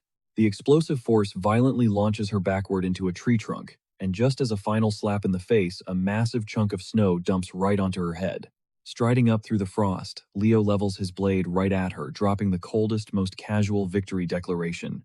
Completely dazed, Chelsea stammers, questioning if what just hit her was actually pure wind magic. Carr chimes in, openly admitting he never saw her taking an L like that, while Eliana's brain short-circuits trying to comprehend how their class rep evolved into such a monster. Dropping some much-needed wisdom, Professor Herod points out that while Chelsea definitely isn't lacking in raw destructive power, the massive skill gap entirely comes down to pure mastery and precision over the element. Meanwhile, Leo casually gives the grumpy cat a little head pat, as the professor keeps dishing out the harsh truth, preaching that even when they start unlocking crazy new abilities in the upper tiers, they absolutely cannot ghost the fundamentals they already learned. He signs off by ordering the whole squad to polish their combat skills following the class rep's lead, which instantly sparks a massive wave of whining about the freezing temperatures. Hours later, Leo is flying solo, carving his own path through the frozen wasteland to harvest herbs for a quest. Thinking back to how the rest of his weakling squad totally caved and swore they'd grind out their quests later, a sly, knowing smirk creeps across his face. Assuming the rest of the crew is still dead to the world back at the tavern, Kieran suddenly blitzes onto the scene, flexing a massive haul of freshly foraged herbs. Leo offers a solid nod of approval, instantly sending the tiny sprite floating on Cloud 9 absolutely beaming with fairy pride. Satisfied with the payload, our guy secures the loot into his inventory. His gaze shifts toward the dense, shadowy woods. He declares that the mission to reclaim Kieran's stolen wings is officially a go. Pushing deeper into the brush, Leo abruptly halts in his tracks, questioning exactly when the fairy was banished. Kieran replies that it went down roughly 100 years ago. Leo's eyes dart around, warning his tiny companion to stay sharp because they're knee-deep in a massive illusion field. Sensing the mana, Kieran zeroes in on the frequency, confirming it's royal fairy magic, but definitely not his dad's signature. The gears in Leo's head start turning, as he traces the arcane footprint right back to Silrod's old man, the monarch who ruled during the catastrophic Calamity era. Since this hex has been running for a solid century, the math is crystal clear. The battery powering this massive illusion, it has to be Kieran's missing wings. That twisted king somehow hijacked their pure energy to fuel this ancient matrix. Out of the dead silence, a gravelly voice echoes through the trees, dropping a hint about a top-tier treasure buried close by. The duo instantly tenses up as a gut-wrenching foul energy suffocates the clearing. A shadowy figure emerges from the fog, demanding to know why a mere human is trespassing on sacred elven turf. But Leo claps right back, pointing out that a rotting sack of bones creeping around is way more sus. The grotesque skeleton screeches, barking that this entire domain was swallowed by Tartarus's corruption ages ago. Not backing down, Kieran fiercely claps back, screaming that this ground is a holy fairy sanctuary. The undead horror just cackles, brutally roasting the tiny guy, wondering how such a pathetic speck could even claim the fairy title. That strikes a massive nerve. Kieran's aura erupts and he launches himself straight at the monster with zero hesitation. The fiend barely twitches before the furious fairy punches a massive glowing hole right through its ribs, shattering it into a pathetic pile of dust. Kieran brushes off his hands, scoffing that the loudmouth folded way too easily. Leo just arches an eyebrow, totally baffled as to why a mystical sprite is throwing hands like a rabid brawler. Stretching out, Kieran shrugs it off, explaining that holy and necrotic energies just naturally wipe each other out, but then his blood runs cold. The bone pile suddenly vibrates, its hollow voice echoing again, conceding that despite being totally weak, Kieran packs genuine fairy heat. Right before their eyes, the shattered fragments snap back together. Gagging at the sudden wave of death stench, Kieran dives right back into the fray, swearing to pulverize the creep for real this time. But mid-flight, the vibe shifts horribly, prompting Leo to scream at him to bail. The skeletal freak drives its heavy rusted blade straight into the earth, unleashing violently toxic shockwaves. Kieran barely jukes the blast, violently tumbling right into Leo's chest. catching the dizzy sprite, who weakly asks what kind of absolute nightmare they're dealing with. Leo grimly reveals they're staring down a Death Knight, an ancient superweapon forged in Tartarus. Towering over them, the undead behemoth finally drops his name Kargor. Swearing blind allegiance to the Lich King, the monster violently closes the distance. Leo instantly steps up to the plate, swinging his heavy blade to parry. But Kargor literally teleports, manifesting right in Leo's blind spot. Hoisting his wicked greatsword, the cursed knight Icy whispers that he is destined to escort Leo straight to his grave. Relying on pure reflexes, Leo triggers his spectral form, snapping up a glowing energy ward just a millisecond before the lethal slash connects. The deafening impact violently shatters the dead silence of the shadowy woods. Kargor takes a slow step up, genuinely shook that a basic human managed to manifest an aura shield. With zero cast time, flashing a twisted, bone-chilling grin, the beast unleashes another devastating cleave. But this round, Leo fully absorbs the kinetic impact, holding the line. The Death Knight endlessly trash-talks his desperate defense, branding it totally useless as he relies on raw bulldozing strength to push Leo backward. Panicking, Kieran blitzes in for the assist, only to get casually swatted down into the dirt like a bug. Groaning and clutching his bruised head, the tiny sprite curses his tapped-out mana pool, desperately wishing he had his legendary wings back. Not wasting a single heartbeat, Leo drops into an intense chant. Blazing crimson fire instantly swallows him whole, totally throwing the undead knight off its rhythm. Out of nowhere, massive, fiery phoenix wings violently erupt from his back, completely incinerating the forest's pitch-black darkness with blinding radiant light. Kieran just stares, absolutely staggered. It finally clicks in his head, Leo is hiding a spirit contract too. In a flash, our boy executes a razor-sharp slash, cleaving the massive Death Knight right down the middle. That spicy little phoenix flexes, perching like an absolute boss on Leo's shoulder, while Kieran instantly scrambles over, completely obsessed with the blazing little fluff ball. But when he tries to bat it away, the irritated fiery chicken angrily puffs out its feathers. Before their petty beef can drag on, the fallen boss's heavy, bone-chilling voice booms across the battlefield. He vows that absolutely nobody is making it out of this zone breathing, slamming his massive blade deep into the dirt. He triggers a foul hex. The earth splits open into a pitch-black abyss, vomiting out. Rotting skeleton soldiers drag themselves to the surface, gripping rusted blades and ready to crash out. Leo instantly clocks the trap, an infinite respawn glitch. He lets his shield drop. Panicking, Kieran snaps to attention, frantically asking if they're throwing in the towel. But Leo just flashes a cocky grin, planting his feet with total swagger. He declares he has finally locked onto Kyle's magic signature. Zero hesitation, he slams down an earth ripple. Massive shockwaves blast through the terrain, sending the bony horde stumbling and wiping out. Leo sprints straight into the chaos, shredding the mob like wet paper with a savage high-speed vortex slash. And he completely leaves the big bad boss on red, blowing right past him. Furious, the giant monster screeches, demanding the brat fight him face to face. But our guy just roasts him, calling out the coward for hiding behind a meat shield. Firing off a jump boost, Leo rockets into the sky, leaving the raging undead commander screaming at the clouds. After a solid sprint, Leo finally hits the brakes, figuring he has put enough distance between them. Still, his spider sense is tingling. A top-tier dark boss spawning in a peaceful fairy zone. The math just isn't mathing. While he tries to piece the puzzle together, a stray bonehead staggers out from the brush. Leo grips his hilt, thinking it's just a random mob, but before he can swing, the monster is instantly diced into confetti. An angry elf drops in, pointing a glowing blade straight at Leo's throat, demanding to know if he summoned the undead trash. Totally unbothered, Leo drops his hands. Spotting the uniform, Leo instantly matches it to Aaron's drip, and tags this guy as a Seirun student. But the elf is absolutely not having it and swings wildly. Leo smoothly sidesteps the sloppy attack and drops him flat on the dirt with a brutal pommel strike. Hold it right there, a sharp voice cuts through the tension. A stunning red-haired elf steps out of the shadows, quickly apologizing for her squadmate's toxic behavior. She drops her name, introducing herself as Lunia, and promises him that not every student at Seirun. Leo takes the apology like a champ and asks what they're doing way out here. She mentions they are just grinding some field training. Leo drops the lore that his class is literally just on a field trip. He respectfully dips out to brief his professor on the undead situation, and Lunia waves him off. He stalls for a split second though, racking his brain because her name sounds incredibly familiar. Meanwhile, she immediately pivots, flaming her knocked-out teammate for throwing the encounter, literally calling him an idiot sandwich. Cutting back to the Academy, Rune is completely side-eyeing this whole Death Knight report. He points out that, yeah, random mobs are spawning, but an endgame boss. Professor Herod instantly steps up to bat for Leo, guaranteeing his star student wouldn't cap about something this serious. Right on cue, an arrogant voice chimes in, sneering that rookies often make dumb mistakes because they just don't know any better. A dark-haired elf casually strolls in, completely scoffing at the ridiculous idea that a freshman survived a run-in with a literal death knight. He formally introduces himself as Professor Heridium and Rune gestures for him to drop his theory. Heridium smugly claims Leo probably just saw a basic skeleton knight and panicked, pointing out that the real deal would have wiped the floor with a kid in 3 seconds flat. He totally presses Herod, asking if he actually buys this fairy tale. But Herod doesn't flinch firmly, stating he trusts his boy completely because Leo is the undisputed all-class rep. That title makes Heridium do a double take. His smirk drops as he realizes this kid might actually be a massive problem.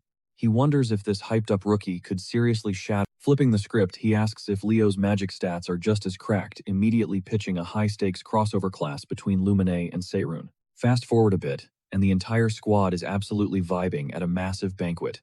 Carl looks around completely mind-blown by the insane production value. But Chelsea casually drops the mic, reminding him that the literal emperor is footing the bill for this party.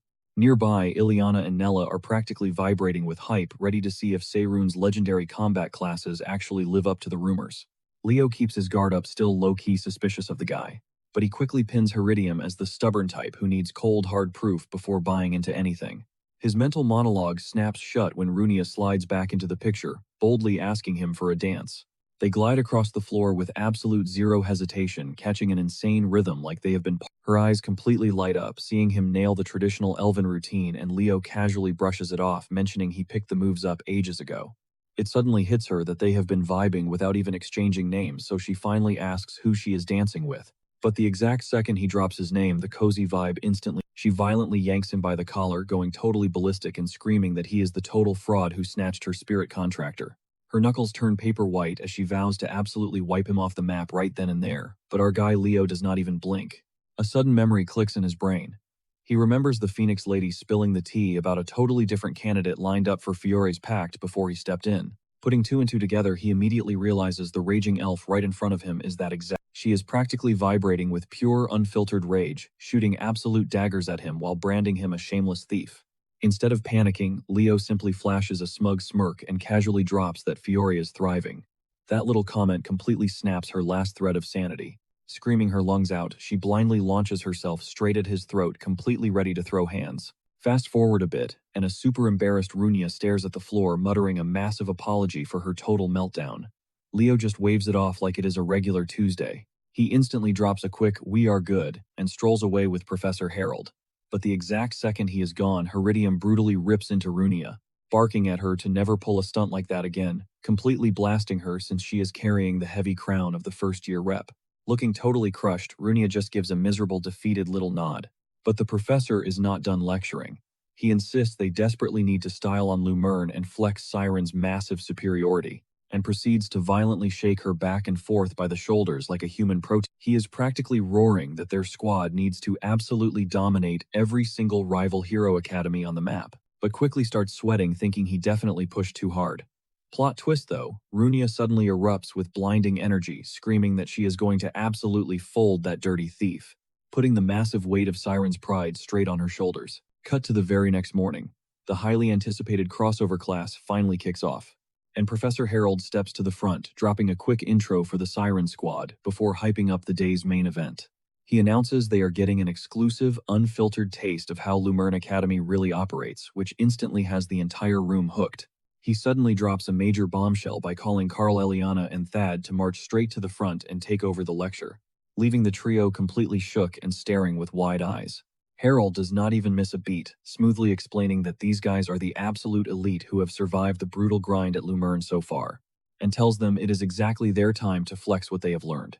Hearing that deep validation practically turns the three of them into total emotional puddles. Chelsea's big brain instantly pieces together the puzzle, realizing he handpicked one powerhouse student from every single department to run the show. Meanwhile, Leo totally sees right through the facade, heavily betting the lazy professor is just dumping his job on the kids to slack off again. The trio jumps right into action, passionately breaking down the absolute core mechanics of their unique magic styles.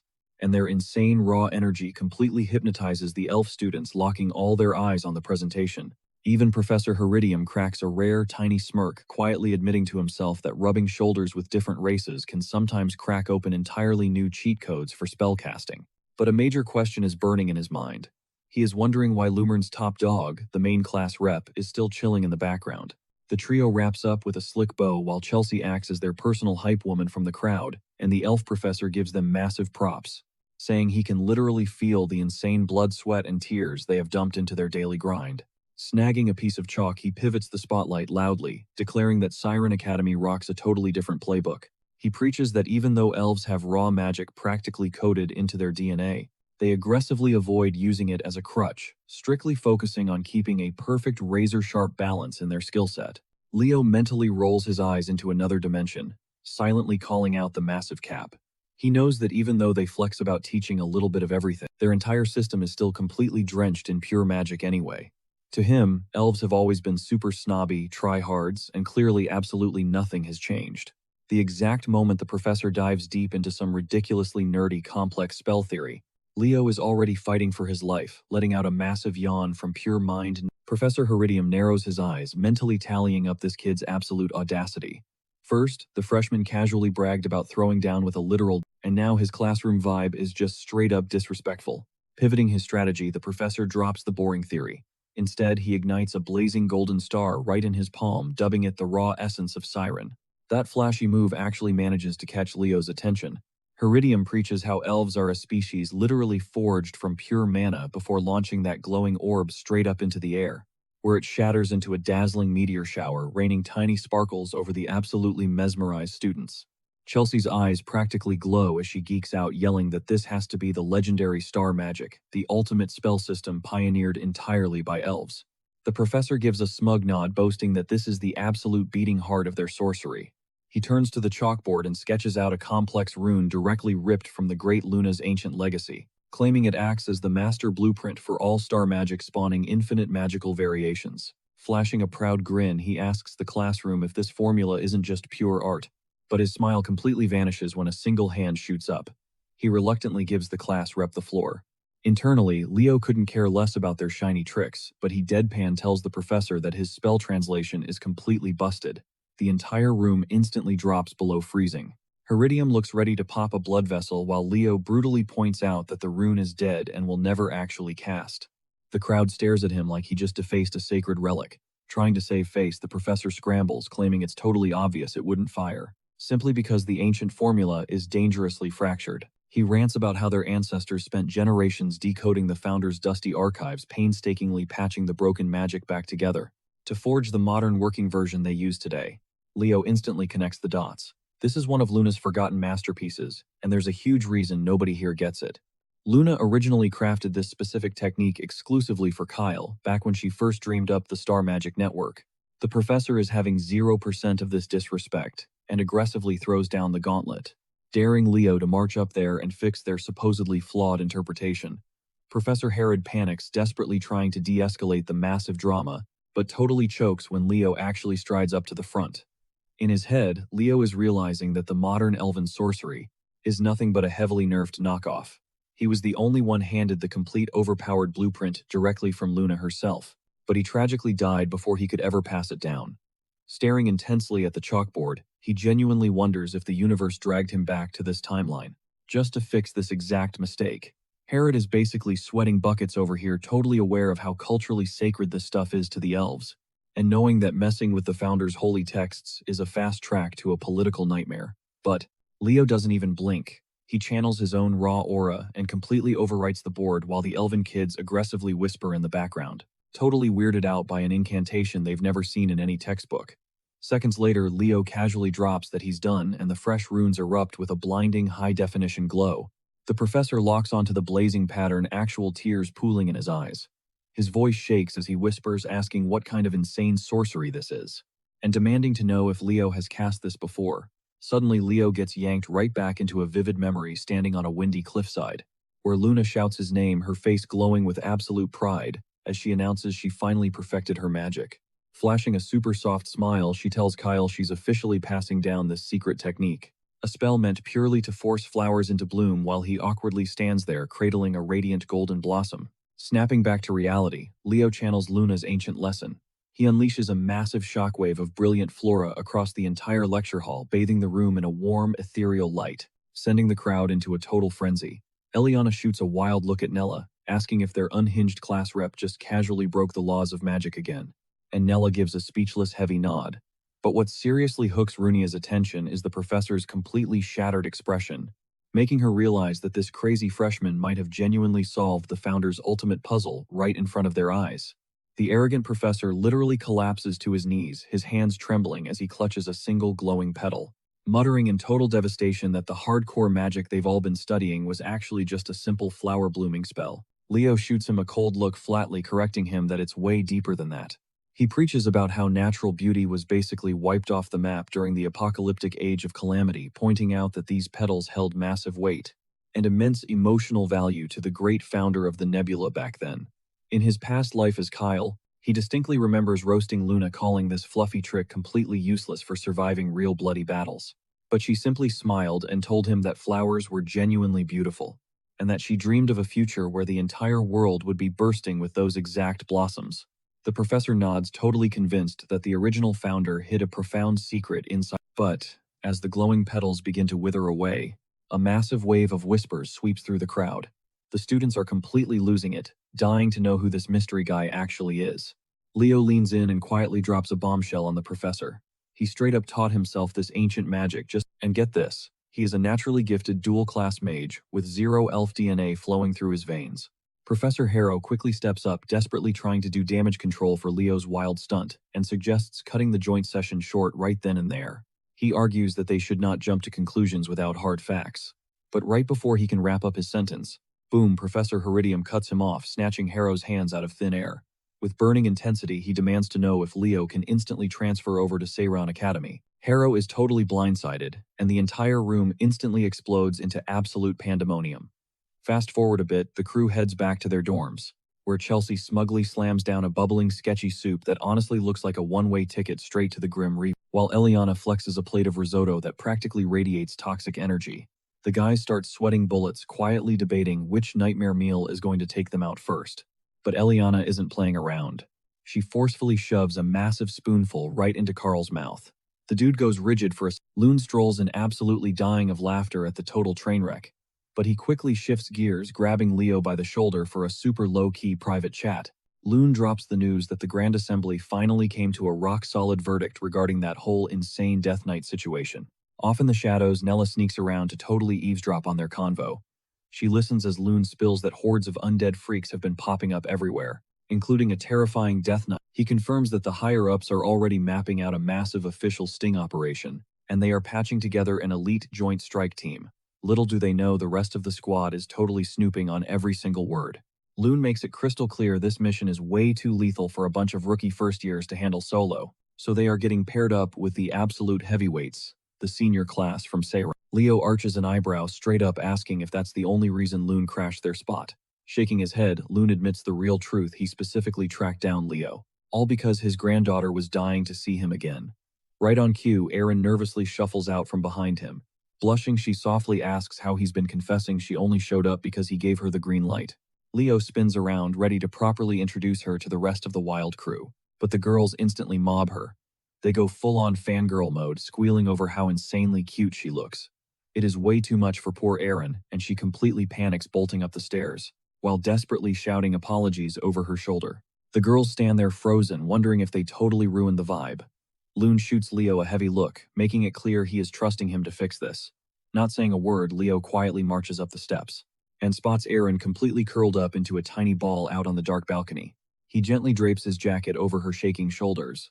The sudden warmth makes her jump, and she frantically tries to shove the coat back into his hands. But he waves it off, telling her to just chill. Settling in, he bluntly asks why she decided to ditch Seiran in the first place. And staring at the ground, she murmurs that she bailed because she genuinely believed she didn't have what it takes to be a true hero. Which honestly, Leo is already sick to death of hearing. She opens up, explaining how back when she was drowning in self-doubt, she bumped into someone radiating absolute main character energy. Her eyes sparkle as she drops the name Runia, who felt like the ultimate powerhouse, a walking legend. From that day on, she quietly stalked her from a distance, painfully realizing that Runia was literally everything she could never be.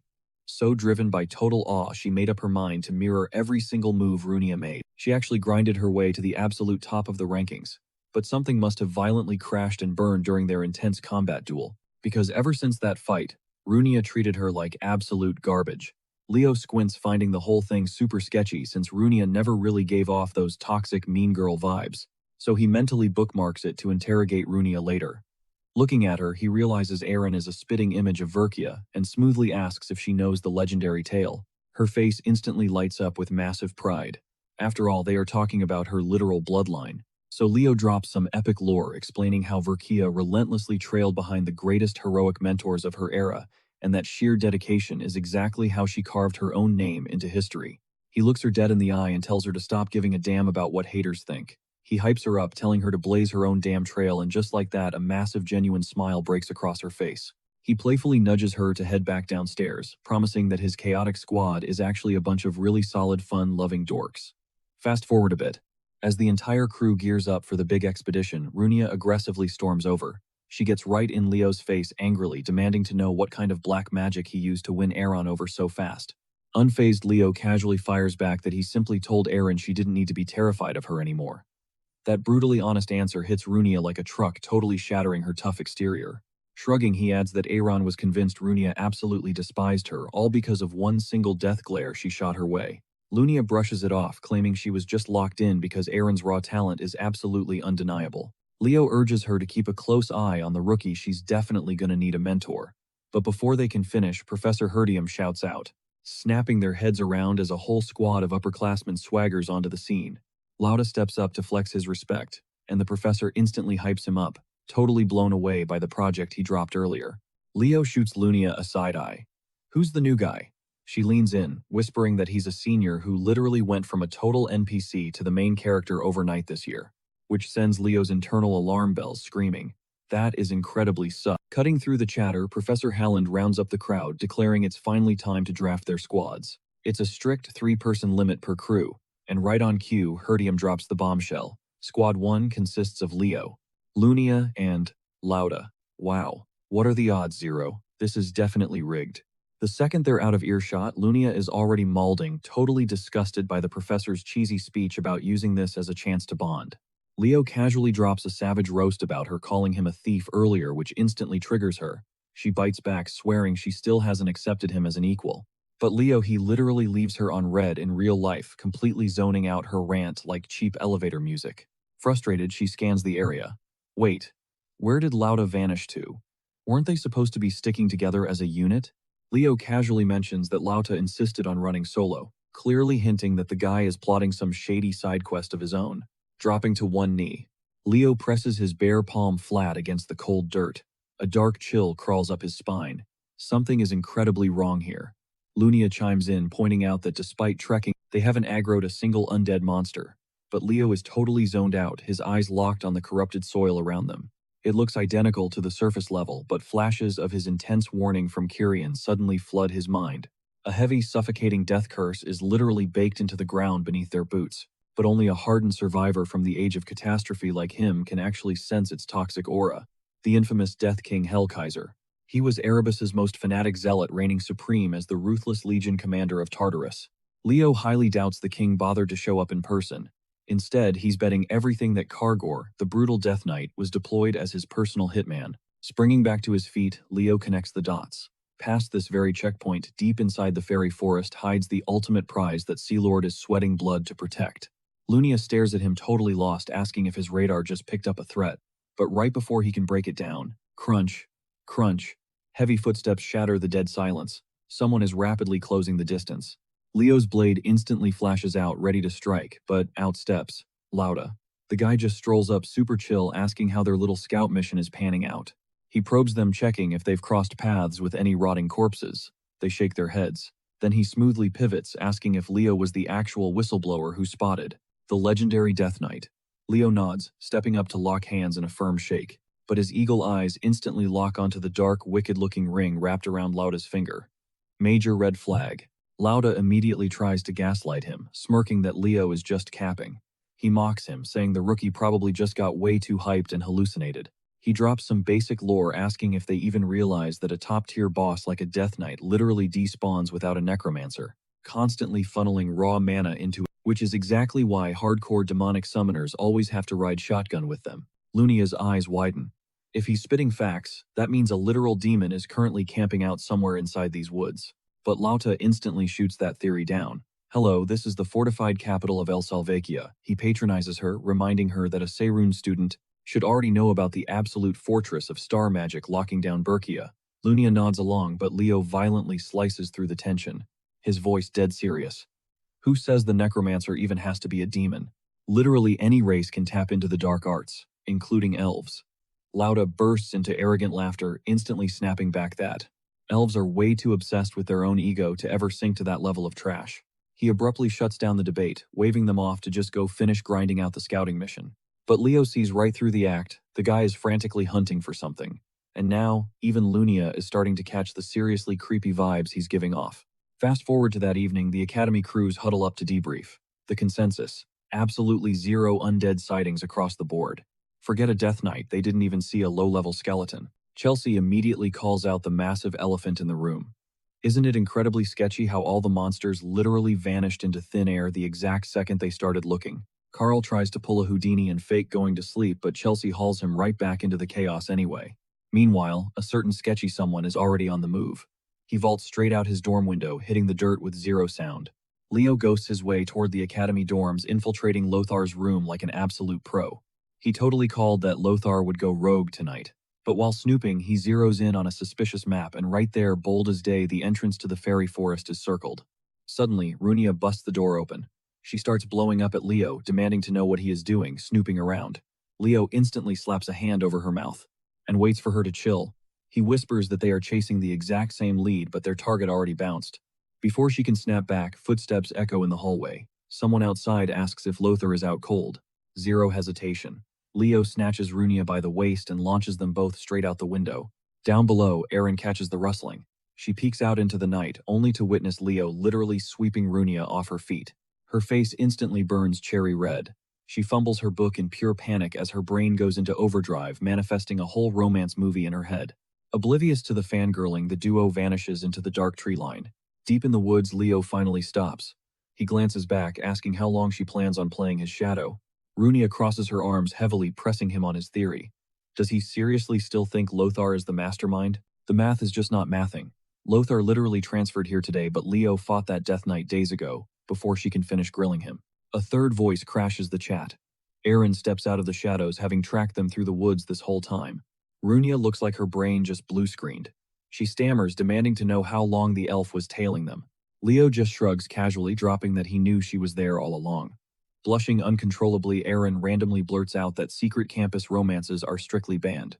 That wild accusation leaves both of them absolutely stunned. Fidgeting nervously, she explains spotting their midnight window escape.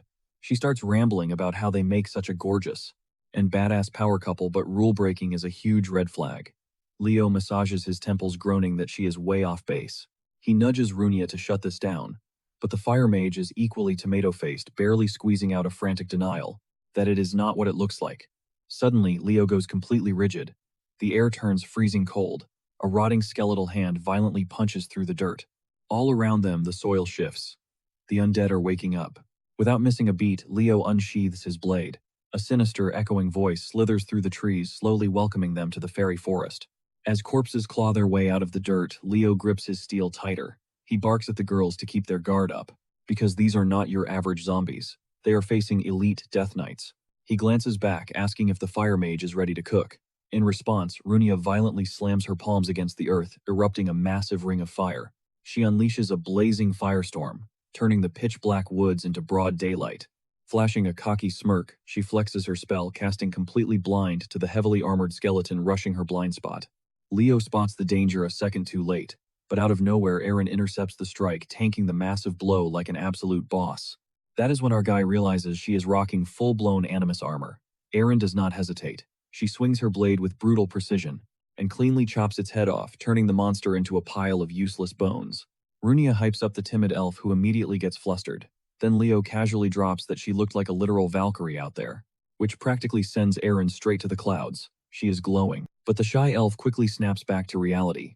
She narrows her eyes, asking what their real mission was out here in the dark.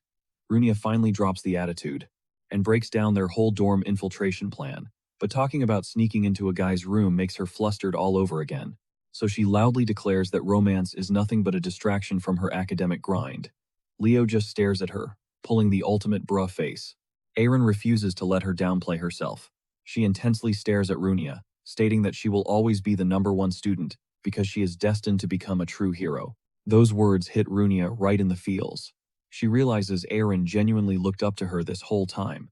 Her mind drifts back to their brutal arena duel, where Aaron barely survived her devastating blast by throwing up a desperate mana shield. Back then Runia grinned, realizing Aaron was the only student tough enough to actually be her rival, so she decided to stop holding back, charging up a catastrophic inferno spell. But Runia's intense, bloodthirsty expression absolutely terrified the shy elf, causing her to drop her shield. By the time Runia realized, it was way too late. The blazing shockwave slammed directly into Aaron, engulfing. Snapping back to the present, Runia finally understands what that terrified look actually meant. A heavy sigh escapes her lips. She finally accepts that she was the reason Aaron ghosted the academy and softly voices her absolute guilt. Runia makes it crystal clear she wants her girl back at the academy. The timid elf hesitates, completely torn. But Runia is not taking no for an answer. She steps up with total boss energy, declaring that they are officially besties and desperately needs her ultimate academic rival back in the game. But then Aaron pauses, throwing a total curveball, and innocently asks if they are secretly dating. Leo just stares blankly, utterly done with this conversation. Runia instantly turns tomato red and frantically shuts those rumors down. Meanwhile, Leo channels his inner exhausted grandpa, sighing as he calls. Cut to a shadowy lair where the massive Death Knight snarls, warning the mage that time is up since trespassers are literally swarming their turf. The cloaked figure is not having it, viciously snapping back. That crowd control is the knight's job, not his. He rips back his hood, exposing the traitor's face. It is Lauder. The towering skeleton sneers, calling the senior an arrogant punk. Getting seriously heated, the undead warrior stomps forward, demanding to know why he is being ordered around like a cheap henchman. Even face to face with the Lich's most lethal general, Lauder does not even blink. He smugly flexes his glowing ring, mocking the beast by claiming the great master chose him instead. Turning his back, he casually drops a bombshell the second that summoning ritual wraps up. The Guild of Tartarus will be completely obsolete. He leaves the knight with a sarcastic farewell. Left alone in the dark, the skeleton barks out a hollow, wicked laugh, playing along with the orders while blatantly plotting to stab the arrogant mage right in the back. Cutting back to our hero squad. Aaron is still reeling, totally mind-blown that their respected upperclassmen would actually side with the demons. Runia nods, equally stunned by the massive betrayal. Suddenly, Aaron shivers, complaining about an unnatural, bone-chilling draft creeping in. The crimson-haired noble immediately senses the bad vibes, while Leo goes dead silent, his instincts screaming danger. He summons a stack of glowing magic circles like he is casually swiping open his phone, warning the girls to brace themselves. Before charging into the abyss, he calls upon his 2 ultimate spirit familiars. Runia completely loses her mind, absolutely melting over an absolute chonk of a red bird. She dives straight in to squish its puffy cheeks while Aaron curiously asks for their names. Leo formally introduces Fiore and Karen, leaving Aaron totally starstruck. But Leo cuts the cute moment short. Playtime is over, and they need to breach the heart of the forest. Plunging into the pitch-black woods, Leo bluntly warns them that hell is about to break loose. And right on cue, the trio breaks into a sprint, clashing fiercely with shadowy beasts, until Runia obliterates the last one with a massive fireball. But the victory is cut short. Sickly black smoke bleeds from the scorched corpses and the twisted monsters crawl right back up. Runia grits her teeth, guessing a sneaky necromancer is hiding somewhere in the shadows. Leo mercilessly hacks through the skeletal horde, shattering them to dust as he calmly states the terrifying truth: there is no summoner hiding here. Runia is visibly confused. He grimly explains that this is not a spell, this is a localized curse of the undead. A revelation that hits both girls like an absolute truck. Runia stammers, admitting she has never read about anything so twisted. Aaron steps up, her voice shaking as she reveals it is a horrific hex that endlessly spawns ghouls in a single zone, literally rotting the earth into a graveyard. Leo finishes her dread-filled sentence, confirming that only one nightmare can cast this, the Supreme General of Tartarus, Hell Kaiser, the legendary Lich King. Hearing that mythical name, Runia goes into full panic mode, begging to retreat and alert the professors immediately. But before they can even turn around, a brutal shockwave of frost slams into them like a physical wall. A demonic, echoing voice welcomes the hero trainees to the afterlife. Out of nowhere, the towering Death Knight crashes the party, lunging forward and slamming his massive blade right against Leo's sword. The monster cackles like an absolute psychopath, swearing they are trapped in a dead end. But Leo could not care less. He says nothing. and coldly deflects the heavy strike without even breaking a sweat. The armored nightmare continues trash-talking. The students as an endless army of zombies drags themselves out of the dirt. Leo boldly steps to the front lines commanding that he is taking the boss one-on-one, leaving the mob clearing to the girls. The undead warrior howls with laughter, mocking the boy for finally throwing hands. Their blades violently collide in a shower of sparks. Leo easily parries another savage and instantly ignites his ultimate family crest art. Providence, a blazing surge of power explodes from him, blasting the giant skeleton backward with insane force, and cleanly slicing a horn straight off its skull. Staggering back, the stunned monster gasps, demanding to know if he just used Phoenix Fire. But Leo goes right for the throat, ruthlessly pressing his attack as he reveals he just comboed it with the legendary Zerdinger Flame Aura. The beast totally freezes, staring in pure shock at the liquefied metal dripping from its grip. One more savage blow launches the armored freak backward, crashing straight into its own. The Death Knight locks eyes with him, completely mind-blown. How does a literal teenager hit this hard, radiating such pure, unhinged energy? Before the undead can even blink, a gigantic meteor of fire plummets from above. Runia flashes a wicked smirk, igniting her blaze skill, and absolutely deep-fries the skeleton mob like it is nothing. She strikes a cocky victory pose, leaving Eren entirely speechless, considering the girl just vaporized half the forest without breaking a sweat. A little later, Eren side-eyes Leo, asking if the redhead is actually an elf, because her chaotic energy is way too feral for an elf. Leo suddenly halts his gaze, locking onto a fresh footprint. "We are not done here," he mutters. Navigating the charred wasteland, a suffocating toxic aura of death heavily blankets the girls, making it hard to breathe. "What are you doing in a forbidden zone?" a voice snaps from the shadows. Runia practically jumps out of her skin when she spots upperclassman Rauda. He casually claims he is just scoping out the sudden undead infestation in the woods. The fiery redhead shoots back that a massive curse is to blame, but Rauda plays dumb. She is genuinely baffled, because the malicious energy choking the air is impossible to ignore. Channeling his inner detective, Leo pieces it together, remembering that some Lumern students recently messed with shady artifacts from Tartarus, accidentally triggering forbidden dark magic. He raises a hand, casting a detection spell that illuminates glowing veins of black magic. The girls look on, totally mortified. Staring dead at the glowing evidence, Leo exposes Rauda on the spot. "You tapped into the dark arts on purpose, and you partnered up with Tartarus." The senior tightens his grip, grumbling that Leo is a massive pain in the neck. Dropping the act, he drops a bombshell, claiming Lady Luna's legendary hero fragment is hidden right under their noses. The crew is absolutely floored.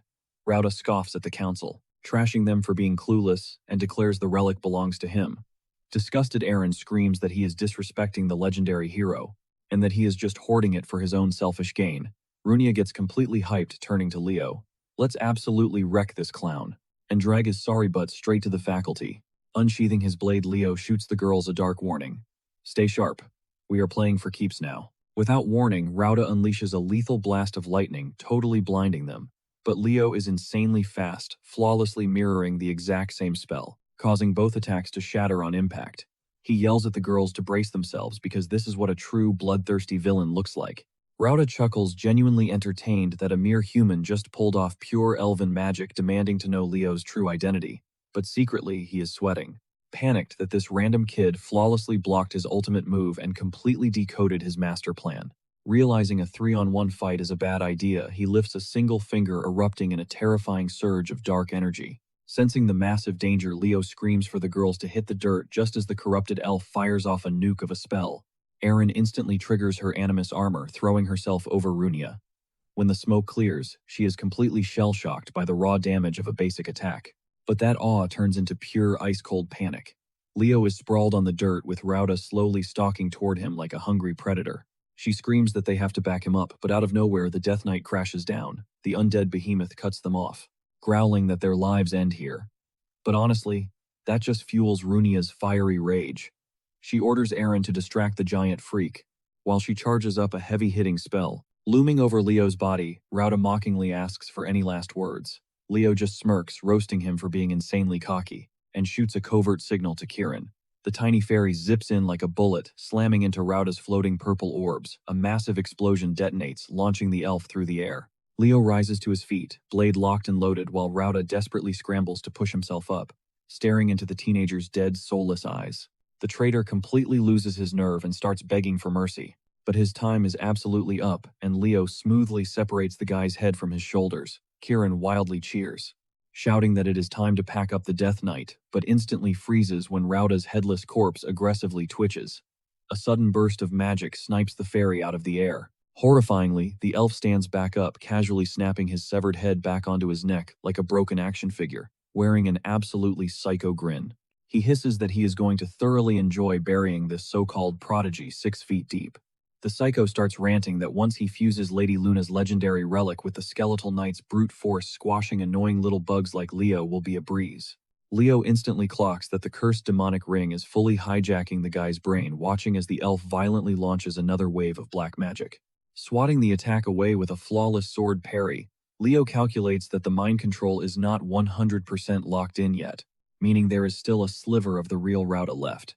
Moving with godlike speed, Leo blitzes forward and cleanly chops Rauda's arm right off. He plunges his blade straight into the elf's shoulder. Our boy totally roasts him, claiming scrubs like him never actually grind their combat skills and just spam borrowed power. He dares the guy to keep healing, promising to slice him to ribbons until his stamina completely bottoms out. That cursed ring slithers into Rauda's thoughts again, brutally mocking him for getting clapped by a literal child who isn't even their main target. It barks at him to wrap up the summoning circle instead of throwing away precious seconds, letting Leo play him like a fiddle. Meanwhile, that chopped-off hand creepily drags itself through the dirt. Leo glances sideways at the girls, relieved to see them totally holding the line. Whipping his focus back to the elf, he realizes that severed right arm isn't growing back. Instantly, his spidey senses go absolutely crazy. Kieran frantically points at the dirt. That rogue hand just traced the final rune of the summoning circle. Rauda violently hacks up blood and gloats that they are way too late to stop this nightmare. His entire body erupts in a crimson aura, leaving the girls paralyzed as the magic array flares to life. Even the massive Death Knight pauses his onslaught to stare at the blinding light. Leo springs backward, sensing a suffocating demonic presence erupting from the depths.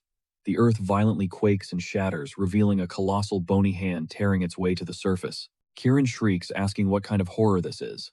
Leo grimly replies that it is a skeleton king, meaning they just triggered a massive boss fight. Rauda cackles like an absolute maniac, completely high on the fresh dark energy surging through his veins, wondering if this god-tier power belongs to Lady Luna herself. Seeing the upperclassman completely surrender his soul to the dark arts, Leo launches himself straight into the danger zone. He vaults into the sky, screaming that such a toxic, rotten aura could never come from their legendary founder. Rauda just flashes a psychotic grin as the gigantic skeleton king winds up a devastating backhand. Leo narrowly sidesteps the crushing blow, skidding across the dirt. The senior's villainous laughter echoes out, flexing that he has the skeleton king fully on a leash. Kieran begs to know if they should fall back, but Leo narrows his eyes, sensing something super sketchy about this so-called king. Weaving through the monster's relentless swings, he realizes the summoning was totally half-baked, meaning Rauda's mana pool is going to drain insanely fast. Flashing back to Summoning 101, you literally need massive mana to anchor a beast like this. He tells the fairy they just need to kite the boss until it runs out of gas. He channels a burst of mana straight into the fairy, ordering him to provide some clutch support. Kieran zips around his bait while Leo nukes the giant with a blinding light beam, but the Skeleton King literally tanks the hit like it was nothing, and its hollow eye sockets ignite with pure rage as it readies another earth-shattering cleave. Leo dodges midair, sweating over the insane power gap. Still surviving the timer is his only win condition right now. However, Rauda refuses to just sit back and watch. The crazed elf snipes Leo with a nasty spell right as he lands, catching him completely exposed. But out of nowhere, Runia crashes the party with flawless timing. She erupts a blazing firewall that completely absorbs the lethal shot. She boldly declares she will lock down the senior so Leo can focus on dropping the giant. He worries if Eren can actually survive a one-on-one with the Death Knight, but Runia smirks, reminding him that Eren is no fragile damsel in distress. The camera cuts to our timid elf girl violently clashing her shield against the undead knight's massive broadsword. The sheer kinetic impact sends her skidding backward across the debris. The towering monster trash-talks her for having the guts to solo him. He aggressively swings again, tracking her swift movements, but she cleanly ducks right under the lethal arc. She mentally screams at herself to hold the line, terrified that her squad will die if she breaks and completely impales the monster with her blade. But the Death Knight just chuckles off the damage, and mercilessly punts her away with a bone-crushing kick. She violently gasps for air on the dirt while he relentlessly roasts her for being a totally helpless noob promising to mount her skull as a shiny new trophy. Spitting blood, she talks back boldly, claiming that real heroes only ascend because of the squad backing them up, forcing herself back to her feet. Eren digs deep into her dormant bloodline, declaring that her legendary ancestor, Berkia, walked this exact same hero's journey, swearing an unbreakable oath to never let fear win. Her blade points skyward as an intense emerald aura explodes around her. Suddenly, the cocky Death Knight starts sweating bullets, recognizing that blinding fairy magic. He recklessly charges to end her fast, but her eyes lock onto him with zero hesitation, announcing this as the ultimate hidden art of the fairy knights. Just as the rotting giant enters striking range, she triggers the evergreen skill, slicing clean through his bony armor with absolute savage precision. After literally getting the full Gojo treatment and being cut in half, the undead menace begins to disintegrate. Utterly fuming that a literal rookie just sent him to the Shadow Realm, Eren aggressively bites her lip to stay conscious, desperate to go back up her squad. But her vision completely glitches out, and she collapses face first. Meanwhile, back at the main chaotic battlefield, Rauda taunts Runia, asking if she wants round 2. He unleashes a roaring thunder dragon, totally aiming for an instant one-shot kill. In a split-second clutch play, Runia manifests her fiery turtle familiar, angling its massive magma shell to violently ricochet the electric blast. The Psycho Elf's eyes practically pop out of his skull as his own lightning rebounds and fiercely impales his chest. Runia flashes a cocky grin, sarcastically asking if he really expected her to just stand there like an NPC. She instantly follows up with a raging inferno strike, completely deep-frying him in a massive pillar of fire. The guy faceplants into the dirt, reeking of burnt barbecue. Just as the redhead turns her back, her features contort in absolute horror, because he randomly unleashes a barrage of needle-like projectiles right through her torso. Leo screams her name, totally shattering his concentration, giving the Skeleton King the perfect opening to close the gap. The massive beast swats him with such insane force that he gets launched backward in a literal explosion, landing miles away from the main fight. Groaning, Leo pries himself out of a shattered tree trunk, clutching his battered arm while Kieran frantically buzzes around him. The tiny fairy panics, aggressively pointing at the bleeding wound and asking if he is okay. Leo brushes it off, telling the little guy to chill out since he is still kicking, and starts trudging back to the war zone. But he freezes mid-stride. The Skeleton King suddenly triggers a massive curse, sending the entire battlefield into a dizzying tailspin. To snap out of it, Leo instantly summons Fiora and orders her to crank up the volume. The baby phoenix unleashes a piercing screech that completely shatters the hex, instantly patching up both Runia and Iran. Tagging her in for round 2, Leo powers up like he is going full Super Saiyan, locking his sights dead on the boss. The undead monarch winds up for another devastating cleave, but our boy perfectly dodges it by a hair, watching him throw down. Runia realizes this kid seriously lacks a survival instinct, moving with the pure adrenaline of a main character. She calls back her blazing turtle, praising the little guy for carrying his weight. Then she unleashes another scorching blast that latches directly onto Rauda's wrist. The villain openly mocks her, sneering that her firepower is just as pathetic as she is. Without missing a beat, she claps back, reminding the creep that her bloodline has literally always been tied to the mythical phoenix. Her ancestors made a blood pact to burn Tartaros straight to the ground, taking every last demon down with it. Rauda tells her to quit yapping, but then his stomach drops. Something is seriously wrong. The inferno chewing through his hand absolutely refuses to go out, making him instantly sweat. Runia coldly states that as long as she is breathing, that ancient oath is still active. She drops the mic, revealing that since his left eye is pure demon, the fire will not stop spreading until he is nothing but a charred piece of barbecue. She suddenly closes the gap and violently clamps down on his arm, causing the hellfire to erupt even higher. She casually drops the bomb that this kamikaze move roasts the user to. Rauda screams that she is totally unhinged, but she is fully locked in on dragging him straight to the afterlife. Out of absolutely nowhere, the blazing inferno just vanishes, giving him a split second to breathe. He smirks and promises to return the painful favor, but suddenly his magical ring completely glitches out. A massive black hole rips open, violently sucking him inside. While he genuinely shrieks for his life, the jewelry swallows him entirely, deleting him from existence and leaving Runia to collapse in utter shock. Panting, she questions how the Skeleton King is still stomping around when its master is literally gone. Suddenly, that cursed ring flares up with a totally toxic new aura, and Leo instantly tenses, recognizing a severely traumatic and terrifying vibe. The Demon King himself hijacks the connection, commanding the skeletal titan to finish the job, and the colossal monster raises its broadsword once more. Leo aggressively braces for impact, realizing this suffocating pressure is exactly like Hell Kaiser, who is practically using that ring as a demonic anchor. He connects the dots, The supreme evil is definitely trying to shatter the massive force field, shielding the entire zone. Leo sprints headfirst into the danger zone, screaming for Kieran to provide cover fire. The giant skeleton violently brings its greatsword crashing down, and Leo blockades the strike with every ounce of juice in his body. He quickly realizes he is getting brutally overpowered as the magical glass behind him starts splintering. With a final push, the monster yeets him across the sky, sending him absolutely flying through the disintegrating ward. Kieran screeches his name in pure terror, as Leo ragdolls across the wasteland, violently plowing into a faraway building right as the protective dome completely detonates. A hot minute later, Leo weakly flutters his eyes open. His two loyal summons quickly rush to his side, but they are totally drained, looking like tiny glowing marbles. He glares down at his trembling hands, hitting the harsh reality that his mana tank is sitting on 0, forcing himself onto his feet.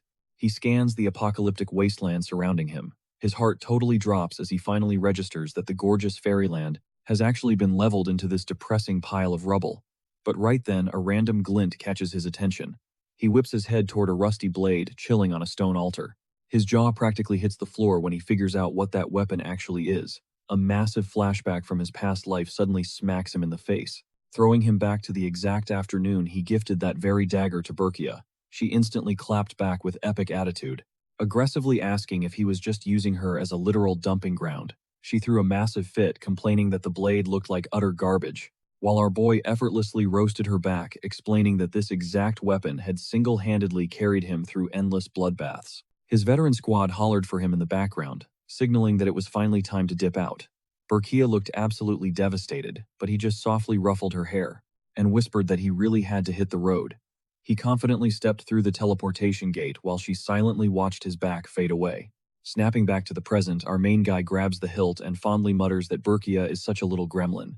He remembers perfectly how she swore up and down that she never wanted his stupid gift. But suddenly the blade ignites with a blinding flash, completely catching him off guard. An absolutely insane amount of magical energy erupts from the steel, perfectly syncing up with its original master.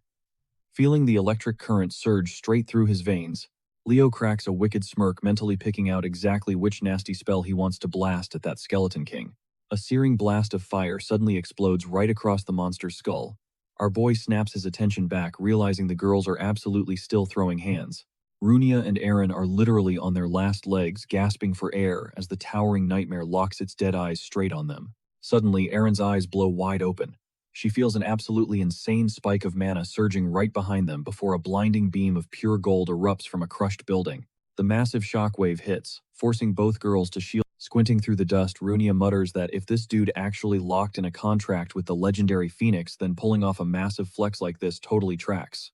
Morphing into a literal Temu version of Alien X, Leo smirks. He admits this spell is seriously nerfed compared to the original, but it will definitely get the job done.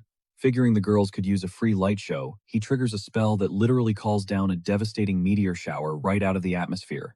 The duo's jaws hit the floor. Aaron instantly activates her inner lore nerd, hyperventilating as she geeks out about reading this. She calls it Finale, literally the most broken magic ever documented. Millions of falling stars absolutely nuke the Skeleton King, deleting the boss from reality in seconds. The dust clears and Leo casually strolls out like he is just taking a Sunday walk in the park. He summons Kieran, who spawns in swinging, but our guy brutally shuts down his hype. He drops the bomb that the boss has already packed up. Pointing off into the distance, he orders the tiny dude to go fetch his missing wings, and the fairy vanishes in a blur of speed. The girls immediately shout his name as he walks up, casually asking if they survived the madness. Runia completely loses her mind, screaming that he was literally supposed to be the heavily injured one. Meanwhile, Aaron is just shedding tears of relief that he is still breathing.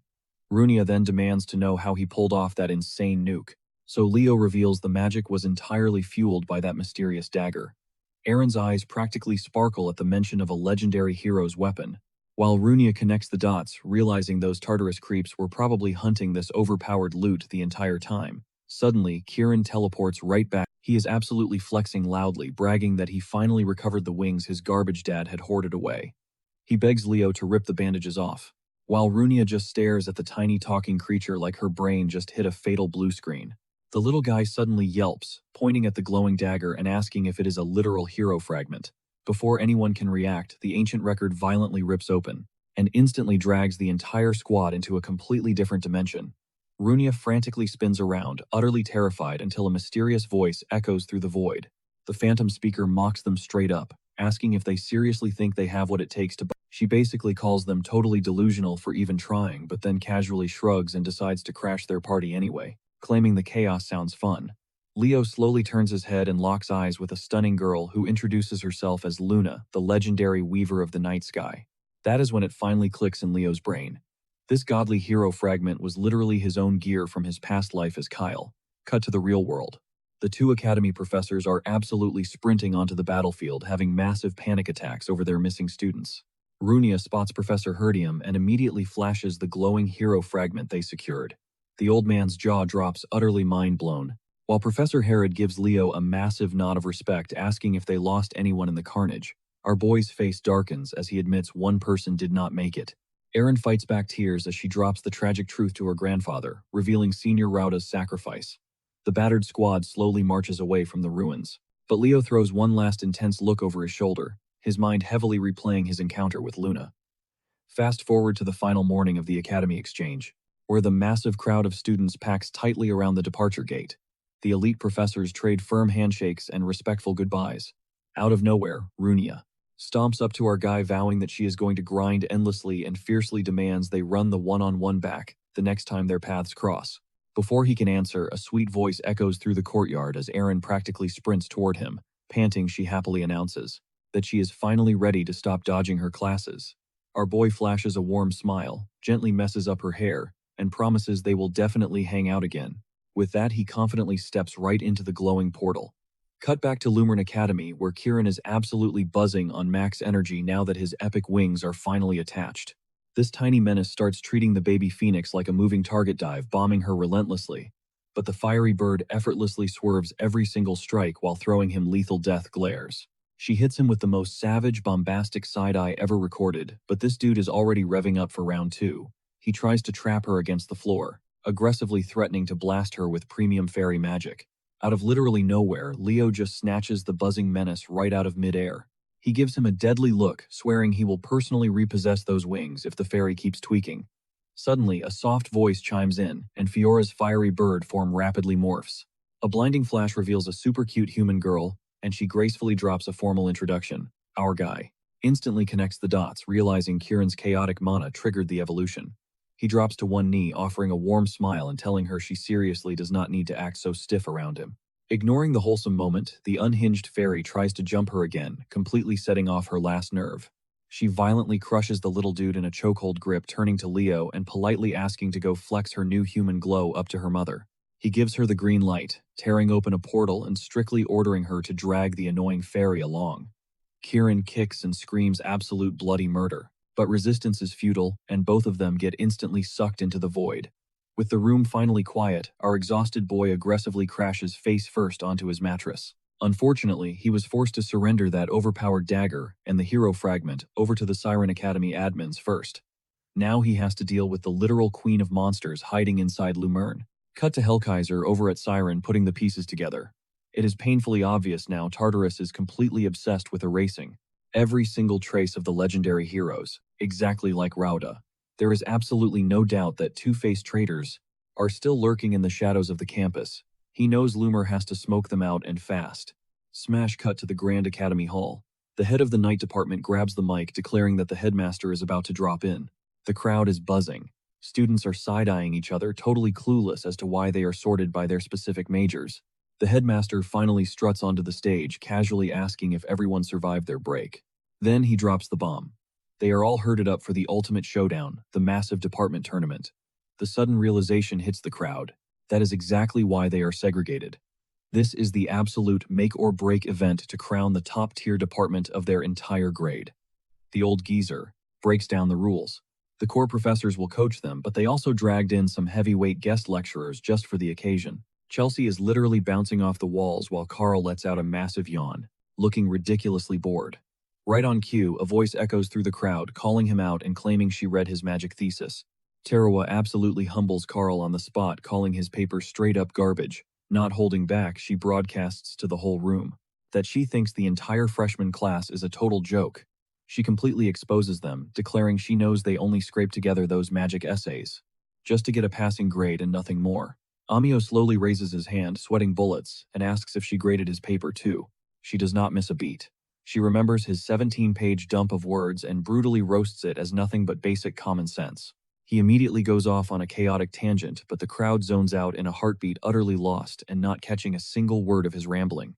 Her whole vibe gets completely derailed when Senior Lee suddenly kicks the doors open and hypes himself up, hitting a dramatic over-the-top muscle flex. He goes all out preaching that true knights crush their problems with pure physical force and grinding hard is the only way to the top. The freshmen immediately swarm him like seagulls, ditching the boring lecture at the speed of light. Out of nowhere, another senior named Ulta steps up to the plate, challenging the crowd to name the absolute most vital trait for a summoner. The rookies start throwing out wild guesses left and right, but miss the mark every single time. Building the suspense, Ulta finally drops the answer. The ultimate secret for a summoner is just love. The entire room instantly hits him with the loudest, most awkward silence ever, breaking the tension to announce that these absolute legends of Lumerian will be their mentors for the upcoming bloodbath. But then the old man abruptly freezes, squinting through the crowd, and asks why Leo is chilling by himself in no man's land. The whole hall whips their heads in his direction, totally clueless as to what his game plan is. But Leo, he just flashes an arrogant smirk, and loudly claims he is standing in the all-class territory.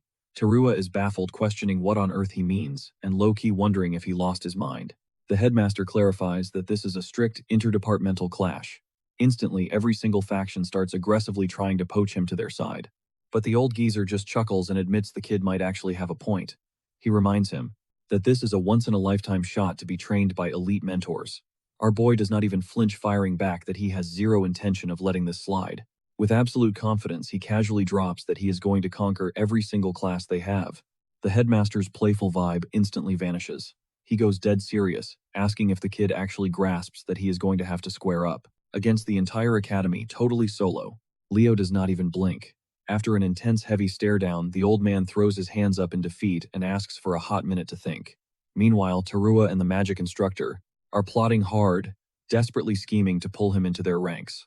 Over on the flip side, Lee watches the kid standing his ground like an absolute boss, hyping him up as the ultimate fit for the night squad. Out of nowhere, Yura crashes the scene, snatching Ulta into a brutal chokehold for slacking off and not engaging with the rookies. Shaking off the chaos, the headmaster jumps back on the mic and drops a bombshell. This year's showdown is going to be a straight-up battle royale, total chaos, every faction for themselves.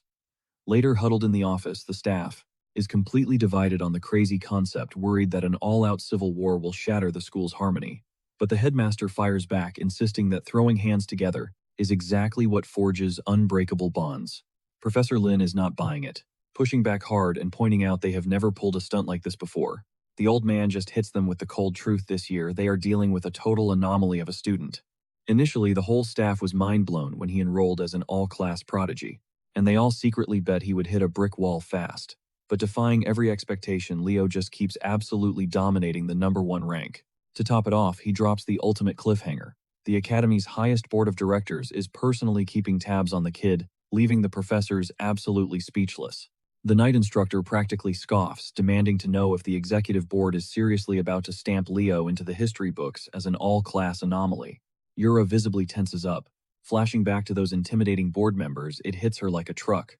Those heavy hitters are the ones pulling the strings for our guy. Professor Len is absolutely thriving. He is grinning from ear to ear, realizing this flex means an entirely new generation of students could actually inherit that legendary all-class title. But the headmaster violently bursts their bubble, laying down the harsh reality sooner or later. Cut to the outdoor training arena, and it is absolutely freezing. The entire squad is shivering, complaining about the brutal drop in temperature. Professor Ain snaps them to attention. He casually reveals that the massive freezing glacier blocking their path is his doing, whipped up specifically for today's Aura Masterclass. He singles out a bewildered Celia, challenging her on the spot. He dares her to melt through that solid ice with her signature flame aura, and hyped up and radiating pure confidence, she channels her firepower and blasts out a colossal wave of flames, triggering an absolutely deafening cinematic explosion. Meanwhile, our boy Leo is just chilling in the background, casually striking a whole JoJo pose like an absolute meme. But when the smoke clears, Celia's jaw drops. That towering ice wall doesn't have a single miserable scratch on it. Stepping up to the plate, Professor Ain drops a bombshell. Today's lesson is all about mastering the legendary aura technique dubbed. He strides right up to the frozen barricade, dropping some intense lore about how this breathing style was originally swiped straight from the beast. It was heavily tweaked so mere humans could handle it. Celia is left completely shook when this hardcore ice specialist suddenly ignites a scorching flame aura of his own. He unleashes a devastating inferno that makes her previous blast look like a campfire. The class is sweating bullets as that impenetrable ice is instantly obliterated into a million glittering shards. Her mind is racing, realizing that this insane rigged-level firepower has to be a direct result of that top-tier breathing rhythm. A random student absolutely loses their mind screaming about how an ice wielder just used fire magic. But the blonde steps in, dropping the fact that this instructor is an ex-dungeon conqueror. He definitely snagged some wild loot or a hidden skill down there. Ain nods in approval, confirming Duran hit the nail dead on the head. He breaks it down for them. Even though fire is his elemental opposite, his attack totally eclipsed Celia's simply because this breathing technique massively supercharges a person's raw aura. With that epic flex out of the way, he officially declares the brutal training arc open. Our guy Leo just stands there totally flabbergasted until it clicks in his brain. This crazy technique is actually Arian's signature move from his past life. Fast forward a bit and the entire squad is grinding out the breathing exercises. The instructor smirks, deeply satisfied that these rookies are actually leveling up at a solid pace. Eliana totally faceplants into the dirt entirely out of gas. Helen gently slides her a tissue, and Eliana immediately beams, hyping her up as an absolute angel. Then their eyes lock onto Leo. He is heavily sweating, locked in a deep trance, and they can't help but wonder why the supposed prodigy is suddenly hitting a massive wall. Ain flashes a knowing smirk. It's an incredibly rare sight to see the golden boy sweating it out like this, still failing to trigger the actual skill. He banks on the hope that this little reality check will push the kid to finally ditch the multiple classes and go all in on his swordsmanship. But instantly, Ain's eyes nearly pop right out of his skull. He urgently marches over, demanding to know exactly who on earth taught him how to inhale like that. The teacher drops the heavy lore that Hero's Breath was originally pioneered by a literal beast warrior who once roamed the halls of Asnia Academy. The human version was severely nerfed for safety, but Leo's current rhythm, it is practically a carbon copy of the raw, untasted style. Our MC casually nods, confirming the theory. Ain then throws out a wild idea, asking if Leo can reroute his internal aura core and start stockpiling his mana from a completely different spot. Following those elite coaching cues, Leo abruptly erupts. A blinding, monstrous pillar of fiery aura rockets straight up into the stratosphere. Duran is absolutely floored by that insane level of raw power. The rest of the class starts freaking out, whispering frantically to figure out what kind of hack they just witnessed. Ain lets out a proud laugh, giving the kid mad props and declaring him the most absurdly talented freak of nature he has ever laid eyes on.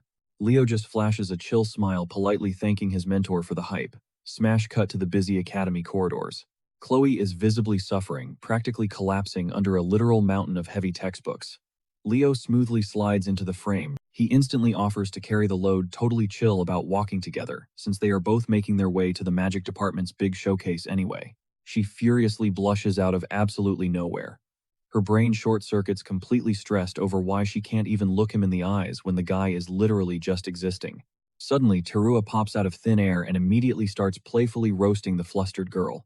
Chloe is absolutely stunned that an elite upperclassman even knows who she is. But Terua drops a casual flex, admitting she totally vibed with Chloe's hardcore research paper on Northern sorcery. Without missing a beat, she corners our boy, demanding to know when he is finally going to commit to the magic track. He quickly fires back, reminding her that violently pressuring him to pick a major is highly illegal in the school rulebook. Inside, he is sweating over how insanely aggressive this girl's recruit. The trio strolls up toward the open courtyard, but out of nowhere, Terua stops dead in her tracks. A split second later, she is sprinting forward, practically screaming at Professor Albie and demanding to know what on earth he is doing on their turf. He casually drops the absolute nuke that he just got hired as their brand new VIP guest lecturer starting today, completely short-circuiting her brain. She immediately throws a massive unhinged tantrum, complaining that he specifically dodged giving her senior class a masterclass. Meanwhile, the freshmen in the back are just eating up the free drama. Leo just stands back, watching her totally glitch out, realizing that literally any magic student would absolutely kill for a seat in this guy's legendary lectures. Since the dude flexes fairy magic, Professor Lin finally steps out of the shadows and drops a massive bombshell. The legendary Golden Professor is taking over today's session. Lin spots a highly sus freshman creeping in the background, literally dragging Torua out by the collar like a grounded toddler, forcing her to grind through tournament prep. With the distraction out of the way, the Golden Professor kicks off the lecture, introducing himself with his completely overpowered title, the Evil Eye Magician. The streets also call him the Tartarus Destroyer, purely because of the insane amount of demons he has permanently deleted from existence. He scans the room, asking the ultimate question: what actually wins a magic fight? Emio smirks cockily, betting everything on pure mana capacity. He gets completely humbled on the spot. Chelsea chimes in with casting speed, but her guess gets instantly shot down too. Carr throws out spell variety as an answer, only to get brutally rejected. Then Leo casually raises his hand and the professor locks eyes with him. Leo coldly states that mobility is the ultimate game changer, and the Golden Professor completely validates his answer. Still incredibly salty in the background, Torua mutters that she obviously knew that, but Professor Lin barks at her to get back to enchanting. Emio refuses to take the loss, arguing that mobility is basically useless now since modern magic completely outscales it. Professor Albi asks if he is hyping up wing magic. The whole class starts whispering, agreeing that it should be enough since literally everyone spams it. Dropping some heavy lore wing magic is basically a levitation hex that completely blitzes the traditional fly spell in pure speed. It can even telekinetically ragdoll heavy objects. To settle the beef, the professor summons both Emio and Leo to the front. Emio practically shoots lasers out of his eyes at our boy, who just stands there totally clueless about why he is getting the absolute death glare. The Golden Professor asks Leo if he buys into Emio's logic. Without missing a beat, Leo hits him with a flat no. The professor decides to let them settle it in a real showdown. He checks to see if they brought their personal magic gear, but Leo is completely empty-handed. The professor flashes a wicked grin telling him to figure it out, and Leo just squares up, totally ready for the smoke. The challenge is set a high-stakes drag race all the way to the Isle of the Beasts and back to the classroom. Emio gets insanely hyped, dumping pure magic into his flightboard. He blasts off the starting line at maximum velocity, ripping through the sky toward the Isle. Thinking he has secured an easy win, he glances back, opening his mouth to trash-talk Leo, but he instantly gets silenced by a brutal lightning strike out of absolutely nowhere. Watching from the sidelines, Carr screams, demanding to know what Leo is thinking, right as our boy casually spams another high-voltage blast. Unbothered, Leo drops cold facts. This whole exam is about proving mobility, so obviously he has to test if his opponent can actually dodge. The professor nods at the big brain strategy, leaving Carr completely flabbergasted. Flexing his true power, our boy ignites his signature aura skill, Phoenix Step, and absolutely launches himself into the stratosphere. Carr freaks out, screaming that using aura in a magic duel is basically cheating, but the professor just cuts him off. Dropping a reality check in the upcoming tournament, they will face rival factions who will definitely spam aura attacks without mercy, so playing dirty is just the new normal. The camera cuts back to Emio, who is barely clutching onto his violently shaking board. Boiling with rage, he vows to make Leo pay for the disrespect, but his villain arc abruptly pauses when pure terror washes over his face. Our boy is already tailgating him. Frozen in panic, he helplessly watches his own downfall as Leo violently crash lands straight into his setup, yeeting him entirely off the board. The gray-haired rival shrieks as he plummets, miraculously getting rescued right before splashing into the ocean. The scene violently shifts back to the classroom, where Emio gasps awake, just in time to hear the professor completely roast wing magic for having absolute garbage mobility. The original fly spell dominates in every single category. Even though wing magic is a newer spin-off, its handling is incredibly sloppy. Laying down the law, Professor Albi commands the entire squad to hard focus on mastering the fly spell. The crazy mid-air showdown leaves the whole room insanely hyped, sparking everyone to grind their casting instantly. Once the dust settles, Leo casually walks up to the professor and drops a wild request. He wants VIP access to the Forbidden Archives. Albi tries to shut him down, stating that the area is strictly off-limits, even for top-tier staff. But Leo stays ice-cold, clarifying that he is talking to a high-ranking Jiran, not some random campus teacher. Gazing out over his sweating students, the evil-eye magician demands to know what kind of secret he is hunting for. Leo reveals he is trying to track down a classified record detailing a forgotten hero. Intrigued by the lore, the professor actually agrees to write him a golden ticket of recommendation. However, there is a massive catch to officially breach the doors. Leo desperately needs a green light from the top boss Albi's own brother Altek. Leo instantly recognizes the name. Altek is literally the Infinity Mage, an absolute myth famous for downloading thousands of spells directly into his brain. The Golden Professor ruins the vibe, revealing that the headmaster is currently off the grid on a high-stakes raid, meaning Leo has to deal with the acting proxy instead. When Leo questions who is running the show, Albi drops a major name. It is his ruthless upperclassman, Elena Jiran. The camera then cuts straight to the chaotic summoning island. Walking through the grounds, Leo picks up on some anxious chatter about the rival squads already sweating through their brutal boot camps, and how the terrifying Professor Albi even crashed the latest magic lecture to shake things up. His mind flashes back to the gossip session with his squad about Elena. Chelsea breaks it down, saying, "This chick, is straight-up Academy royalty holding down the third-year rep spot at barely 18. She is already dominating the Magic division as the undisputed number 2. Carl chimes in, drooling over the fact that she is an absolute 10, earning her the title of queen. She has a literal army of simps following her every move, and is basically a lock for student council president next year.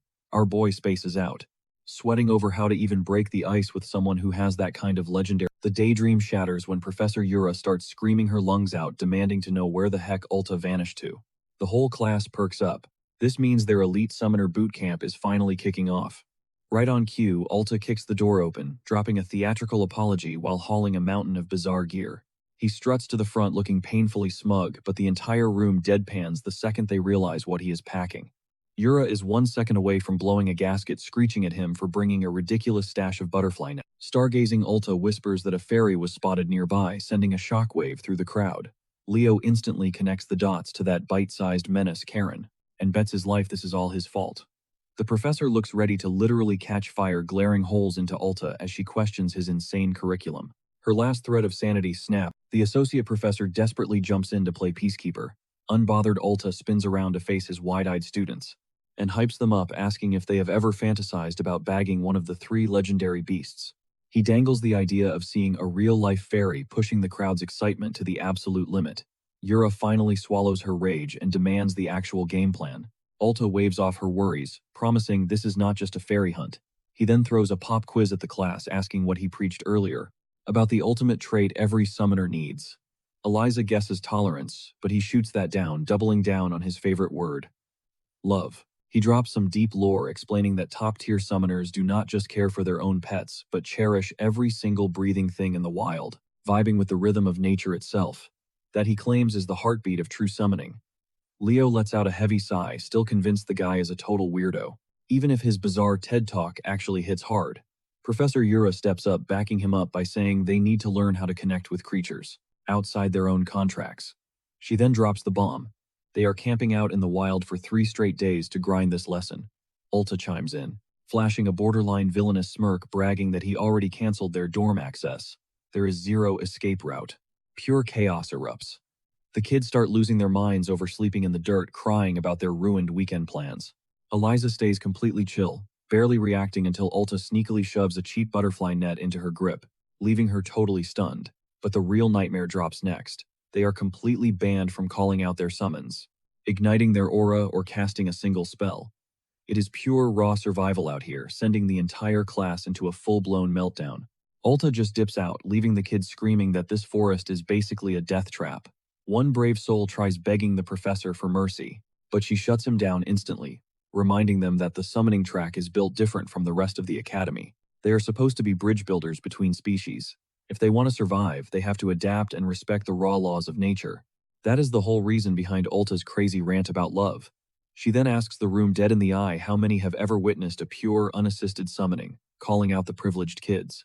She roasts them for leaning on expensive family artifacts instead of facing a magical beast face to face, flashing a wicked smile. She tells them she will see them in 3 nights, leaving them with a sarcastic good luck. The montage rolls as days blur together with the pampered kids learning how to rough it, grinding their primal instincts through exhausting wilderness drills. The camera pans back to our boy Leo out in the bushes foraging for berries. He quietly admits to himself that these summoner courses are way more brutal than the rest, but in the best way possible. Out of nowhere, a blood-curdling shriek rings out. Someone found the fairy. Leo whips his head around only to find one incredibly unlucky classmate, waist-deep inside the jaws of a giant mutant plant. Do his peers rush in to save him? Nope. They just stand there, absolutely roasting the guy for charging in blind, and ignoring every single survival rule they just learned. Peering up, Leo spots the tiny gremlin himself lounging on a branch. He decides right then and there this fairy is overdue for a reality check. Karen zooms through the canopy, giggling like a maniac while plotting his next victim, but his joyride ends abruptly. Wham! A hidden trap snaps shut, and the mythical creature gets scooped up by a literal dollar store butterfly net. It is honestly embarrassing how easily he got played. Leo snatches up the net, glaring down at the bug-sized pest, reminding him of their little warning chat. Karen frantically waves his hand, swearing he is innocent, claiming he was only investigating some super sketchy vibes creeping through the forest. Leo gives him the ultimate side-eye, but the fairy desperately swears that a dark shift is genuinely happening out there. A bit later, the guys chill by a crackling campfire, and Leo demands some answers. Kieran drops the bomb that the local wildlife is literally going feral. While scouting the area, the fairy bumped into those students, accidentally turning himself into an overnight celebrity. Leo connects the dots, pointing out this whole zone belongs to the Phoenix Purina. Usually she would absolutely step in if things went sideways. But Kieran hits him with a plot twist. Purina completely bailed on the island, catching our guy totally off guard. The fairy spills the tea. When they first touched down, Fiora discovered a sticky note saying her mom dipped to visit the Oathbearer. This utterly crushed the baby Phoenix since she desperately missed her mom. Right after that, the duo caught the forest creatures tweaking out and decided to play detective. Fiora plunged straight into the wild woods, dragging a reluctant Kieran right behind her. Hearing this, Leo runs the math. Fiora ranks as the second biggest flex in this ecosystem, so any major threat should have triggered her radar. He questions the super sus timing. Why did this chaos only kick off the second Purina left? No way that is just a random coincidence. He shoots Fiora a mental text through telepathy, but gets left on read. Guessing she is totally distracted, he just snatches up the fairy. Tossing Kieran onto his shoulder, Leo declares a rescue mission. He warns the fairy about a mega creepy vibe radiating from the western drop zone. Of course, the little guy whines non-stop about being dragged into this mess. The camera pans to a sick, neon-glowing lake. Deep in the silent woods, a gentle voice echoes out. Fiora squats by the water's edge, eyes literally sparkling with hype. She flexes a bizarre, glowing rock in her tiny hands, whispering about how gorgeous it is. The baby Phoenix deadass chucks the gem into her mouth, munching away like it is candy. Her feathers spike up when a voice randomly asks what she is chewing on. She tries playing the innocent card, but Leo towers over her, demanding to know if she has been snacking on magic rocks since the very second she arrived. He remembers these gems spawn like crazy in areas swarming with spirit beasts, serving as the ultimate level-up fuel for the younger monsters. Fiora tries justifying her binge eating, claiming it boosts her growth stats, but Kieran instantly roasts her, pointing out she is already an elite-tier creature. Our boy gets it, admitting the rocks probably taste fire, but bullying the locals out of their territory is a massive yikes. She scrambles for another excuse, swearing she planned to share the loot, but Kieran aggressively calls cap on that lie. The two immediately start beefing like an old married couple. Leo shuts down the drama, demanding the real scoop on the forest's freakish activities. She admits to catching a super sketchy vibe lurking in a specific patch of the woods. But before she can drop the lore, the crew freezes. Pure dread suffocates the air. Our boy instantly clocks the dark aura. It is the exact same energy from that psycho beast summoner. Sensing the danger, he materializes his weapon in a flash, barking at his squad to get in battle formation. Out of nowhere, he screams for them to scramble. A monstrous gaping jaw lunges from the shadows, ready to swallow them whole.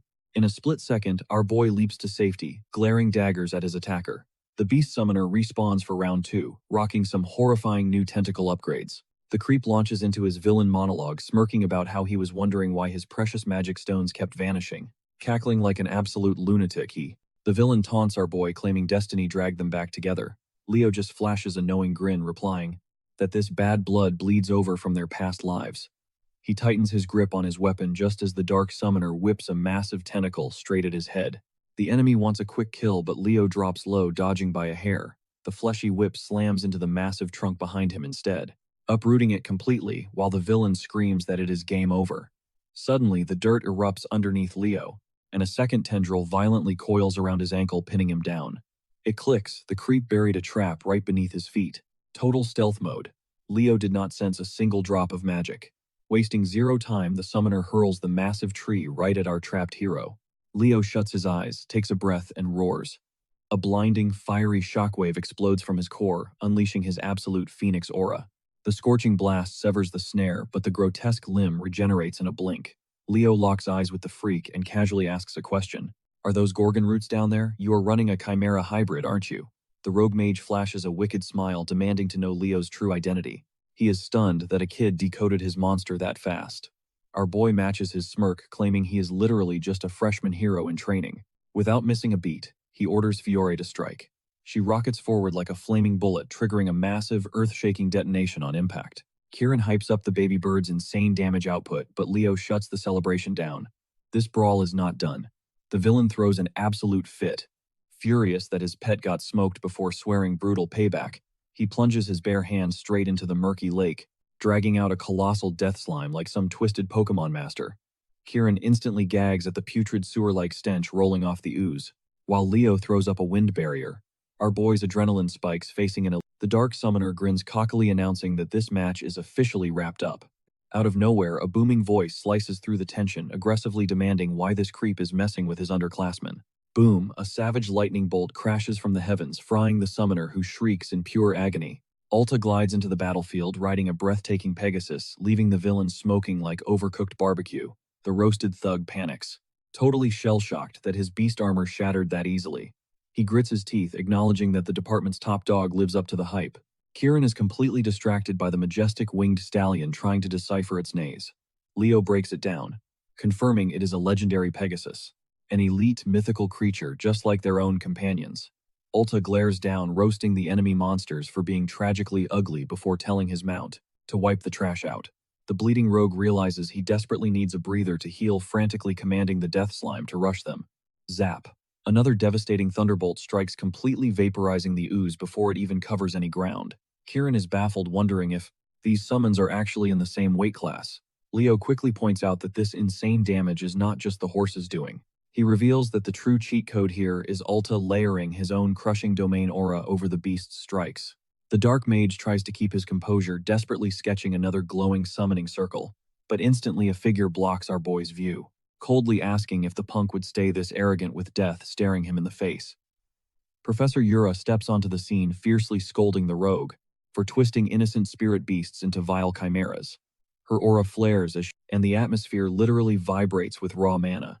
Refusing to back down, the villain drags out a massive, heavily muscled Cyclops. He bursts into manic laughter, trash-talking the professor and swearing nothing she summons can survive his giant.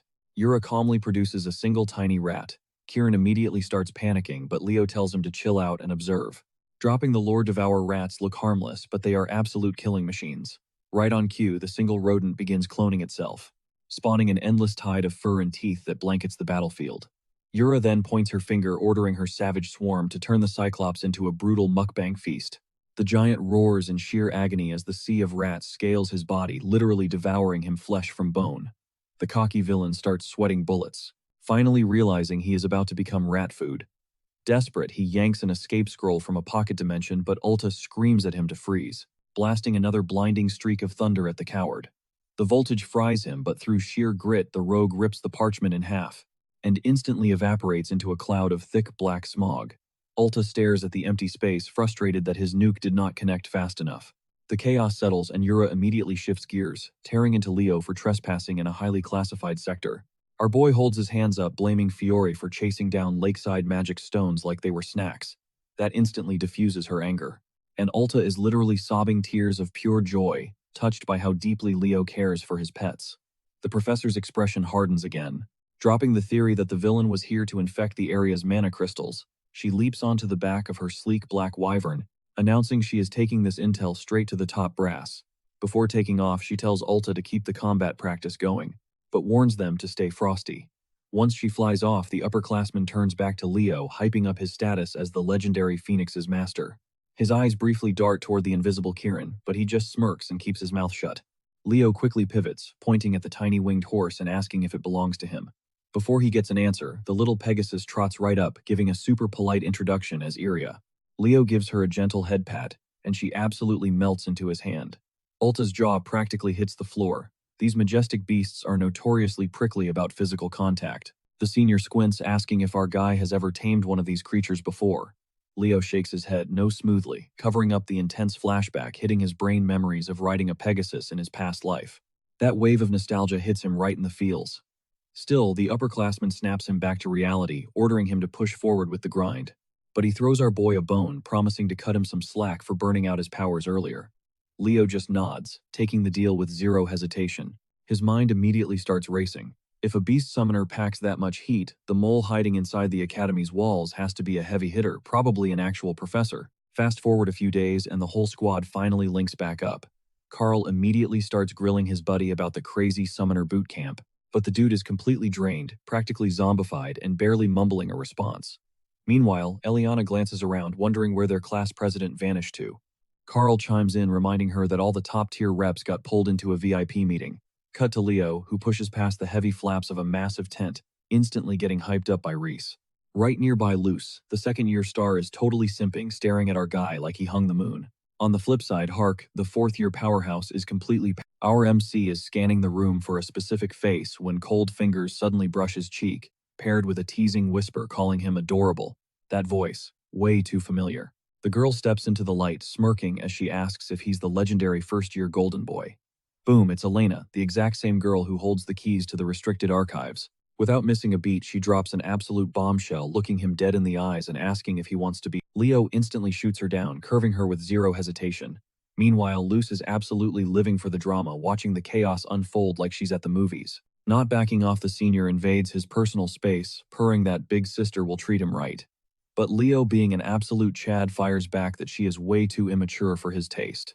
That brutal comeback totally short-circuits her brain. She stares for a second before cracking up, flashing a wicked grin and declaring that playing with him is going to be a blast.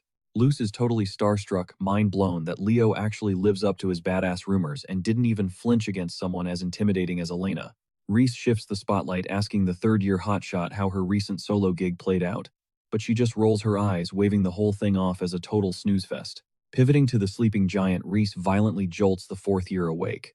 Hark snaps up, eyes blazing instantly, demanding a brutal throwdown.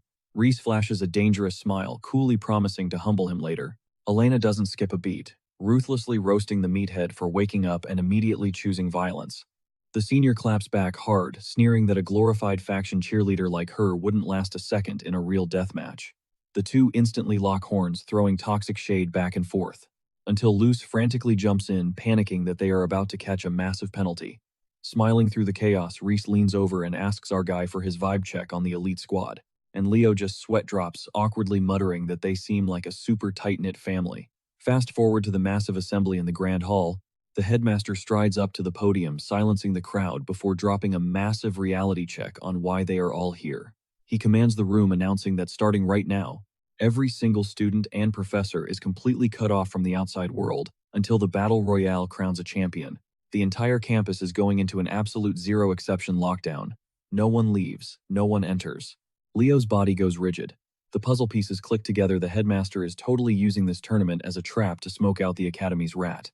Smash cut to the homeroom, where Eliana and Chelsea are throwing a massive fit, absolutely devastated about losing their weekend. Suddenly, a random classmate bursts through the door, screaming out the breaking news: the official deathmatch arena just dropped. They are heading to a hardcore restricted zone called Negrong.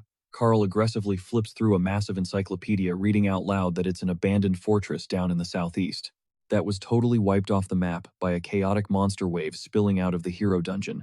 And get this, even after the boss got clapped, the soil itself stayed completely cursed. It turned into an absolute dead zone where zero humans could survive. Hearing this, Nella starts visibly shaking, terrified of stepping foot in a literal ghost town. But Chelsea quickly cools her nerves, swearing the horror stories are completely exaggerated. She waves away the panic, dropping the info that only garbage tier and mid-level beasts actually spawn there now. But that dark lore still keeps the whole class totally on edge. Meanwhile, Leo squints at the textbook, sketches a chilling sense of déjà vu creeping up his spine. A cold drop of sweat slides down his face. The flashbacks hit hard. This is the exact wasteland where he and Lacinus tag-teamed their very first demonic legion commander. Sprinting straight to the archives, our boy tears through ancient scrolls and maps like an absolute maniac on a mission. He uncovers a massive clue: the death zone holds exactly 5 isolated lakes. Now, he's desperately racking his brain, trying to pinpoint which one is the legendary Erdia. His endgame: hunting down Lacinus's forgotten ancient guardian, the ultimate spirit of radiance, Luminous Smash, cut straight to the morning of the massive tournament.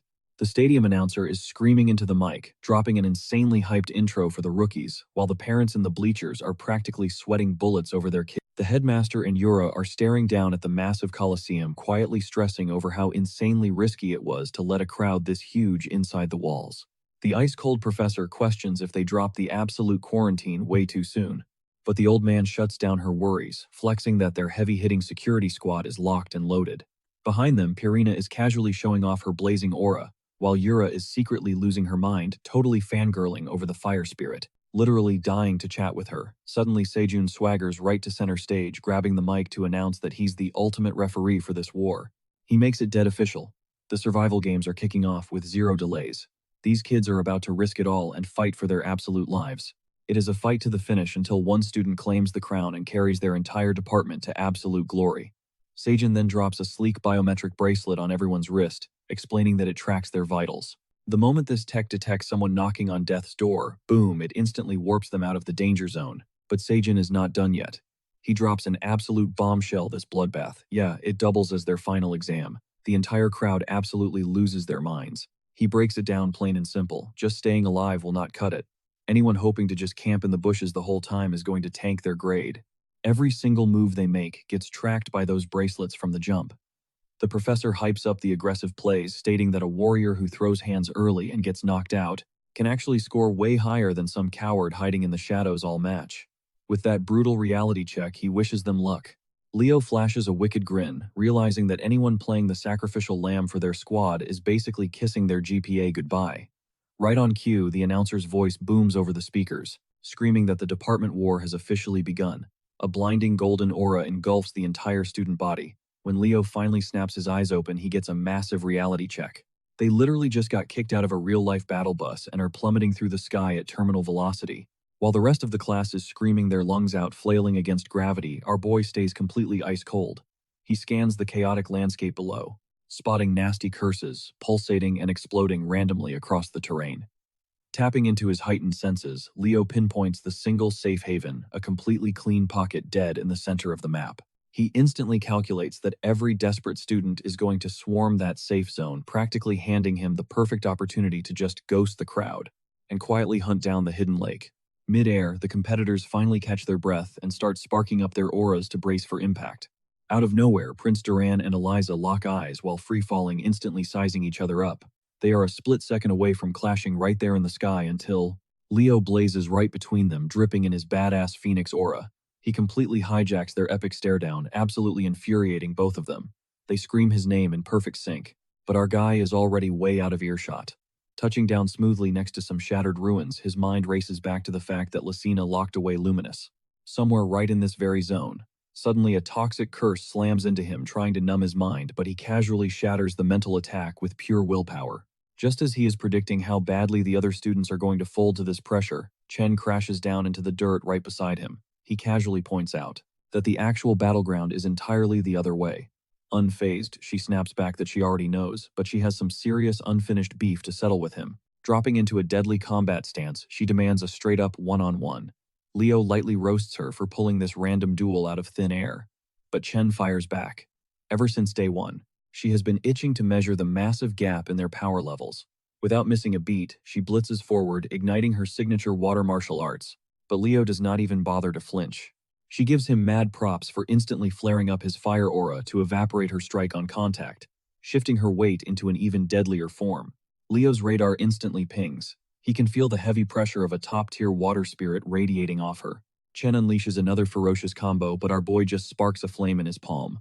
A towering inferno erupts, completely swallowing her wave, until he clocks that it was pure bait. Tracking her shifting energy, he easily catches her sneaking up on his blind spot and flawlessly parries her sneak attack. Chen skids backward, her eyes wide with shock that he actually read that move. She knows her stealth advantage is completely blown, but she stubbornly refuses to tap out. Changing the vibe, Leo suddenly drops some combat wisdom on her, explaining that water is meant to be a fluid, formless force. Closing the gap with his blazing flame sword drawn, he bluntly critiques her, calling her footwork way too stiff and predictable. Chen breaks a cold sweat, fully aware that one clean strike means game over. She hastily throws up a heavy water shield, but her jaw practically hits the floor. He basically teleports right into her personal space, casually holding a glowing fireball, and repeats that her mechanics are trash. As the smoke clears out, his blazing blade is resting right against her throat, securing his total victory. Swallowing her pride, she admits he moves like an absolute war veteran, but instead of finishing it, he just calmly orders her to retreat to the safe zone. Her mind is totally blown that he is not instantly eliminating her for points, but he just shrugs it off as his call. Turning his back, he tosses over his shoulder that she needs to handle the two stalkers, barreling straight toward their location. Chen freezes up for a second before it clicks, just as those two absolute units from the skydrop come sprinting into view, moving at blinding speed. Duran and Eliza zoom right past her, bickering out loud over who gets first dibs on fighting Leo, throwing a literal temper tantrum as they eagerly close the distance to their prey. Chen glares at them like they have completely lost the plot, loudly demanding why they are crashing this spot when the main battleground is literally miles the other way. The arrogant prince instantly assumes she just took a fat L and brushes her off to ask where the class representative vanished to. Chen owns up to her defeat without flinching but quickly pivots, claiming she is wounded and insisting they all fall back to the center zone. Duran gets completely triggered by the suggestion, but she viciously shuts him down. She hits him with the facts they rep the exact same department, so ignoring a teammate's call for help is basically a crime. That logic instantly gags him. Pivoting her attention, Chen locks eyes with Eliza and shamelessly asks if the Ice Queen can carry her back. But the white-haired prodigy ruthlessly shoots that down coldly, reminding her that they play for rival teams now. Chen playfully clutches her pearls, acting deeply betrayed, even bringing up all those late-night cram sessions where she hard-carried Eliza's grades. That guilt trip strikes a massive nerve, forcing the stubborn girl to sigh and admit that while she always settles her debts, she seriously cannot afford to play taxi right now. Chen deploys her ultimate weapon, the irresistible puppy dog eyes. That instantly crushes any resistance, strong-arming the duo into a reluctant surrender. Eliza glares, laying down the law. This fragile ceasefire crumbles the second they breach the central ruins. While Duran lingers in the background like an awkward third wheel glancing over his shoulder, the water girl silently prays. Leo tracks down his elusive target and finishes this mission in a flash. The camera cuts to Juridin, a crimson-haired background character repping the summoning department. He dashes frantically toward the towering central stronghold. The kid furiously whispers that his cursed nightmare is finally ending, but a massive inferno crashes directly into his escape route, skidding him to a terrified halt. A mocking voice echoes, warning him to drop the ego. Celia dominates the scene, conjuring a second blazing sphere. She has completely hijacked the northern gate without batting an eye. Panicking students scatter like ants, desperately stampeding toward an alternate exit. They roll the dice on another route, only to hit a literal dead end. Chloe relentlessly locks down the western gate with absolute sub-zero frost. The crimson-haired guy swallows hard, calculating his odds. Only the southern and eastern paths survive. He remembers Eliza is currently hunting down Leo, and desperately crosses his fingers that Walden managed to secure at least one escape hatch. Before a single soul can twitch, a colossal shadow swallows the entire skyline. One of the kids completely loses it, screaming about a jet-black wyvern, but Juridin shuts him down in a heartbeat, clarifying that it's actually the cursed mutation from their summoning finals. Absolute chaos erupts as the crowd goes unhinged, losing their minds over why this monstrosity crashed the party. Over in the stands, Zeiss Zerdinger surveys the war zone. He nods at Celia's flawless performance, yet a nagging suspicion creeps in, because Leo hasn't even stepped foot near the ancient ruins yet. Glancing down at Chelsea, her uncle beams with pride, praising her for truly evolving into a lethal spellcaster worthy of their bloodline. The pair share a wholesome chuckle over the rookie's sloppy mistakes. But suddenly Zeiss snaps to full alert his instincts, screaming that disaster is brewing.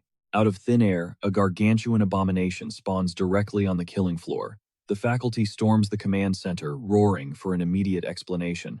The station sorcerer screams back that the secondary hub has gone completely radio silent. Harold frantically barks at Segian, demanding an instant full-scale evacuation for the entire student body. The white-haired professor floods the terminal crystal with raw mana, yet gets zero feedback. He admits defeat as the system flatlines. Refusing to fold, Harry blitzes straight toward the headmaster, shouting at him to keep pushing. The lens snaps back to a squad of teens brawling for survival. A random extra wipes away cold sweat, gasping that the rival factions are simply built different while he struggles for air. Up above, Walden casually lounges on a shattered roof, calculating that it's time to end this game, before that colossal freak rampages through his zone. On cue, the cursed obsidian wyvern dives into the airspace, paralyzing the crowd. A desperate voice shrieks to take cover, as the beast unleashes a blinding shockwave. Moving like lightning, Walden erects a massive blazing barricade to absorb the impact. Forgetting their faction rivalry, he barks at his current ally, commanding him to crack the gates wide open and hustle everyone to safety. The idiot gets a big head, spitting back that he doesn't take commands. Walden effortlessly chokes him out with a single hand, dropping a cold reality check about their ticking clock. He brutally crowns himself the new boss and repeats the demand to pop the lock, leaving absolutely zero room for negotiation. Miles away, Leo furiously scratches off map locations, his relentless hunt yielding nothing but dead ends. He guesses the all-out war has already kicked off and decides it's time to join the fray. Suddenly, his pupils dilate as a sickening pressure suffocates the entire landscape. He instantly recognizes that this Severance hex doesn't belong to any local beast. The dreadful nostalgia kicks in. The last time he tasted this foul magic was during a life-or-death brawl against Tartarus. Igniting his phoenix aura in a split second, he blasts forward like a flaming comet. Leo's brain connects the dots. This specific hex doesn't deal physical damage, but it totally jams all external comms, boxing them inside an inescapable death trap. He questions if the Academy's hidden mole finally pulled the trigger. Tearing through the rugged terrain, he hypes himself up, knowing he has to rendezvous with his squad at the central ruins immediately. Elsewhere, Ella frantically pumps healing magic into Carr, begging him to stay awake. A terrified background kid shivers violently, sobbing about why their emergency warp bracelets are glitching out at the exact same time. Chelsea stands her ground, throwing hands with a massive minotaur guarding the eastern gates solo. With zero warning, the brute brings a titanic axe crashing down, catching her completely slipping. But right before it secures the kill, a blinding energy beam sends the beast flying backward. Her older brother Abad drops in fiercely, reminding her to stop slacking and start double casting, barking at her to lock in. Chelsea stumbles to her feet, desperate to process the sheer chaos, but an earth-shattering roar drowns out her thoughts entirely. Her brother gets dead serious, declaring the entire faction tournament officially cancelled. He lays down the hard truth: they must squad up right this second, if they plan on surviving this monstrous invasion. He predicts that anyone with a brain will instantly retreat toward the inner citadel, stating that their one and only mission is to gear up, lock down the base, and hold the line.